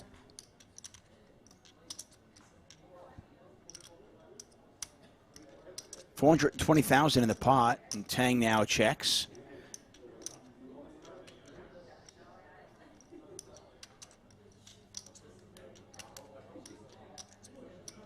If he's got a 10, you should hear from him on this street right now. But 300. Sizable. Well, he's got about 300,000 in the 420, so he's not messing around. He's building a pot. Puts Tang in a real tough spot. He certainly does. You know, even if he had a hand like, let's say it's King Jack, right? That is pretty good to go to showdown with. King Jack high on this sort of texture. A 10 would make a lot of sense considering the sizing. Yeah, and Tang is going to use some of those time extension cards.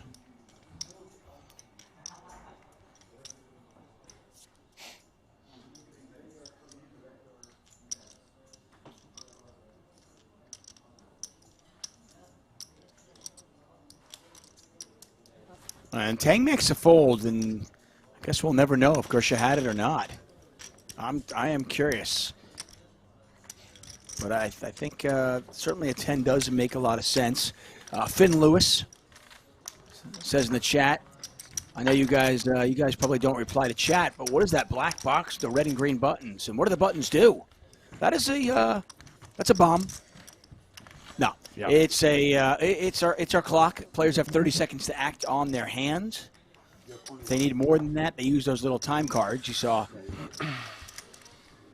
Danny there use one of them. Take a look at our Merit Poker leaderboard. Danny Tang still pacing the field at 2.37 million. Gierse on just over 2 million. Ali on just about 2 million. Jason Koon, our short stack, but I mean, it is anybody's tournament at this point. Wide open, absolutely wide open. Everyone neck and neck. No one really deep either. You know, it seems like, again, we're just a critical coin flip away from someone taking over sort of an overwhelming chip lead. Tournament. Also collecting all that money. 3.6. 3.6? Maybe 3.7, yeah. Everybody between 20 and 30 big blinds. Donnie Peters in the chat says, who was everybody rooting for? Yeah, let us know. Field, yeah. Who do you guys want to win?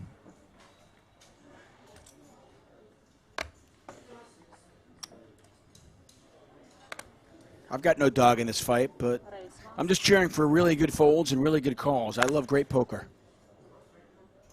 I just want some really bad beats, Tuck, you know? Sick and twisted. You are. You are. You just Something want blood. painful.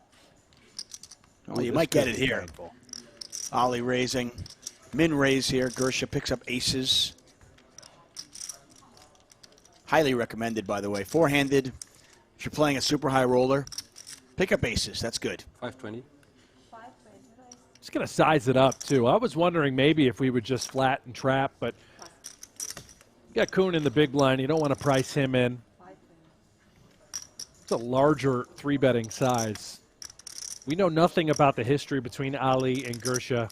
Ali has a very pretty hand. If he thinks Gierse could ever be three-bet folding, even with large sizing like this, is King-9 of hearts good enough to rip straight through? Would he ever consider calling, taking the value of a king if he was up against jacks or queens? All these things running through his mind right now.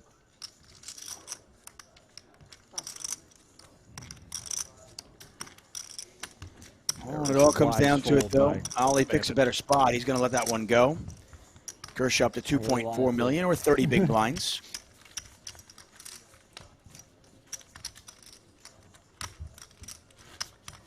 You do the math. I mean, there's only about 100 big blinds in play. Not a lot of room, but plenty for these wizards.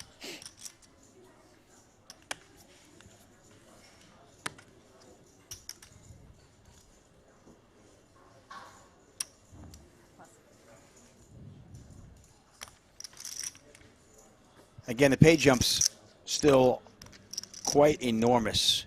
Pay jump between fourth and second, 160,000.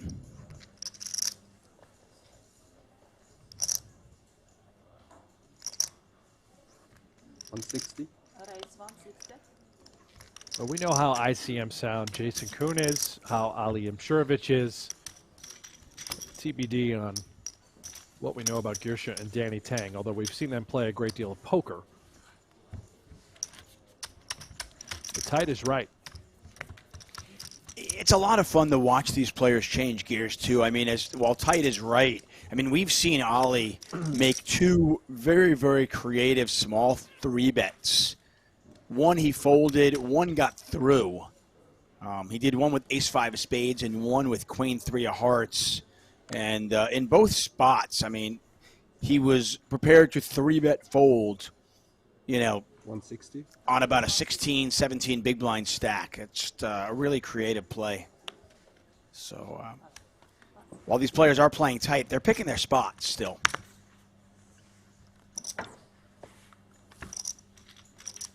Well, he's an off-the-charts poker player.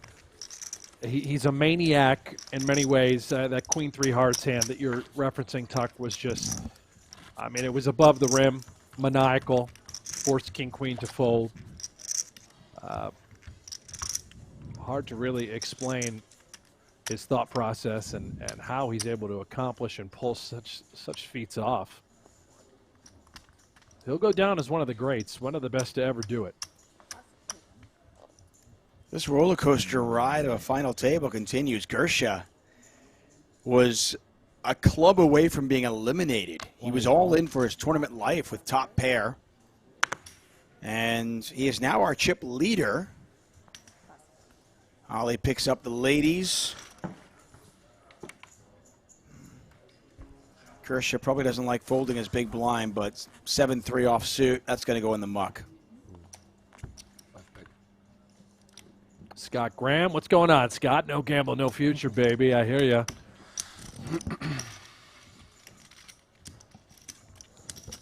So are we betting on Master Sunday or what? I got a couple futures. I mean, we got a hedge with Scheffler, which is great. In a good spot there. The only guy I don't have is Cameron Smith, and he scares the absolute piss out of me. 3 shots back. I got 2-6. Playing great golf. How much you have? 2.15. 2.6? Yeah, I was a little concerned yesterday that Sunday would not be interesting, but fortunately it looks like it will be. Oh, yeah. Oh, you're in a great spot if you're looking for an interesting Sunday. Yeah, all of a sudden a 3-shot lead. 125. Imagine the amount of pressure. 2.5 or something. Sounds right. Yeah. On Scotty Scheffler. 1.325, something like that. Okay, thank you.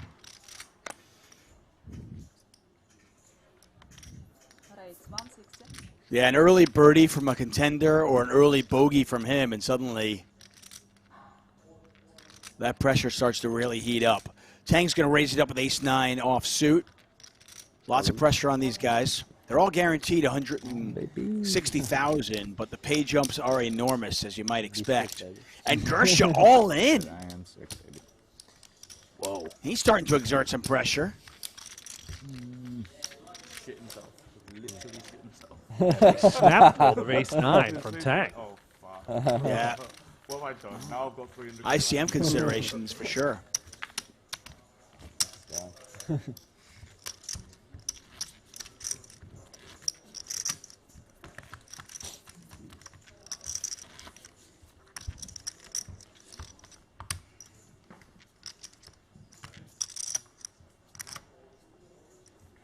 No one saw that.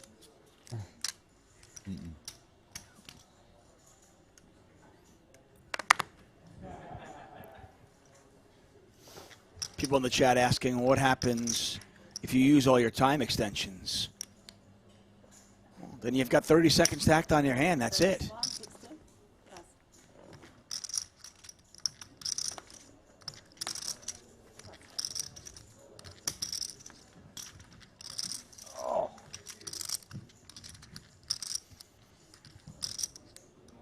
Raise from Tang. Ollie's going to call with the king-10, so clubs and diamonds are covered. Tang is dominated.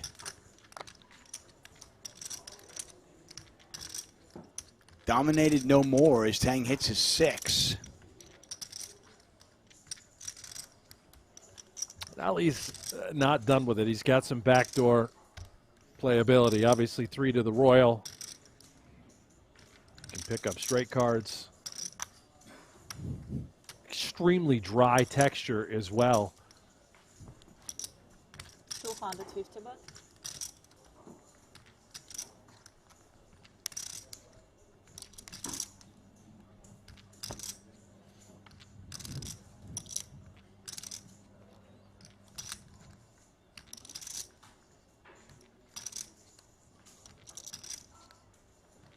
Tang bets 250 into 440. Not a small sizing. 500. Raise 500. And not only is Ali not done with it, he's going to raise. Yeah, click back. That's exactly right. He's hoping to, well, get folds here, but also find potential turn card to get married to and apply max pressure. What I should have done. He's targeting all non-paired hands as well as 5s and 500. 6s. Clearly, this would not work Very against scary a jack.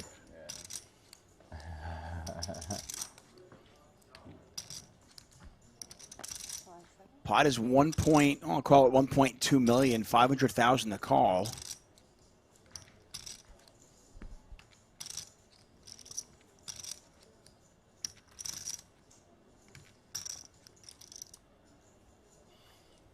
Big spot. It looks like Tang is at least curious.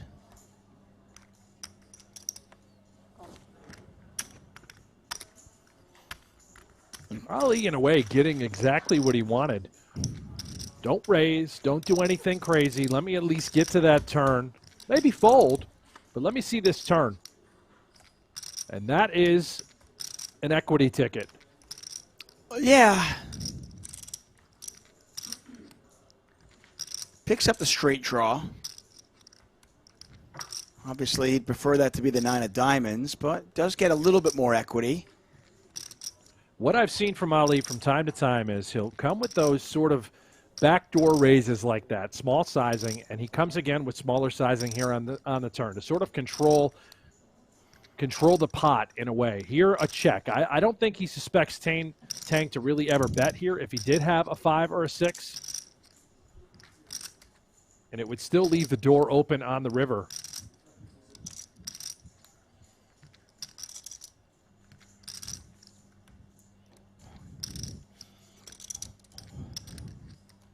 Ali looking for a queen or 10. He might think a king is good as well. Obviously, a king would be a disaster. This is clean. River's a blank.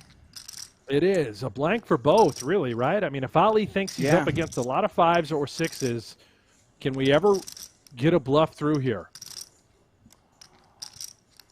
You have to think where Tang's head is at, too. What sort of hand does he think Ali would play like this?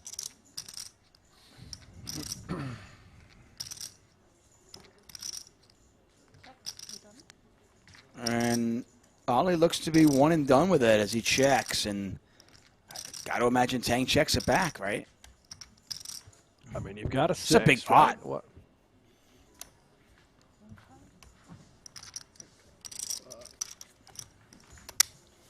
Tang now up to 2.8 million. Ali down to 1.1 million. A big hit for the Wonder Kid.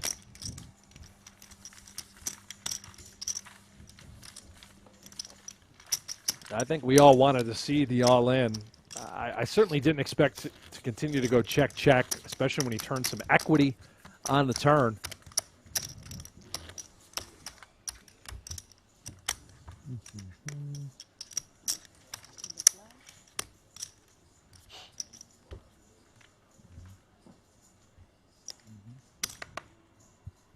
Are you surprised Ali did not go for it on the river after it went check on the turn?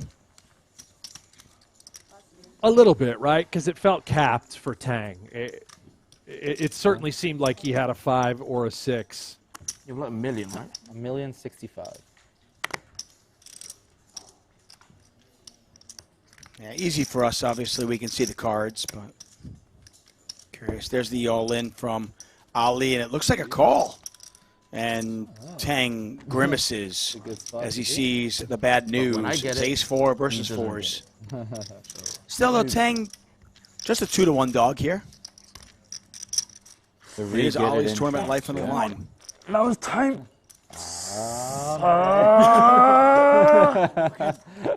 Get him! Get him! Oh, damn. There's an ace, I believe. Yep, ace 8-5. Yeah. I don't know if I'm. Is this still okay to do it? I wouldn't Hadouken him anymore. All right. Okay. Deuce. Deuce would be sweet. Backdoor choppy.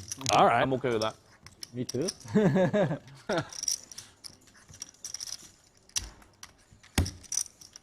Ollie looking for the 4. GG, man. Does not come. And a huge pot over to Tang. He is our chip leader now with nearly 4 million chips. And Ali Imsirovic eliminated in 4th place. He'll earn himself $160,000. Add another 96 points to his PokerGO Tour point lead. Continues to pad that lead as he is in 1st place. As we look at our GG Poker payouts, the remaining 3 players guaranteed $208,000 now. $432,000 up top. What a final table it has been. And it's all coming down to this. 3 players remain. Danny Tang, our chip leader with nearly 4 million chips. Okay, I got 2.9. You got 1 point. 1.2 and some change. That last hand prior to Ali's bust, he may be kicking himself about as he walks away and hops in the next event. We'll never know. 2.8. I love when we reach the podium, Tuck. You know, we're talking serious money. More than $200,000 for 3rd. More than $430,000 for 1st. You got the gold. You got the silver. You got the bronze. Yeah, Koon obviously an underdog to win this, but what a 48 hours it's been for him. He finished in 3rd place in the 50K short deck yesterday. He's going to take home at least $208,000 today.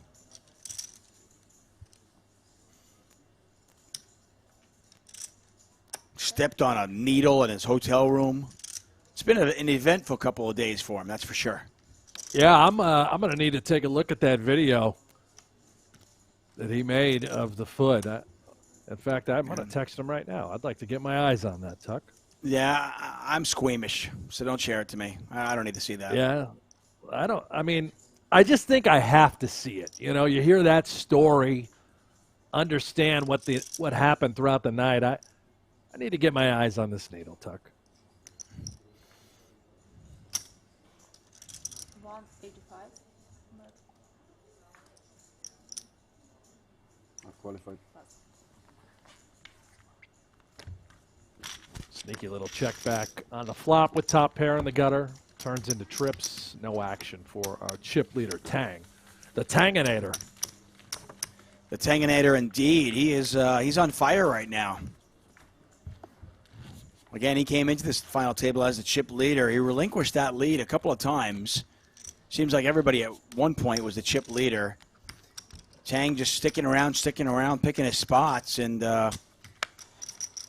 he's up to 4 million chips. That man right there, Jason Koon, looking for the title. He's on 15 bigs.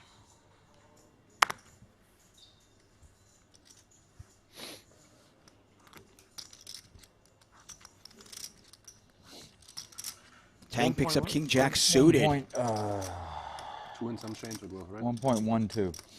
No. Pretty accurate.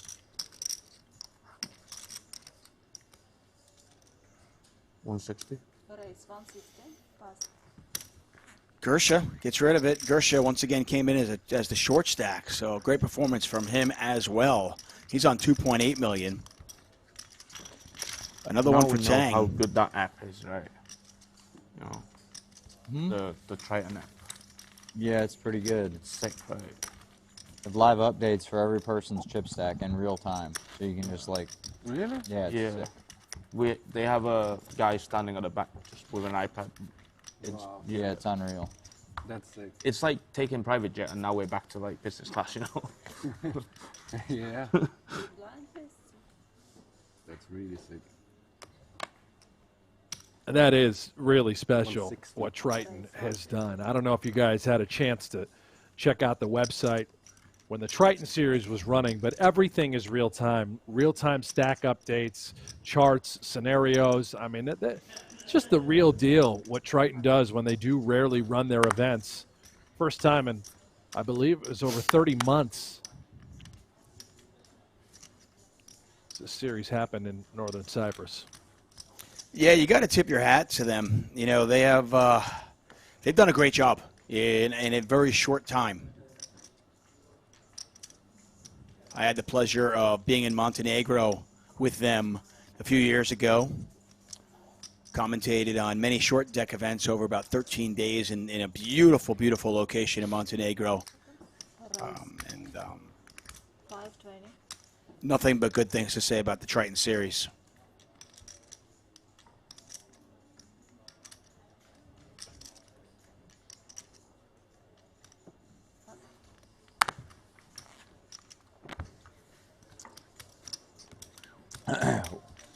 Man, you had a shitty hand.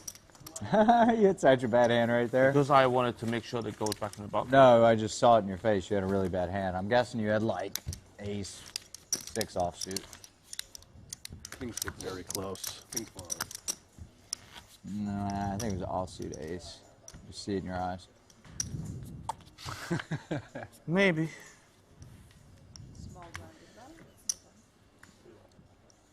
Spooky, isn't it? Koon was pretty dialed into that hand. He's been messing with Tang a little bit. He says ridiculous things to him to try and make him a believer in the nonsense that he's putting out there, but it was spot on with that holding.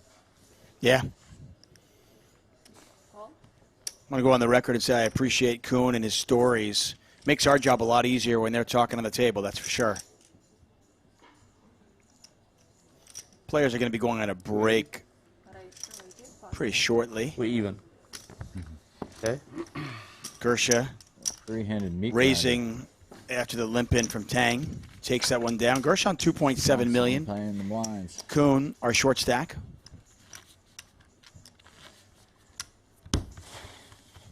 Okay.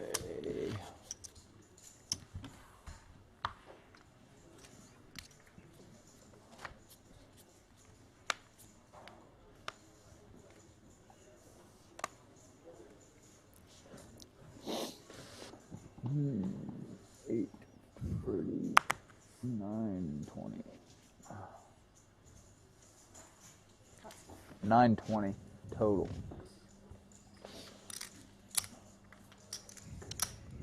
Koon gave him the count, 920,000 total. You do the math and you realize just not very deep at all at this point.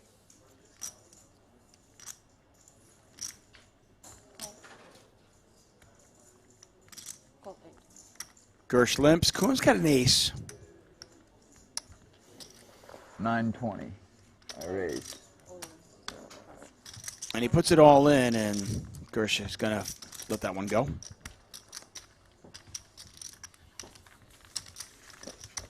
Very honest. Raise.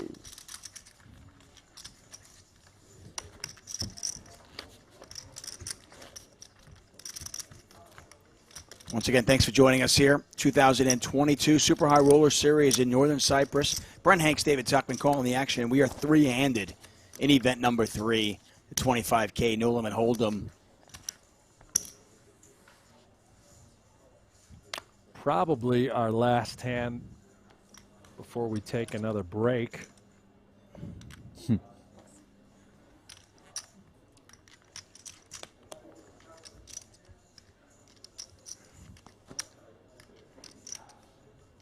Koon on a cool 1 million chips. Blinds right now, 40,000, 80,000. So that's just 12.5 big blinds.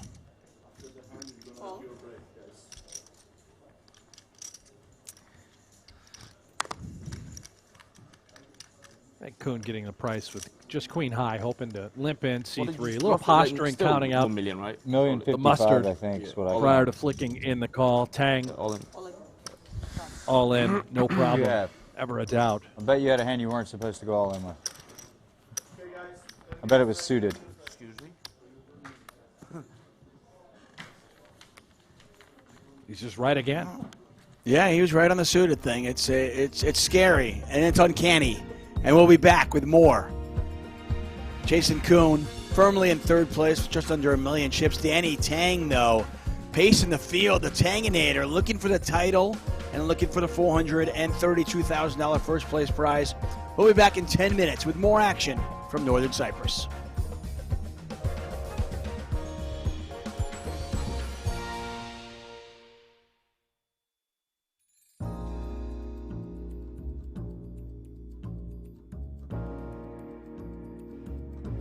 It's one of poker's most exclusive tournaments. A $300,000 buy-in feeding a massive prize pool of over $14 million. 48 elite players came to test their skill in a 4-day battle of strategy, aggression, and endurance. This is the 2018 Super High Roller Bowl. I don't think Chewy's ever been in a market. Ace-9 in Ivy's hand this time. He makes it 6,000 here on the flop with top and bottom pair. Petrangelo sticking around as the third heart rolls off and gives him the flush. That was a dramatic pause that I put in there as though it wasn't self-evident. And I think Petrangelo's considering leading as he defends the big blind here. Yeah. The 7 of hearts is rich with possibilities regarding Nick's range in form of the 8-10 and all the flushes and some 2-pair combinations. And the idea behind the lead here is that Ivy gets very pot control-y on turns with his ace-X, and we want to simply build the pot with our flushes and charge certain hands that have equity. And oh my, Ivy rivering 9s full of aces. Petrangelo's hand absolutely strong enough to lead here, and he will. And of course, Ivy will be raising either in the form of a shove. He goes so big that it looks like Ivy will shove this river. And Petrangelo is going to go into a tank, probably think aloud as he often does, and we will probably get some inner workings into his poker mind. And he graces has us Ivy with his thoughts. well covered here. He does.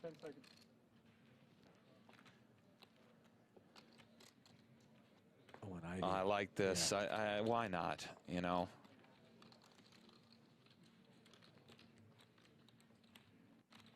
This is going to be a difficult laydown for Petrangelo. He might make it, but it's going to be tough. Is Ivy doing this with King of Hearts 10? Is he doing this with the dry Ace-7? nut flush? Does Ace-7 ever do this? Queen 8 with a, it's going to be really hard to get away. Let's hear what Nick has to say. Well, so far it was an F-bomb. You do now have a bluff catcher, Ali. Phil never proudly does this with something like Ace-Jack, nor a straight. What about trip 9s? No. Never. No, Ever, not ever. first that sizing. On the end, trip 9s are happy to call or turn their hand into a bluff, but again, bluff catcher. I think having a flush here just, it makes it hard. Let's go through range. Ivy has 9s full. He has other full houses, given that Nick led turn. So he has the aces, jacks, 7s, all the 9s full. That's a very healthy amount of hands. To counteract that, his bluffs are King of Hearts X, some straight draws that had 1 heart. There might not be enough. Ivy also has bigger flushes. Petrangelo might find this fold. If you think he's under bluffing things like Ace-7 and King 10 with the King of Hearts, there is a chance Petrangelo puts this hand in the muck. It's pretty reasonable, frankly. This is a dicey, tough situation. It's hard for your opponent to have the hearts as well. But There's that. But they're out there. Yeah, and They're out there. is this the line that he takes? I mean, he just calls a lot of his flushes on the end. Maybe the king high ones put it in, but his range is rich with full houses.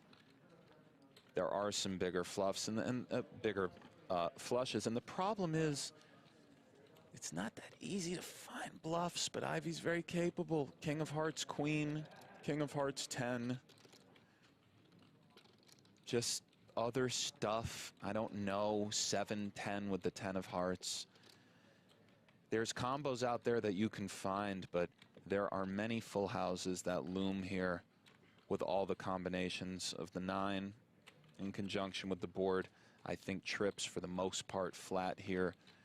Not that easy to find a ton of bluffs, and pretty interesting to see if Pietrangelo finds this laydown. And when I say finds, I don't even mean he's finding the correct play versus range, or of course right now it's correct. I'm inclined to think probably this hand is okay folding here. Probably pretty safe. If we could sim this spot out 1,000,000 times, this actual spot live, I don't think Ivy takes off here that often with King 10 bluffing, so let's see.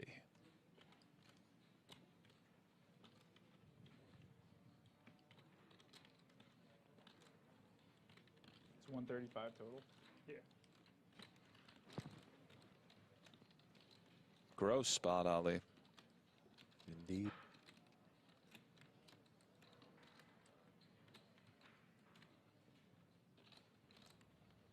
Hey, Paul.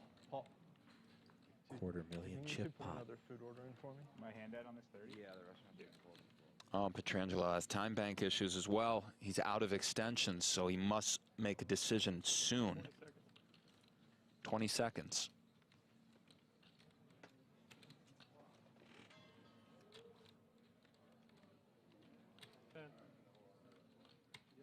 Seconds now.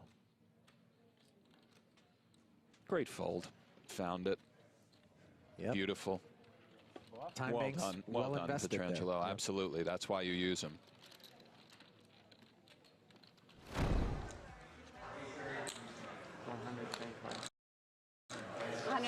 Back at the outer this, Badziakuski has flopped an open-ended straight draw up against Stephen Chidwick, who has the overpair with 2 kings, and Makita has bet 125,000 into the pot of 150. I believe Chidwick will just call here. Call. Sure enough. Another 250 into the middle, 400,000 the pot size. Chidwick checking once more. Maybe Makita will be okay to just check back here and try to hit, occasionally bluff the river on some runouts after getting called on Jack 10-5. However, there are some straight draws that Chidwick may have that have to fold and some ace high. So it's close. Definitely has outs. 350. Oh. 350. Tell you what, Makita's not the one. He is barreling away. Well, he's leaning on Amali, and of course Chidwick will call. It's the higher variance approach, but it's worked out for him to this point. 10 seconds. Though to be fair, I think the leaning sort of started more after he took that big bundle off of Chidwick with the set of aces. Steven calls again, and if you're Makita, you got to be asking yourself, I got an almost pot-sized bet in on the flop that got called. I put a meaty one in on the turn here that got called, and on the river, I just got an 8. Third check out of Chidwick. Where does Makita have him? Probably around Jack X. 5X is absolutely allowed. Some 10s. King, Queen is possible. Makita would know that he's bluffing now if he chooses to use this hand as a bluff. And of course, something like a shove is an incredibly bold play on the bubble, in the 600K bubble. If anybody's capable, it's this dude, but I don't know, Ali. We shall see.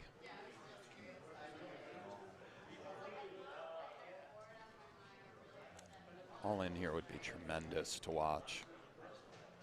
I don't think we'll be fortunate enough to see it, but he is still thinking, Ali. Fully aware he would be turning his hand into a bluff, essentially, if he puts something crazy out there. Or conversely, might he think that if... We are here for the 2022 Super High Roller Series, the 25K No Limit Hold'em is down to 3 players. We are live from Merit Crystal Cove Hotel and Casino in Northern Cyprus. David Tuckman, Brent Hanks calling the action. And it is the Tanginator show. That's right. Danny Tang, our chip leader with 4.4 million. Marius Gierse on 2.6 million. Jason Koon, our short stack, but still in there somehow, some way. Koon always seems to get the job done. 3rd place yesterday in the short deck, and he is guaranteed 3rd place or better here in event number 3, 25K No Limit Hold'em. The 50K PLO has just begun. Turnout seems to be pretty good, especially considering the weather in Northern Cyprus. Koon's been here a million times in his career. You know, yeah, we're a short stack, but the volatility, the chaos that will happen at a final table, it is just, it could be a matter of moments before you're able to spin it up to the chip lead. Yeah, we've seen that all day. This gentleman right here, Marius Gierse, was our short stack at the start of play today. And he has been the chip leader at times. He's not the chip leader right now, but he's solid on 2.7 million. Blinds are up, by the way. I believe they're 50,000, 100,000 now.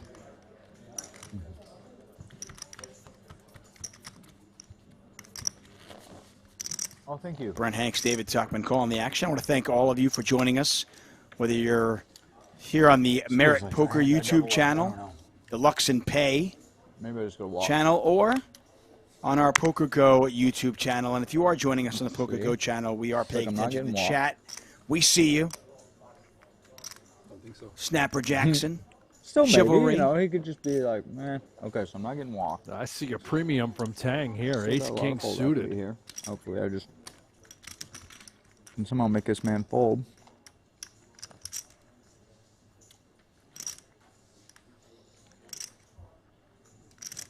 If you have stumbled upon this stream, our hope was that you subscribe to the PokerGo channel. Just do it right now. Click that little button. Give us a thumbs up. Jack 10-3. Not much there for Koon.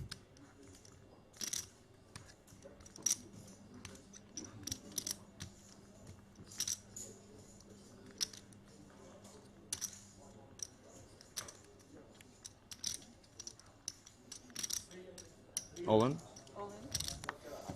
All in here from Tang and an all out from Koon.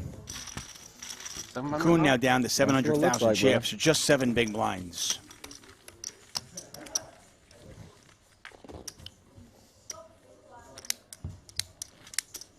It just feels like I don't get 3rd today. I can't explain it.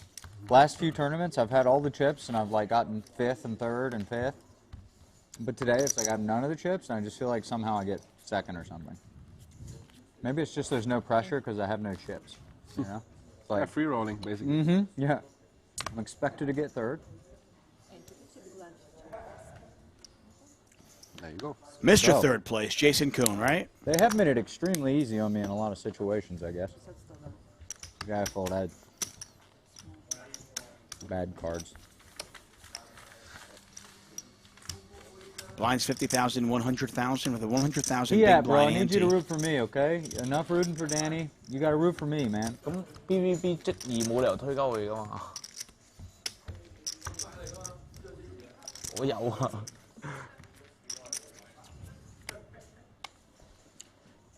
Could this be it? No, man. It can't.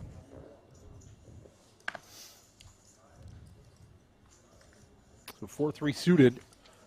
Not good enough for Koon to stick it in there.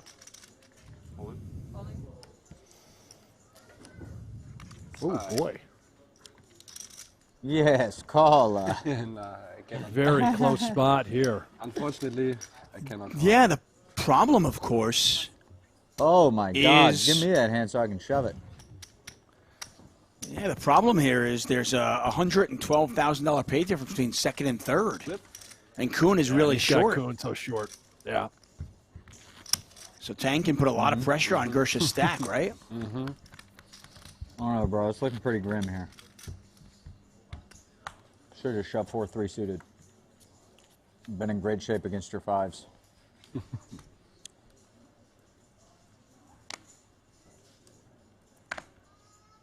$550, Danny. Oh. Oh, wow. whoa. Oh, My goodness. Yeah, I mean, yes. There's ICM considerations, and then there's, well, I've got kings, so throw them out the door. Koon got an easy decision. King Jack versus Kings, and look at Tang. Oops. This is sick. What is it, like 15% of the time I get second? I love it. He had, baby, short deck. Deuce. We've got it at 9% of the time, but still.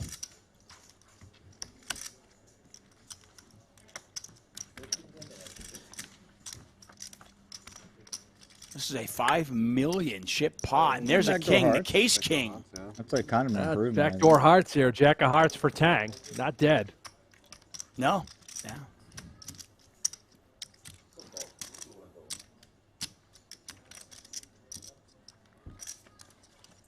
Ooh, nope. Over. Oh, hello. Oh, no, it's full house. There you go. Saw the heart, but saw the board pair. And Gierse is going to double up to 5.1 million. Tang down to 2.5. Jason Koon still on fumes. 2,440,000.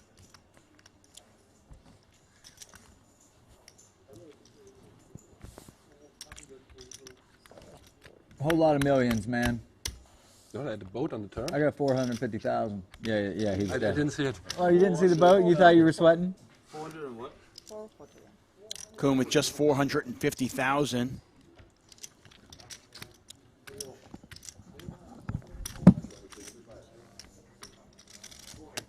And that's going to take a chunk out of Danny Tang. You can see now our new chip leader, Gierse.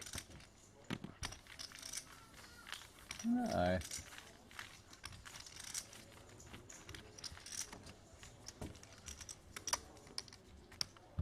It got overcalled there, like not 50 crazy, big blinds, but more than 5 million overcall chips, there was like 63% to be exact. Has to be a suited ace. I think. In firm control at the moment. And Koon going to need to spin it up in a hurry. Still make people fold. Maybe not the opener. How much do you have now? 2.3 maybe. Near enough 2.3. 2.4. All in. All in.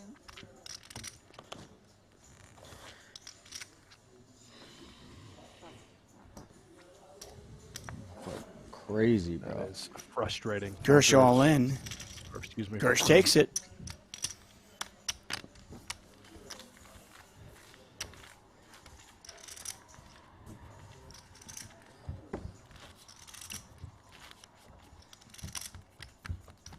Playing the big stack, playing aggressive. It all works out until one of your opponents picks up pocket kings.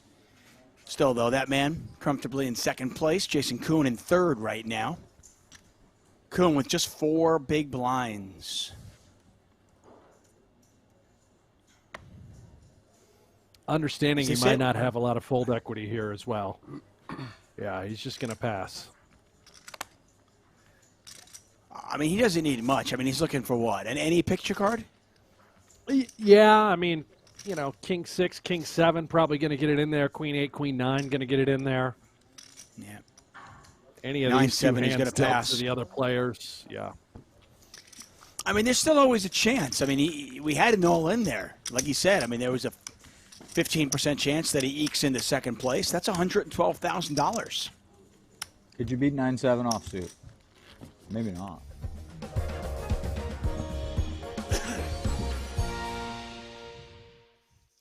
You guys can check out PokerGO Hold'em. It's free. It is from the creators of High Stakes Poker, Poker After Dark, and more. You can be part of the shows that help shape the game with an authentic online poker experience. Did I mention it's free? That's right. You can download it. on the App Store, Google Pay, or by heading over to 200 back, PokerGoHold'em.com. Bro, I have the fucking literal nut low suited. I call. Deuce three Fucking suited. nut There we low. go. Okay, committed, has to go with it. Yeah, well, he's got live cards. And I mean, he's got 38% equity. I mean, The what three the deuce. fuck, dude? Oh yeah, yeah, I'm sure. That would go really well for all of us. 700,000 in the pot. Koon looking to get lucky here and double up. Yeah, maybe I'll make a flush. Ooh. What does this mean? 7 you did. Yeah. But I've got the 4, and the 2 and the 3. It's an improvement. Maybe like I can all turn the club real too. cards. Clubs. Yeah. Or a 7. Give him a club for a sweat. No. This is sick. Queen 10 of high is gonna diamonds. stack me. 10 high looks like it's going to stack him. They get the call. Koon looking for a 4, 3, or a deuce. Ooh. Oh! Let's go. You guys are in trouble, baby. I got like 7 big blinds now. You have exactly 7 big blinds. You are right. And Koon is a pro. Look, he started taking off the mic, and he knows exactly how to play this. Sure does. Little duck on the pond. Mallard, baby, for Koon. West Virginia native, now living in Las Vegas. Father, I wonder if husband. I'm supposed to fold that. One of the game's best World Series of ambassadors. Poker bracelet Every winner. suited hand, but I'm not sure. Maybe I fold. 不過咁樣仲差咯，不如再燒下我，屌佢！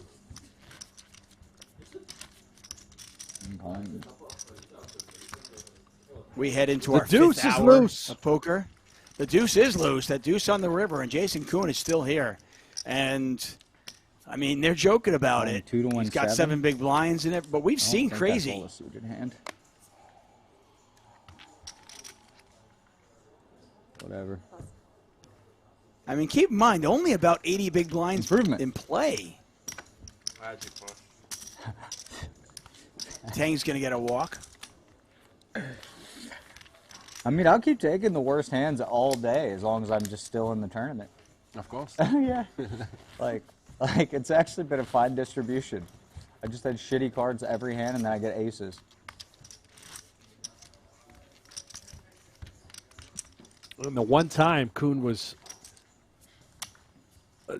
where Gierse attempted to bluff Koon, Koon called correctly. So we have seen his skill set and his abilities on display despite this awful distribution. 7-5 off now. 7-5 off I had. Oh, shit. Yeah, in fairness, though, I mean, yeah, like you said, 7-5 off. there are a lot of things when you're at the poker table you're not in control of. How much you got now? And card distribution Big is money, one of bro. them, but Koon has played very, 50 very total, well. I think. I will fold. Blinds come around fast and furious, and he is down to 5.5 big blinds. More fold equity, that's good. Yes.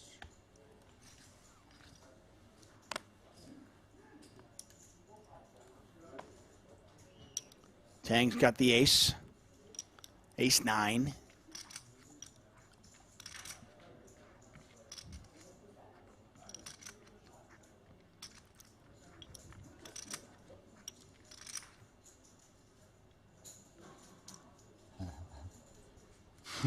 You're dancing with the devil, bro.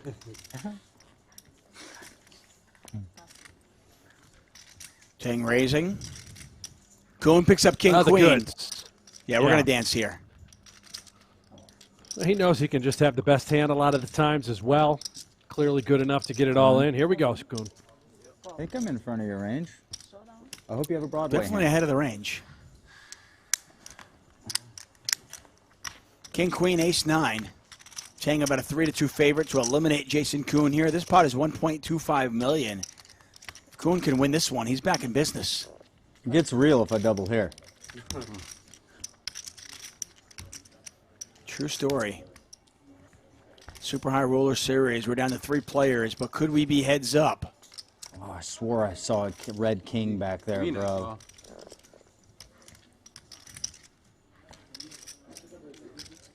Jack. Maybe. Yes, Jack. Jack is correct. Yeah, 9 for Tang actually gives Koon more outs. Catch a king, a queen, or a jack. Any paint does it. All right. GG. Good luck. Game, man. But that is not going to do it. GG indeed. Jason Koon gone in 3rd place.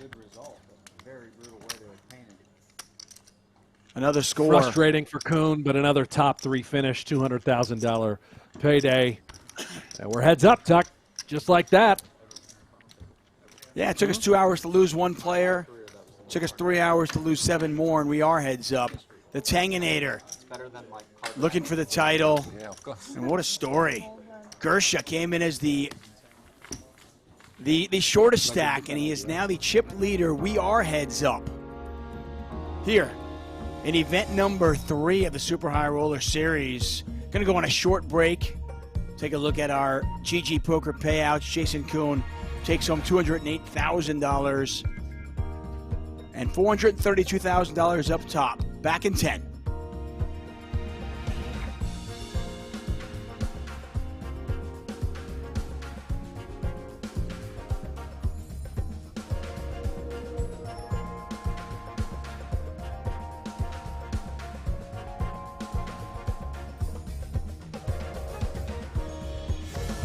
Poker's most prestigious high roller tournaments is back.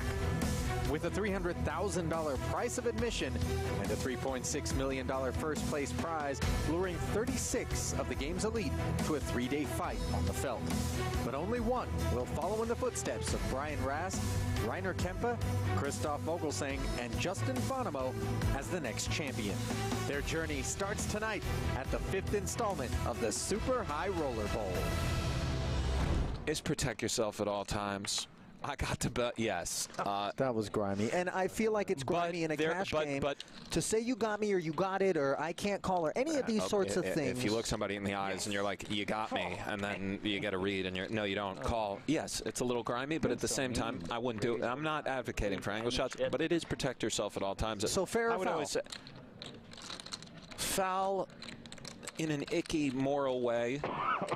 Fair in a technical way? I don't know if it can be defined with just the fair and foul. It's gross, but it is protect yourself at all times. Make sure they fold if you're out there, if you're not sure. Mikita's not looking to protect himself as he has flatted Negreanu's 5K open with 2 9s, or perhaps it is in the interest of protecting himself, or his chips rather. I can really do it. Not looking to bloat it pre. I was thinking like either bet in the dark or check in the dark, but none makes sense. Bet in the dark would be sick. Neither makes sense. Like throw out 15K, that'd be sick. Yeah, 15, just bet 5 in the dark?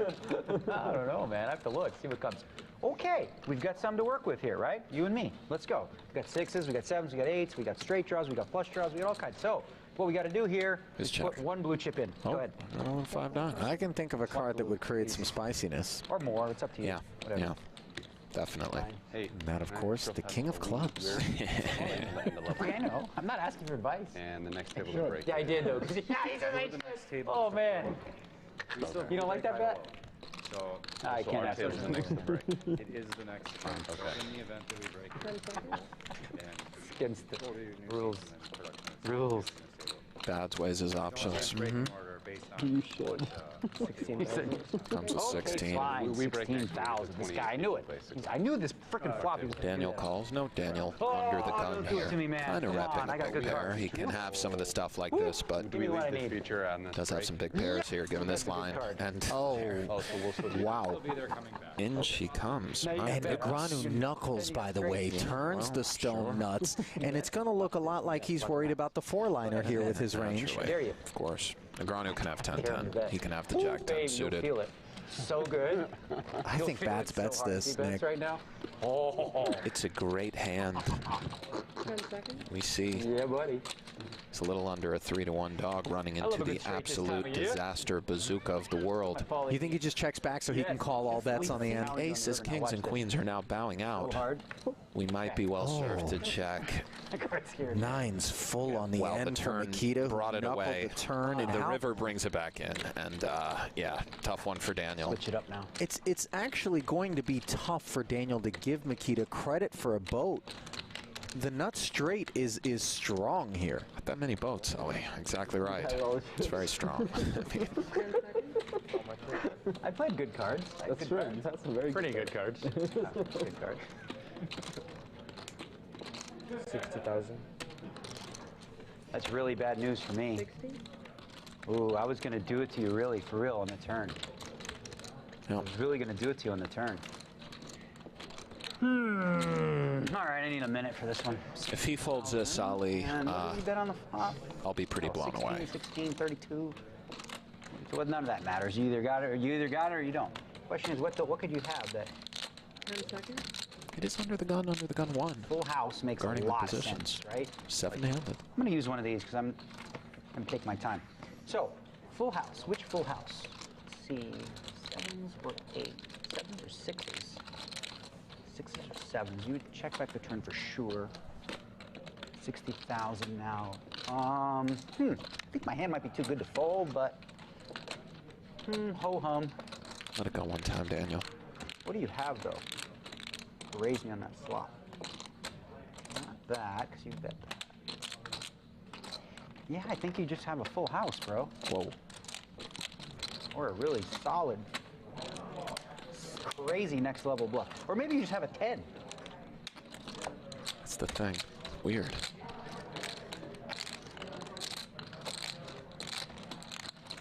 See the deer. 10 seconds. Does he come with this? I still haven't made up my mind yet, so I'll use it. No, he comes with All the right, second take time it. Sure, why extension. not? So, get on in 6. I raised, that was the button, so I was under the gun here. So you don't have.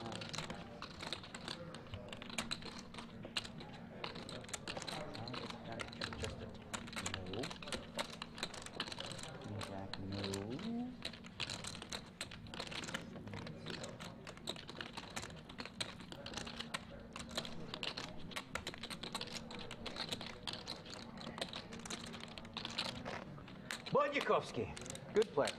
Good player. If you bet less, I would have paid a long time ago. No. 60 into I'm 47. gonna try to win, like you said. You know? I'm trying to win. Otherwise, I wouldn't use 2 of those. 10 seconds. Oh, do it, Daniel. What a fold. Awesome. Wow. Sevens or sixes? Fours? Find out. 6. Beauty. Oh, wow. Oh, what a rough spot for Jake. Cooler alert. Yeah. And on this sort of texture, it is real tough to see a path. What happened pre-Ollie? Do you have a Yeah, Smith line? opened to 4,500. Schindler 3-betted to 14,000. Smith just baiting his man. Flats. Doesn't look to get any more in there pre. Now he is knuckled. And Smith is just thinking maximization here. What line will be the one that yields the most profit? 10 seconds. These cards just don't rate to have connected with Jake. And flats. Board pairs on the turn, and the 7's not supposed to help anyone. So ugly for Schindler, yeah. Everybody's been in this spot a million times. Snapchat. Not really. Deeply or aged? Yeah. I was told I was too old for it. Nah, not too old. I don't like it. I already have Instagram and Facebook. Yeah, I'm not a fan of it. I mean, Instagram has all that anyway, if you want to do that, yeah. They stole it, right? Yeah, they did steal it. There's 30 pairs above the 7 that we beat. Facebook has stories, too. Yeah. Snapchat's useless. 6 that we What don't. Run to the market, nothing. Oh, they have filters. Yeah, One that we chop with. Some hands that have an 8 in it that aren't even paired. A little bit. Just a really rough spot for Mr. Schindler, and what's the bet? you empathize. Been there. But he's done pretty well for himself, and maybe he'll hit a king. But yeah. Well, the bell tolls for Jake Schindler, who has no add-ons.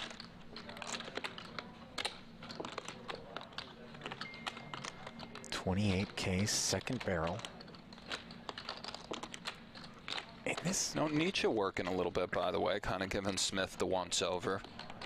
Not even in the hand. Maybe he's just looking at something else, but I think he's kind of eyeing this pot, you know, paying attention. Looks at Dan, looks at Jake.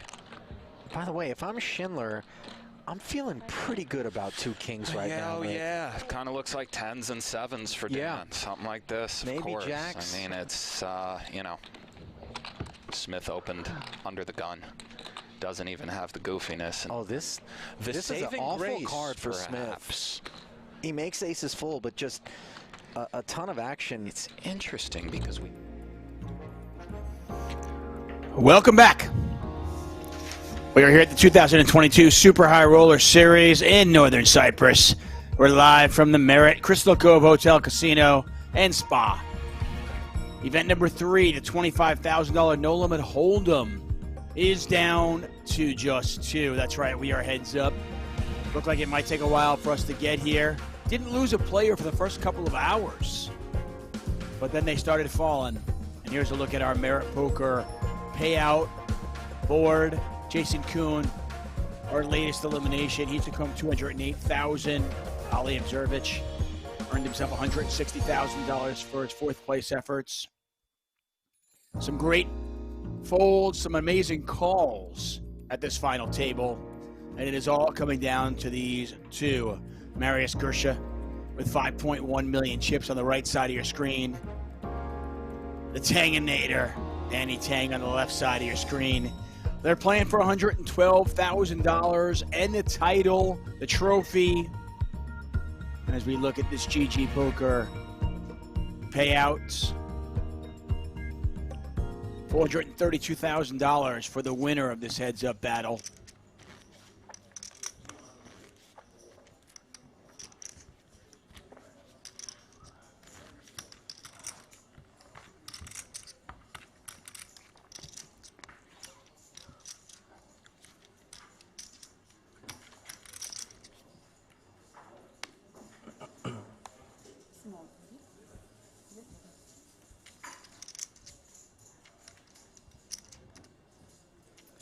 Heads up. 200. For all of it. Trophy on the bottom left corner of your screen. That's what they're playing for, too. The title, the money. Cool $112,000 separating these 2.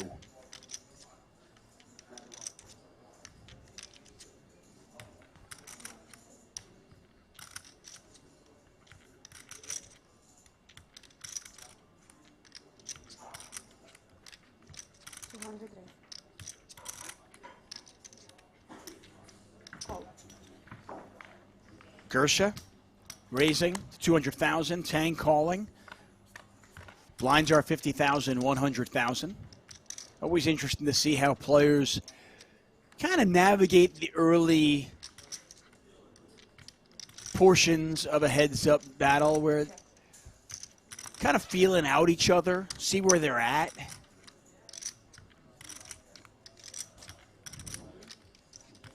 Both players with a jack. Gierse pairs is 3. He's way ahead right now. What a final table this has been. I want to thank you all for joining us for the ride. Surzat Husu was our min casher. He was the final table bubble boy. Finished in 10th place. Timothy Adams was 11th. Phil Ivey 12th. Stephen Chidwick 13th. But this final table has really been amazing. Just a show.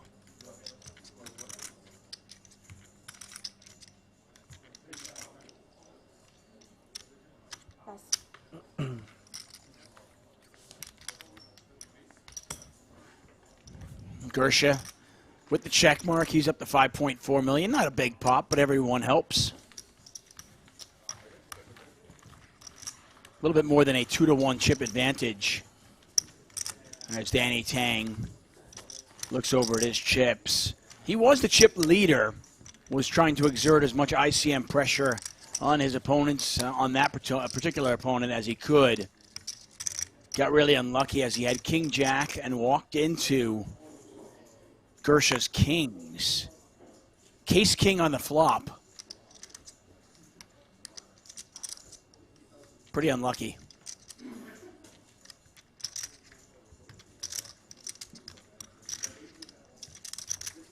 David Tuckman, Brent Hanks calling the action.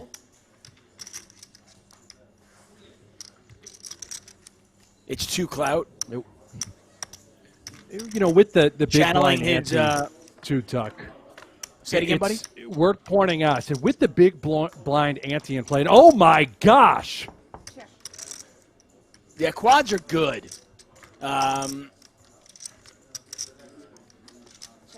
Huey, Dewey, Louie, Uncle Fooey, every single duck on the pond. Yeah, I mean, a 9 or an 8 on the turn, and this could have been over, in theory. But Queen of Diamonds should save Tang. Not much there for him. Maybe he puts a little bit of a little chirp out there to see if he can steal the pot, but this one's probably over right now. What were you saying about the big blind ante? Well, oftentimes what you're going to see is a high percentage of the time. I'm talking 95+%. Any 2 cards you are dealt, you should either be calling at a minimum, perhaps raising, but rarely, if ever, folding. The price is just simply too good. Yeah, you and I have talked about this on other broadcasts. I mean, if you're on the button, and the button is the small blind when you're heads up, you just can't really fold anything. I mean, you're in position and you're getting 5-1. So 7 deuce off suit, yeah, you got to kind of limp in. I mean, maybe you want to raise with that hand and see if you can take it down, but you're just getting too good a price to just fold. There's a trophy. It's a good-looking one for sure. The Merit Poker High Roller Series trophy. Try to get your hands on one of those. And, of course, the $432,000 first-place prize. The I was block saying of it's 2 platinum clout. there that someone's going to take home. Speaking of platinum, how about Jeff Platt has joined us here on our YouTube channel, Rise and Shine. Good morning, Jeffrey.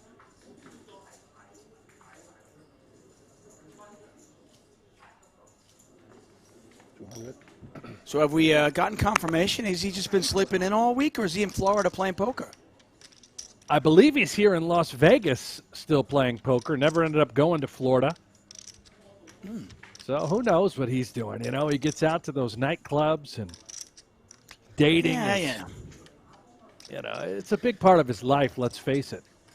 I mean, he's an award winner now. He's a coveted man. I get it.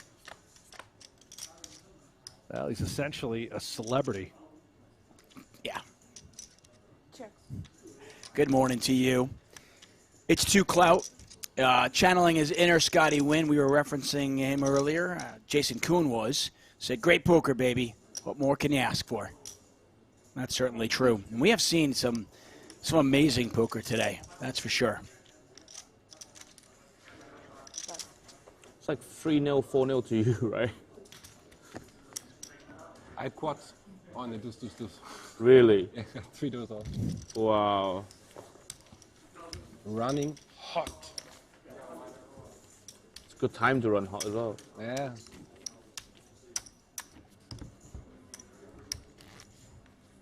Is there ever a bad time to run hot? Well, I mean, there's better and worse. I mean, day 1 of the World Series of Poker main event, level 1, level 2. Is that really the time you want to run hot?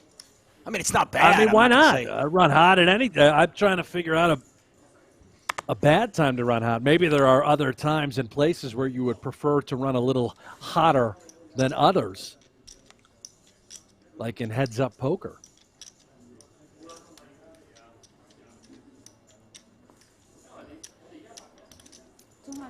Interesting dynamic here. Danny Tang came into this final table. So a cool 5 hours ago when we started this final table. He came in as the chip leader. And then on the other side of the table, Marius Gierse was our short stack. So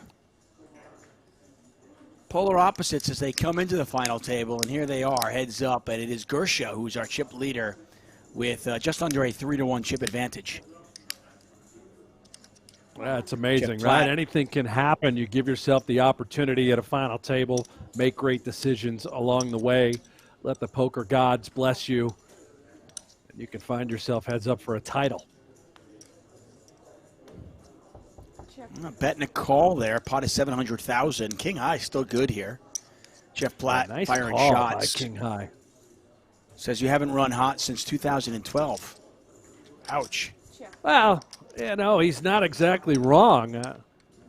Not really out there swinging these days, but seems like the times I do, we get it in way ahead and go home with the tail between our legs. Hey, in fairness, you had a pretty good run at a high roller series a little while ago, didn't you? A lot of people remember when I final tabled 2 events in the 2017 U.S. Poker Open, calling it one of the greatest poker achievements in modern history. 5-0. Tang pointing out it is now 5-0. They've had 5 heads-up hands, and every single one has gone to the Tanginator's opponent, Gierse.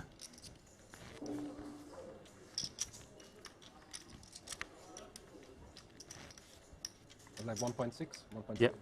1.7. Okay, thank you. More than a 3-to-1 chip advantage for that man.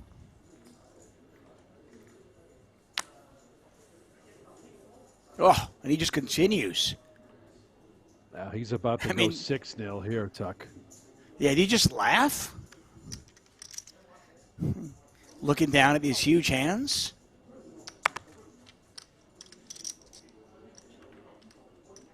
And just limps in, too. Sets the trap. Will Tang unleash the fury with Jack-10 off and walk right into it? He's going to call. Very, very happy to see a flop with Jack-10 off suit. Pot is 300,000. Tang's got a chance here. He's got the overs. He's got the gut shot to the nuts.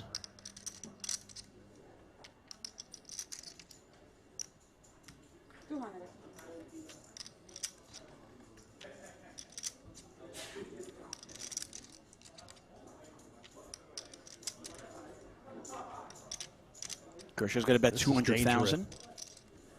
For Tang. Absolutely not going to be done with the hand, Tuck, as you pointed out. A couple overs. A 9 gives us the Stony Baloney.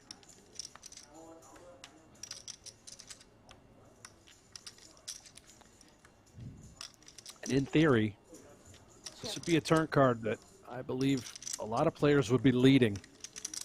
Whether you I was going to ask you about that.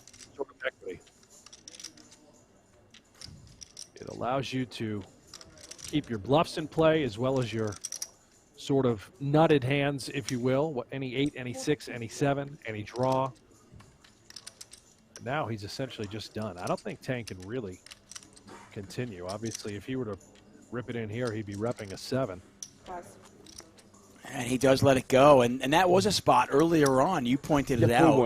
Andras Nemeth let out. Now, he happened to have trip 10s there, but you pointed out all the other hands that he could be leading out on.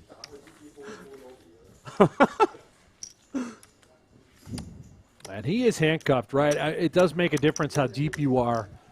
The shallower you get, the more difficult it becomes to take those sorts of lines. Monsieur White points out to think Gierse was a club away from being eliminated just 2 hours ago. True story. He had ace-jack on a jack-high board. It was all clubs. Jason Koon had the ace of clubs. Jason Koon hits a club there, and Gierse is out. Instead, Gierse's jack's held. Yep. And here we have it. He's got 6.3 million chips. All in. All in.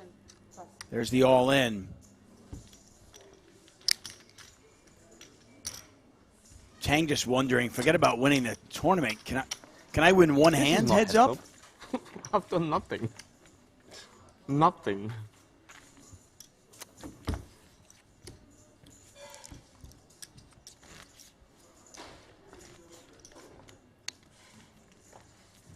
Yeah. 320K is There's a little of that Turkish tea for Gierse. 320K is pretty sweet. Sucking it down. I wonder how strong, how potent that caffeine level is in the Turkish tea. I could use some.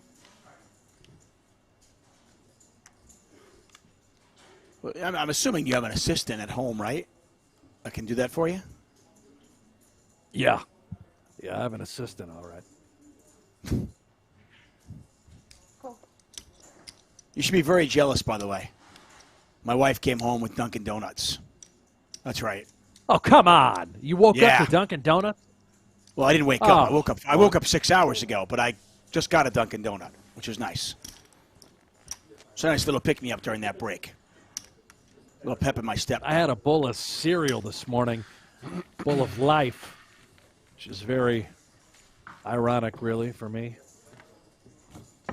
I want to thank our sponsor, Luxon Pay. Brent Hanks, David Tuckman here for the 2022 Super High Roller Series. We're in Northern Cyprus at the beautiful Marriott Royal Hotel Casino and Spa. Heads up in Event 3.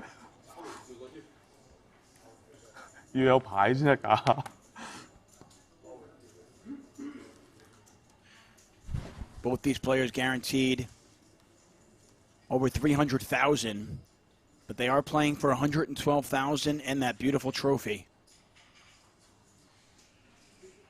Finally, Tang with the goods.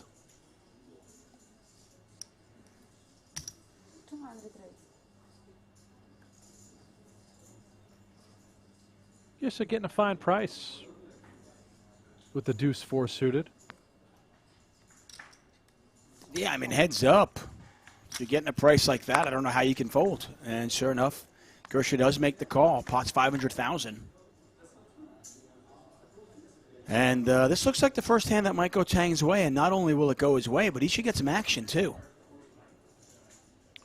One would certainly think so. We got the backdoor hearts going our way for Gierse. We are, in fact, deep. We can peel and take one off. This sort of texture for Tang. A big hand, I would come with big sizing as well. Looks like he'll do exactly that, half the pot.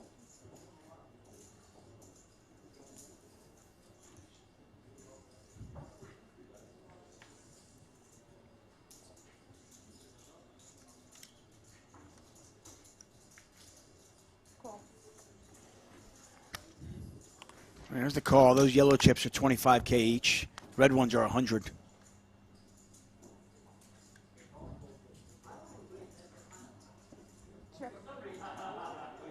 Gierse checks. Unlikely we'd be worried about a hand like Queen Jack. I think 2 Broadway cards was just simply all in pre-flop.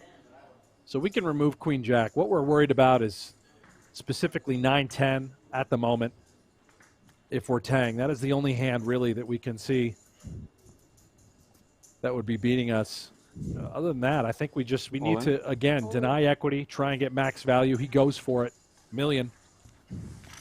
Yeah, and when you say worried, Brent, I mean, you've got ace-king, you've only got 1 million chips, you've got 10 big blinds. Right. Yeah, you might be concerned, but who cares? You're going with it anyway. You're not folding the ace-king ever in that spot. Exactly right.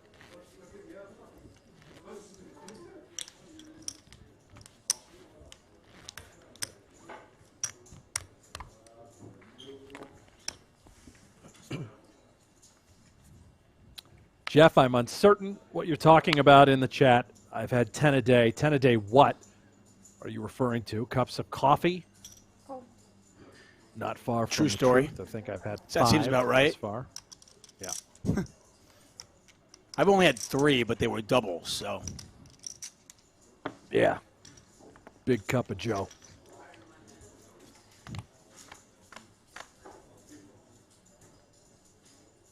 $10-4-4. Don't know what Gierse's other card is, but if it's not a deuce, he's in the lead.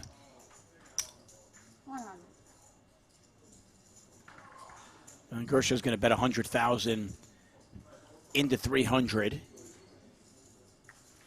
after Tang checks, and Tang's going to give that one up.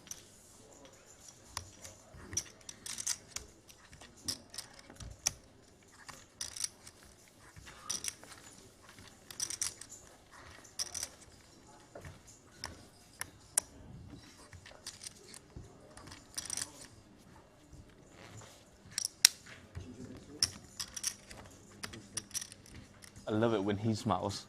I can see.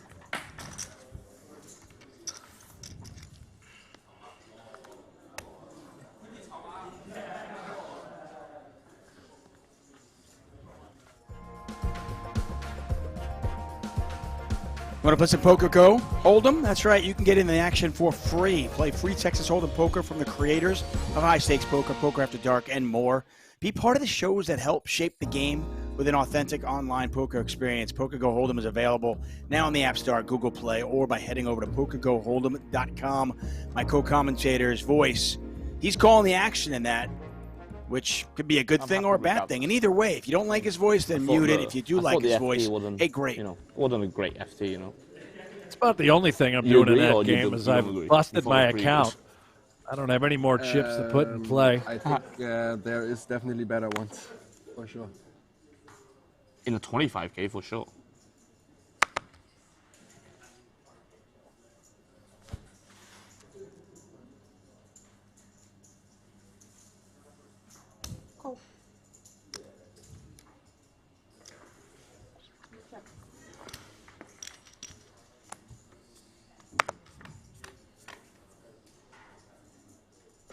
Queen high flop here. Giersse's king high is best. He's got a gut shot as well. More than a 3-to-1 chip advantage for Gierse. Tang's going to take a shot at it. Don't think this is going to work, though. 175.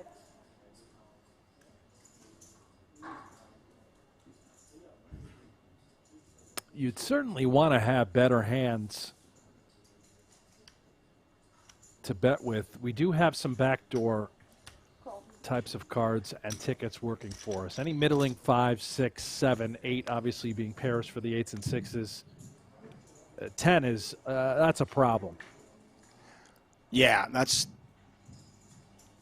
I mean, obviously we can see that if Tang puts some pressure on Gierse, he's likely to fold, but Giersse's going to have a lot of 10s here, even ace highs. He's 10 heavy, no doubt. Yeah. It's unlikely that Tang would have bet a 10 on the flop and then barreling twice. Now, I'm not saying it's impossible, but it is unlikely, and he's going to come with it again. This actually could work considering the sort of hand that Gierse has, just king high 300. with a gut shot, but really doesn't make a ton of sense. Gierse, you can see him sort of soaking it in, thinking, well, what exactly did you limp with and continue to bet with? It can't be a 10. Look at this. It looks like he's going to make this call. Wow. This pot now, 1.25 million. River's a blank. Check.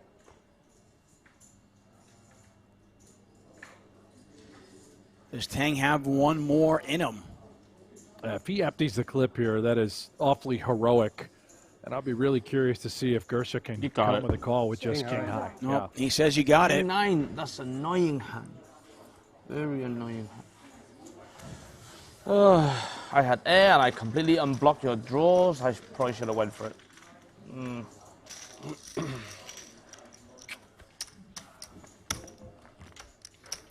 Tang down to 1.3 million, Gierse up to 6.8 million. You do the math and you figure out there's 8.1 million in play. The Tanginator, an uphill battle now. We have a star-studded chat. Not only is Jeff Platt in there, Donnie Peters is in there. Got a lot of blue wrenches in the chat box here on YouTube. And if you are just joining us here on the PokerGO YouTube channel, please hit that subscribe button. Give us a thumbs up. We are so close to the 250,000 subscriber mark, and it would be great to hit it this week.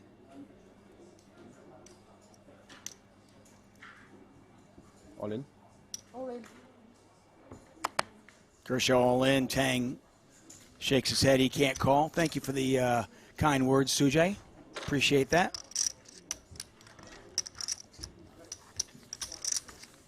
Just getting word, Brent, that when this ends, there will not be any bonus coverage today. We'll be back at it tomorrow, though, 7 a.m. Eastern time. I mean, super hand. All right, so if you do want to follow along with the 50K pot limit Omaha, I'm going to put the link in the chat. This is our live reporting page, pgt.com. click on live reporting. And again, I'm going to put the link right here in the chat with you folks. And you can catch up with all of the action on day one. As Tuck mentioned, we're going to come back tomorrow with the final table. 4 cards and a 7 dream. a.m. Eastern time. I like that. 4 cards and a dream. I know what my day's planned now. I got the Masters and I got PLO coverage all day long.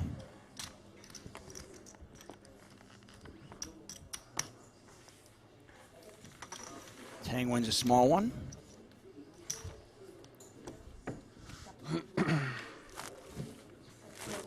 Uh-oh. Level up. Now I'm going to double and double. Easier. So, blind should be 60,000, 120,000 now. Again, levels are 40 minutes long. All in. All in.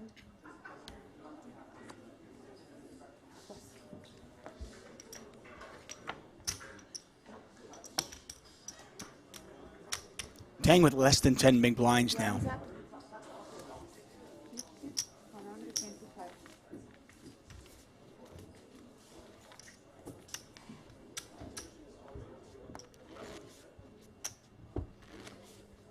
Tanger. Pardon me, yeah.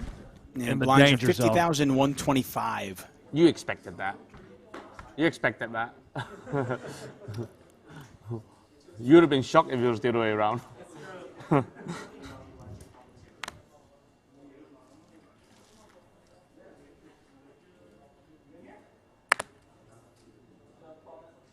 All in? All in.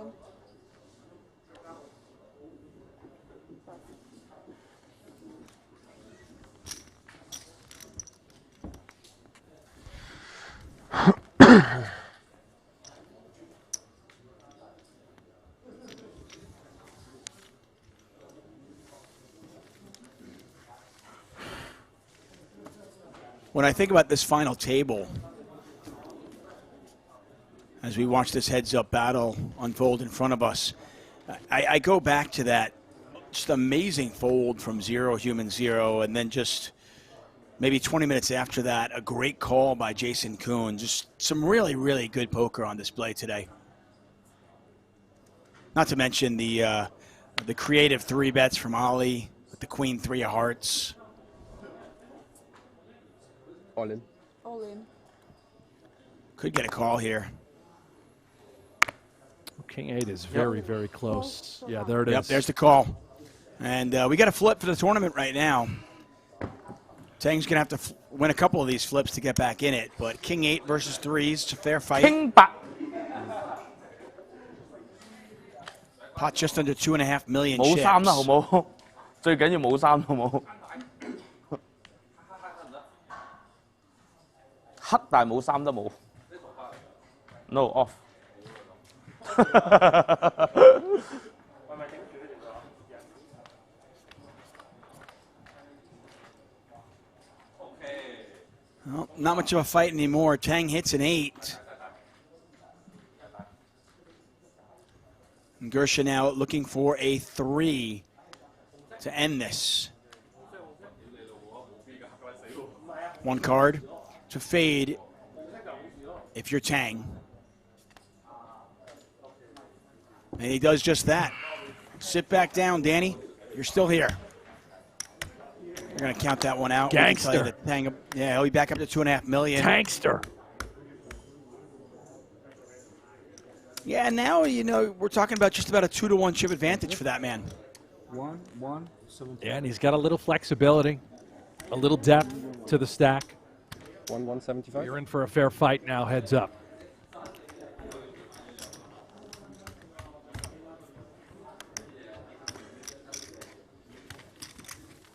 There you go. 20 bigs.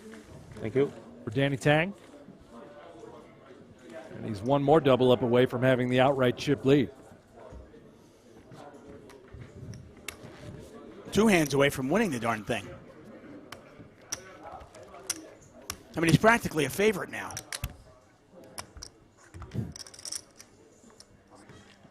Well, yeah. Yeah, right? I mean, that math works out for me, right? so, yeah.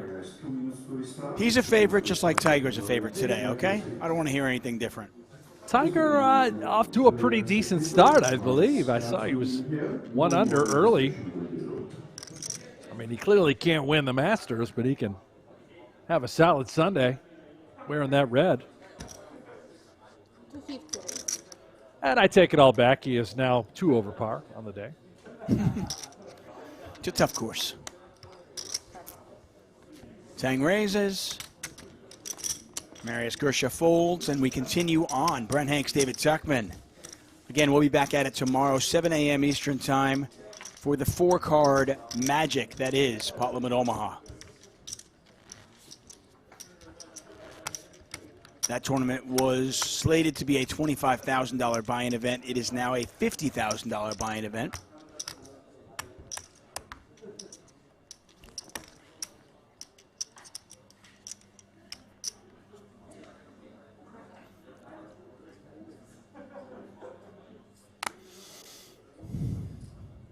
I'll give you a little update on that 50K PLO. Up to 32 entrants. Current chip leader is Manuel Stojanovic. Dylan Weissman, who we talked about earlier, flew out there strictly for the PLO events. He is second in chips. Elias Parsonen, another PLO expert, third in chips. Tomas Ribeiro, fourth. And rounding out the top 5, Stephen Chidwick is there. You know, Hanks, people know you. They know your prowess when it comes to sports betting. What kind of odds would you give me on Dylan Weissman making the final table? Oh, he's a huge favorite, perhaps the #1 PLO player firing these events, considered to be elite worldwide. I mean, with that stack, second in chips right now, he's probably minus 200. Minus 200? Just a huge registration. favorite, Registration is not even closed yet. Yeah, the guy's that good, man. That's amazing. Wow. 125. Momentum factor, clearly a thing. Every single final table, 2022 of the PLO variety, he's been there.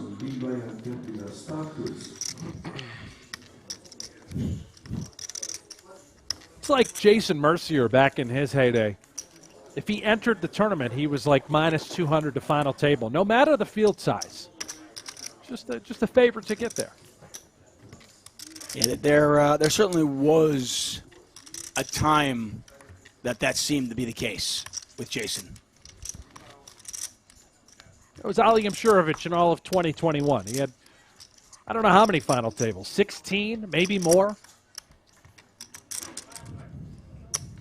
Just expects to be there and makes it happen time and time again.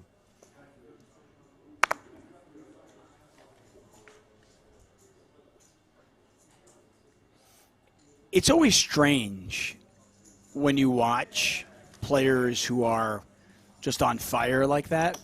Because, I mean, obviously, from a rational point of view, the cards have no memory. But that confidence just seems to carry over from tournament to tournament. Whether it, be PLO or No Limit Hold'em or whatever game you're playing, we have seen these kind of runs in the past. It's just amazing, that confidence and what it turns into.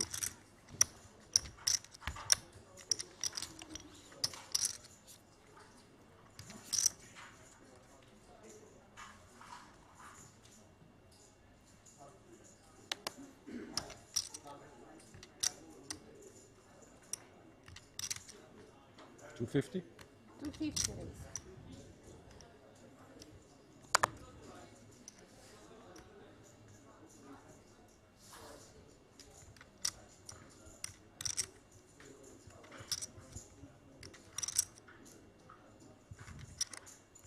Marius Gierse came into this final table as the short stack.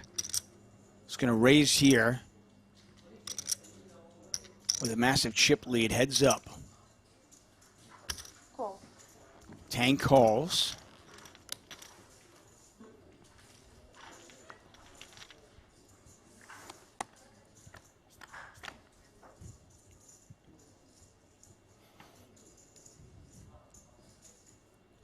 And Gierse out flops him, 6-high flop.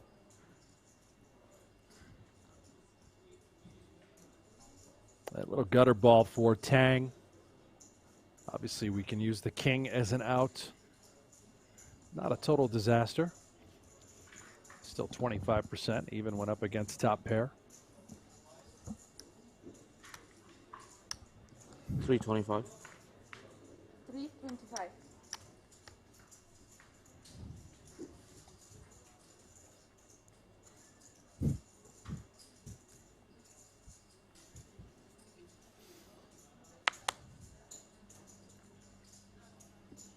All in?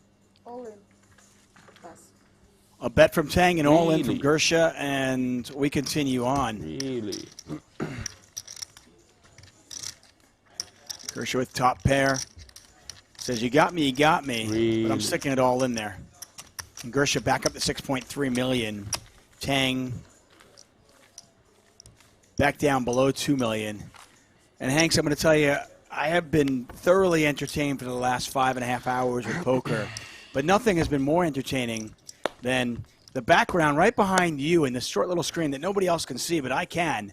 I see a crawling baby, which I'm quite enjoying. That would be my crawling 1-year-old. Too close. That is Johnny. Looks like the camera's Happy Just birthday, scooting Johnny. around. He knows I'm in here, yeah. 1 year and 1 day old. My poor He's wife over the hill. What's he chasing him doing with his around like life? Crazy. 7 deuce again? He's going to have his Alright. first beer today. Masters King Sunday. high again? It's about time. He's earned it.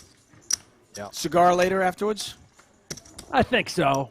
A little Yeah. victory cigar, as long as he's been betting on the Masters. So if Scheffler wins, he's going to collect his winnings and then Nice. have a little smoke.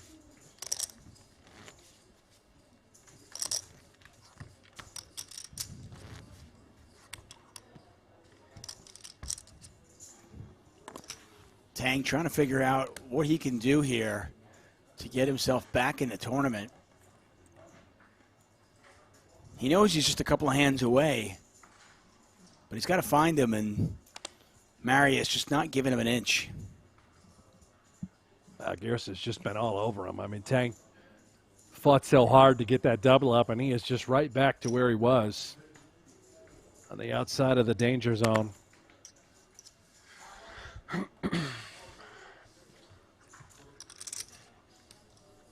Check.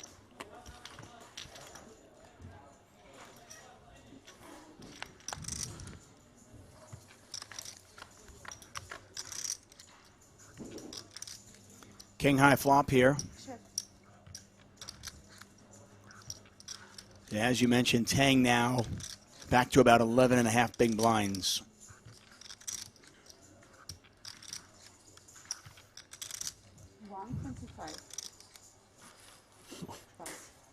Gierse has definitely run well here, heads up. But he's also winning a lot of these pots where neither of them have anything.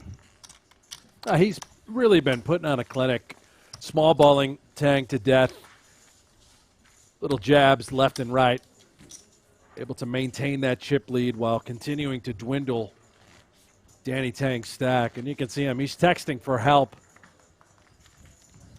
Anything, please. Asking for a lifeline.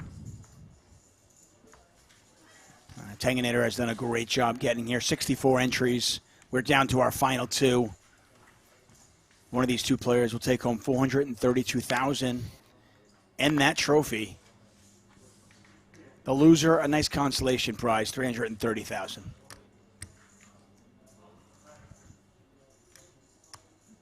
I'd love to be the loser. Hold on. Taking home $330,000. Sign me up, Tuck. All day. Yeah. Some would say, I would not agree, by the way, but some would say that you are the loser. They're clearly not wrong. Brent Hanks, folks. He's here every Saturday and apparently Sundays. Apparently every day. I think we're locked in for a number of days, right?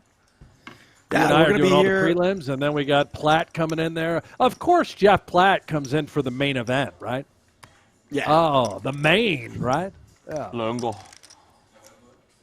He's famous Took him now. about 2 months to work out that contract. You know, every main event he's got to be a part of. If he wasn't doing the play-by-play, he'd find his way over to Cyprus so he could be the sideline reporter. Yeah, asking people to stand up once again. Gierse picks up ace-queen. Tang with 8-7. Yeah, that'll be April 13th, 14th, and 15th. You don't want to miss a minute of that. That's a $250K super high roller bowl here in Northern Cyprus. And we'll have all the action for you here on our the PokerGO YouTube channel. There's the ace. There's a queen. Just smashing it. Yeah. He's got the ace of hearts as well. I mean, we've seen about, I don't know, 24 heads-up hands, maybe somewhere in that range. He's had queens, top two with ace-queen. He's flopped quads once.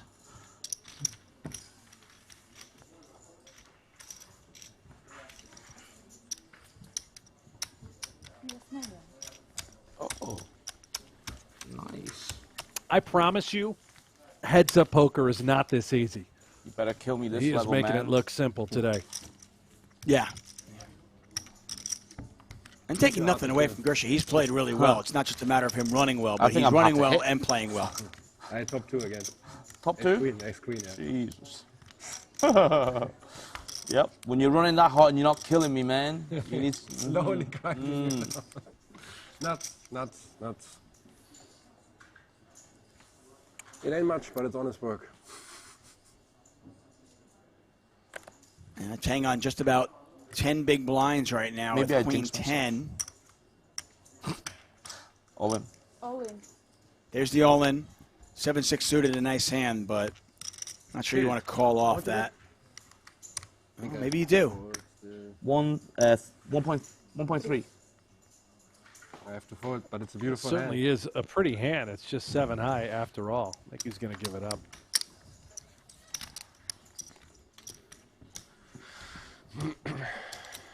Yeah, heads up with this card distribution. It's going to be tough for Tang. He's still there, though.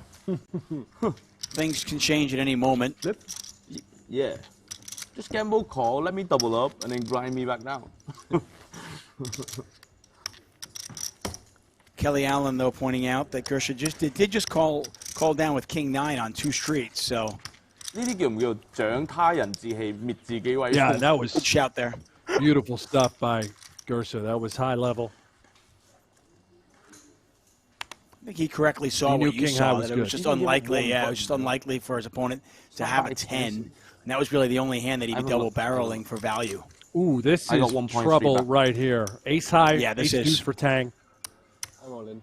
All in. Are you?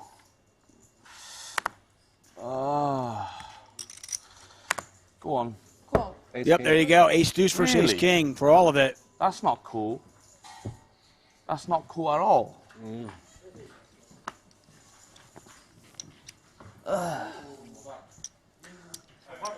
Marius Gierse possibly 5 cards away from winning this title. 3, 4, 8. Okay. That seems fair.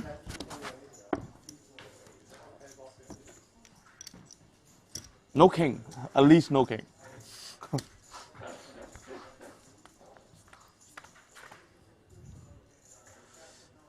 That's okay. Well, there's That's no pretty king good. out there, and Tang's got the only Oh, that's spade in pretty his good. hand. There's An above-average flop for ace 出嚟行， deuce. 我哋就係靠一隻大碟，公車公樓。哎呀 ，OK, that's all right, all right. I'm not Tang's greedy. picked up Chop some it up. chop outs as well Chop it now. up. Okay, chop it up. Outs are on the top of your screen for Tang. Again, there are some chop outs as well. 大 The 碟。 river, 係啊。 the 10 of Okay, man. clubs. Okay, man. Congrats. And that's it, Brent. Gierse locks it up. Came in as the short stack, and he's going to go out on top with the title and the trophy. Extremely impressive performance. Thank you, sir. Yeah, just an incredible performance from Marius Gierse. Our event number 3, the 25K No Limit Hold'em winner. You know, taking nothing away from Tanganator. Danny Tang wins second place, earns himself over $300,000. But what a performance. I mean, this was a very, very difficult final table. And to come in as the short stack and leave as the winner, so impressive for Marius Gierse. Once again, we're going to be back at it tomorrow, 7 a.m. Eastern time for event number 4, the 50K PLO. For Brent Hanks, for everybody here at PokerGO, thank you for watching. We'll see you tomorrow, 7 a.m. Eastern.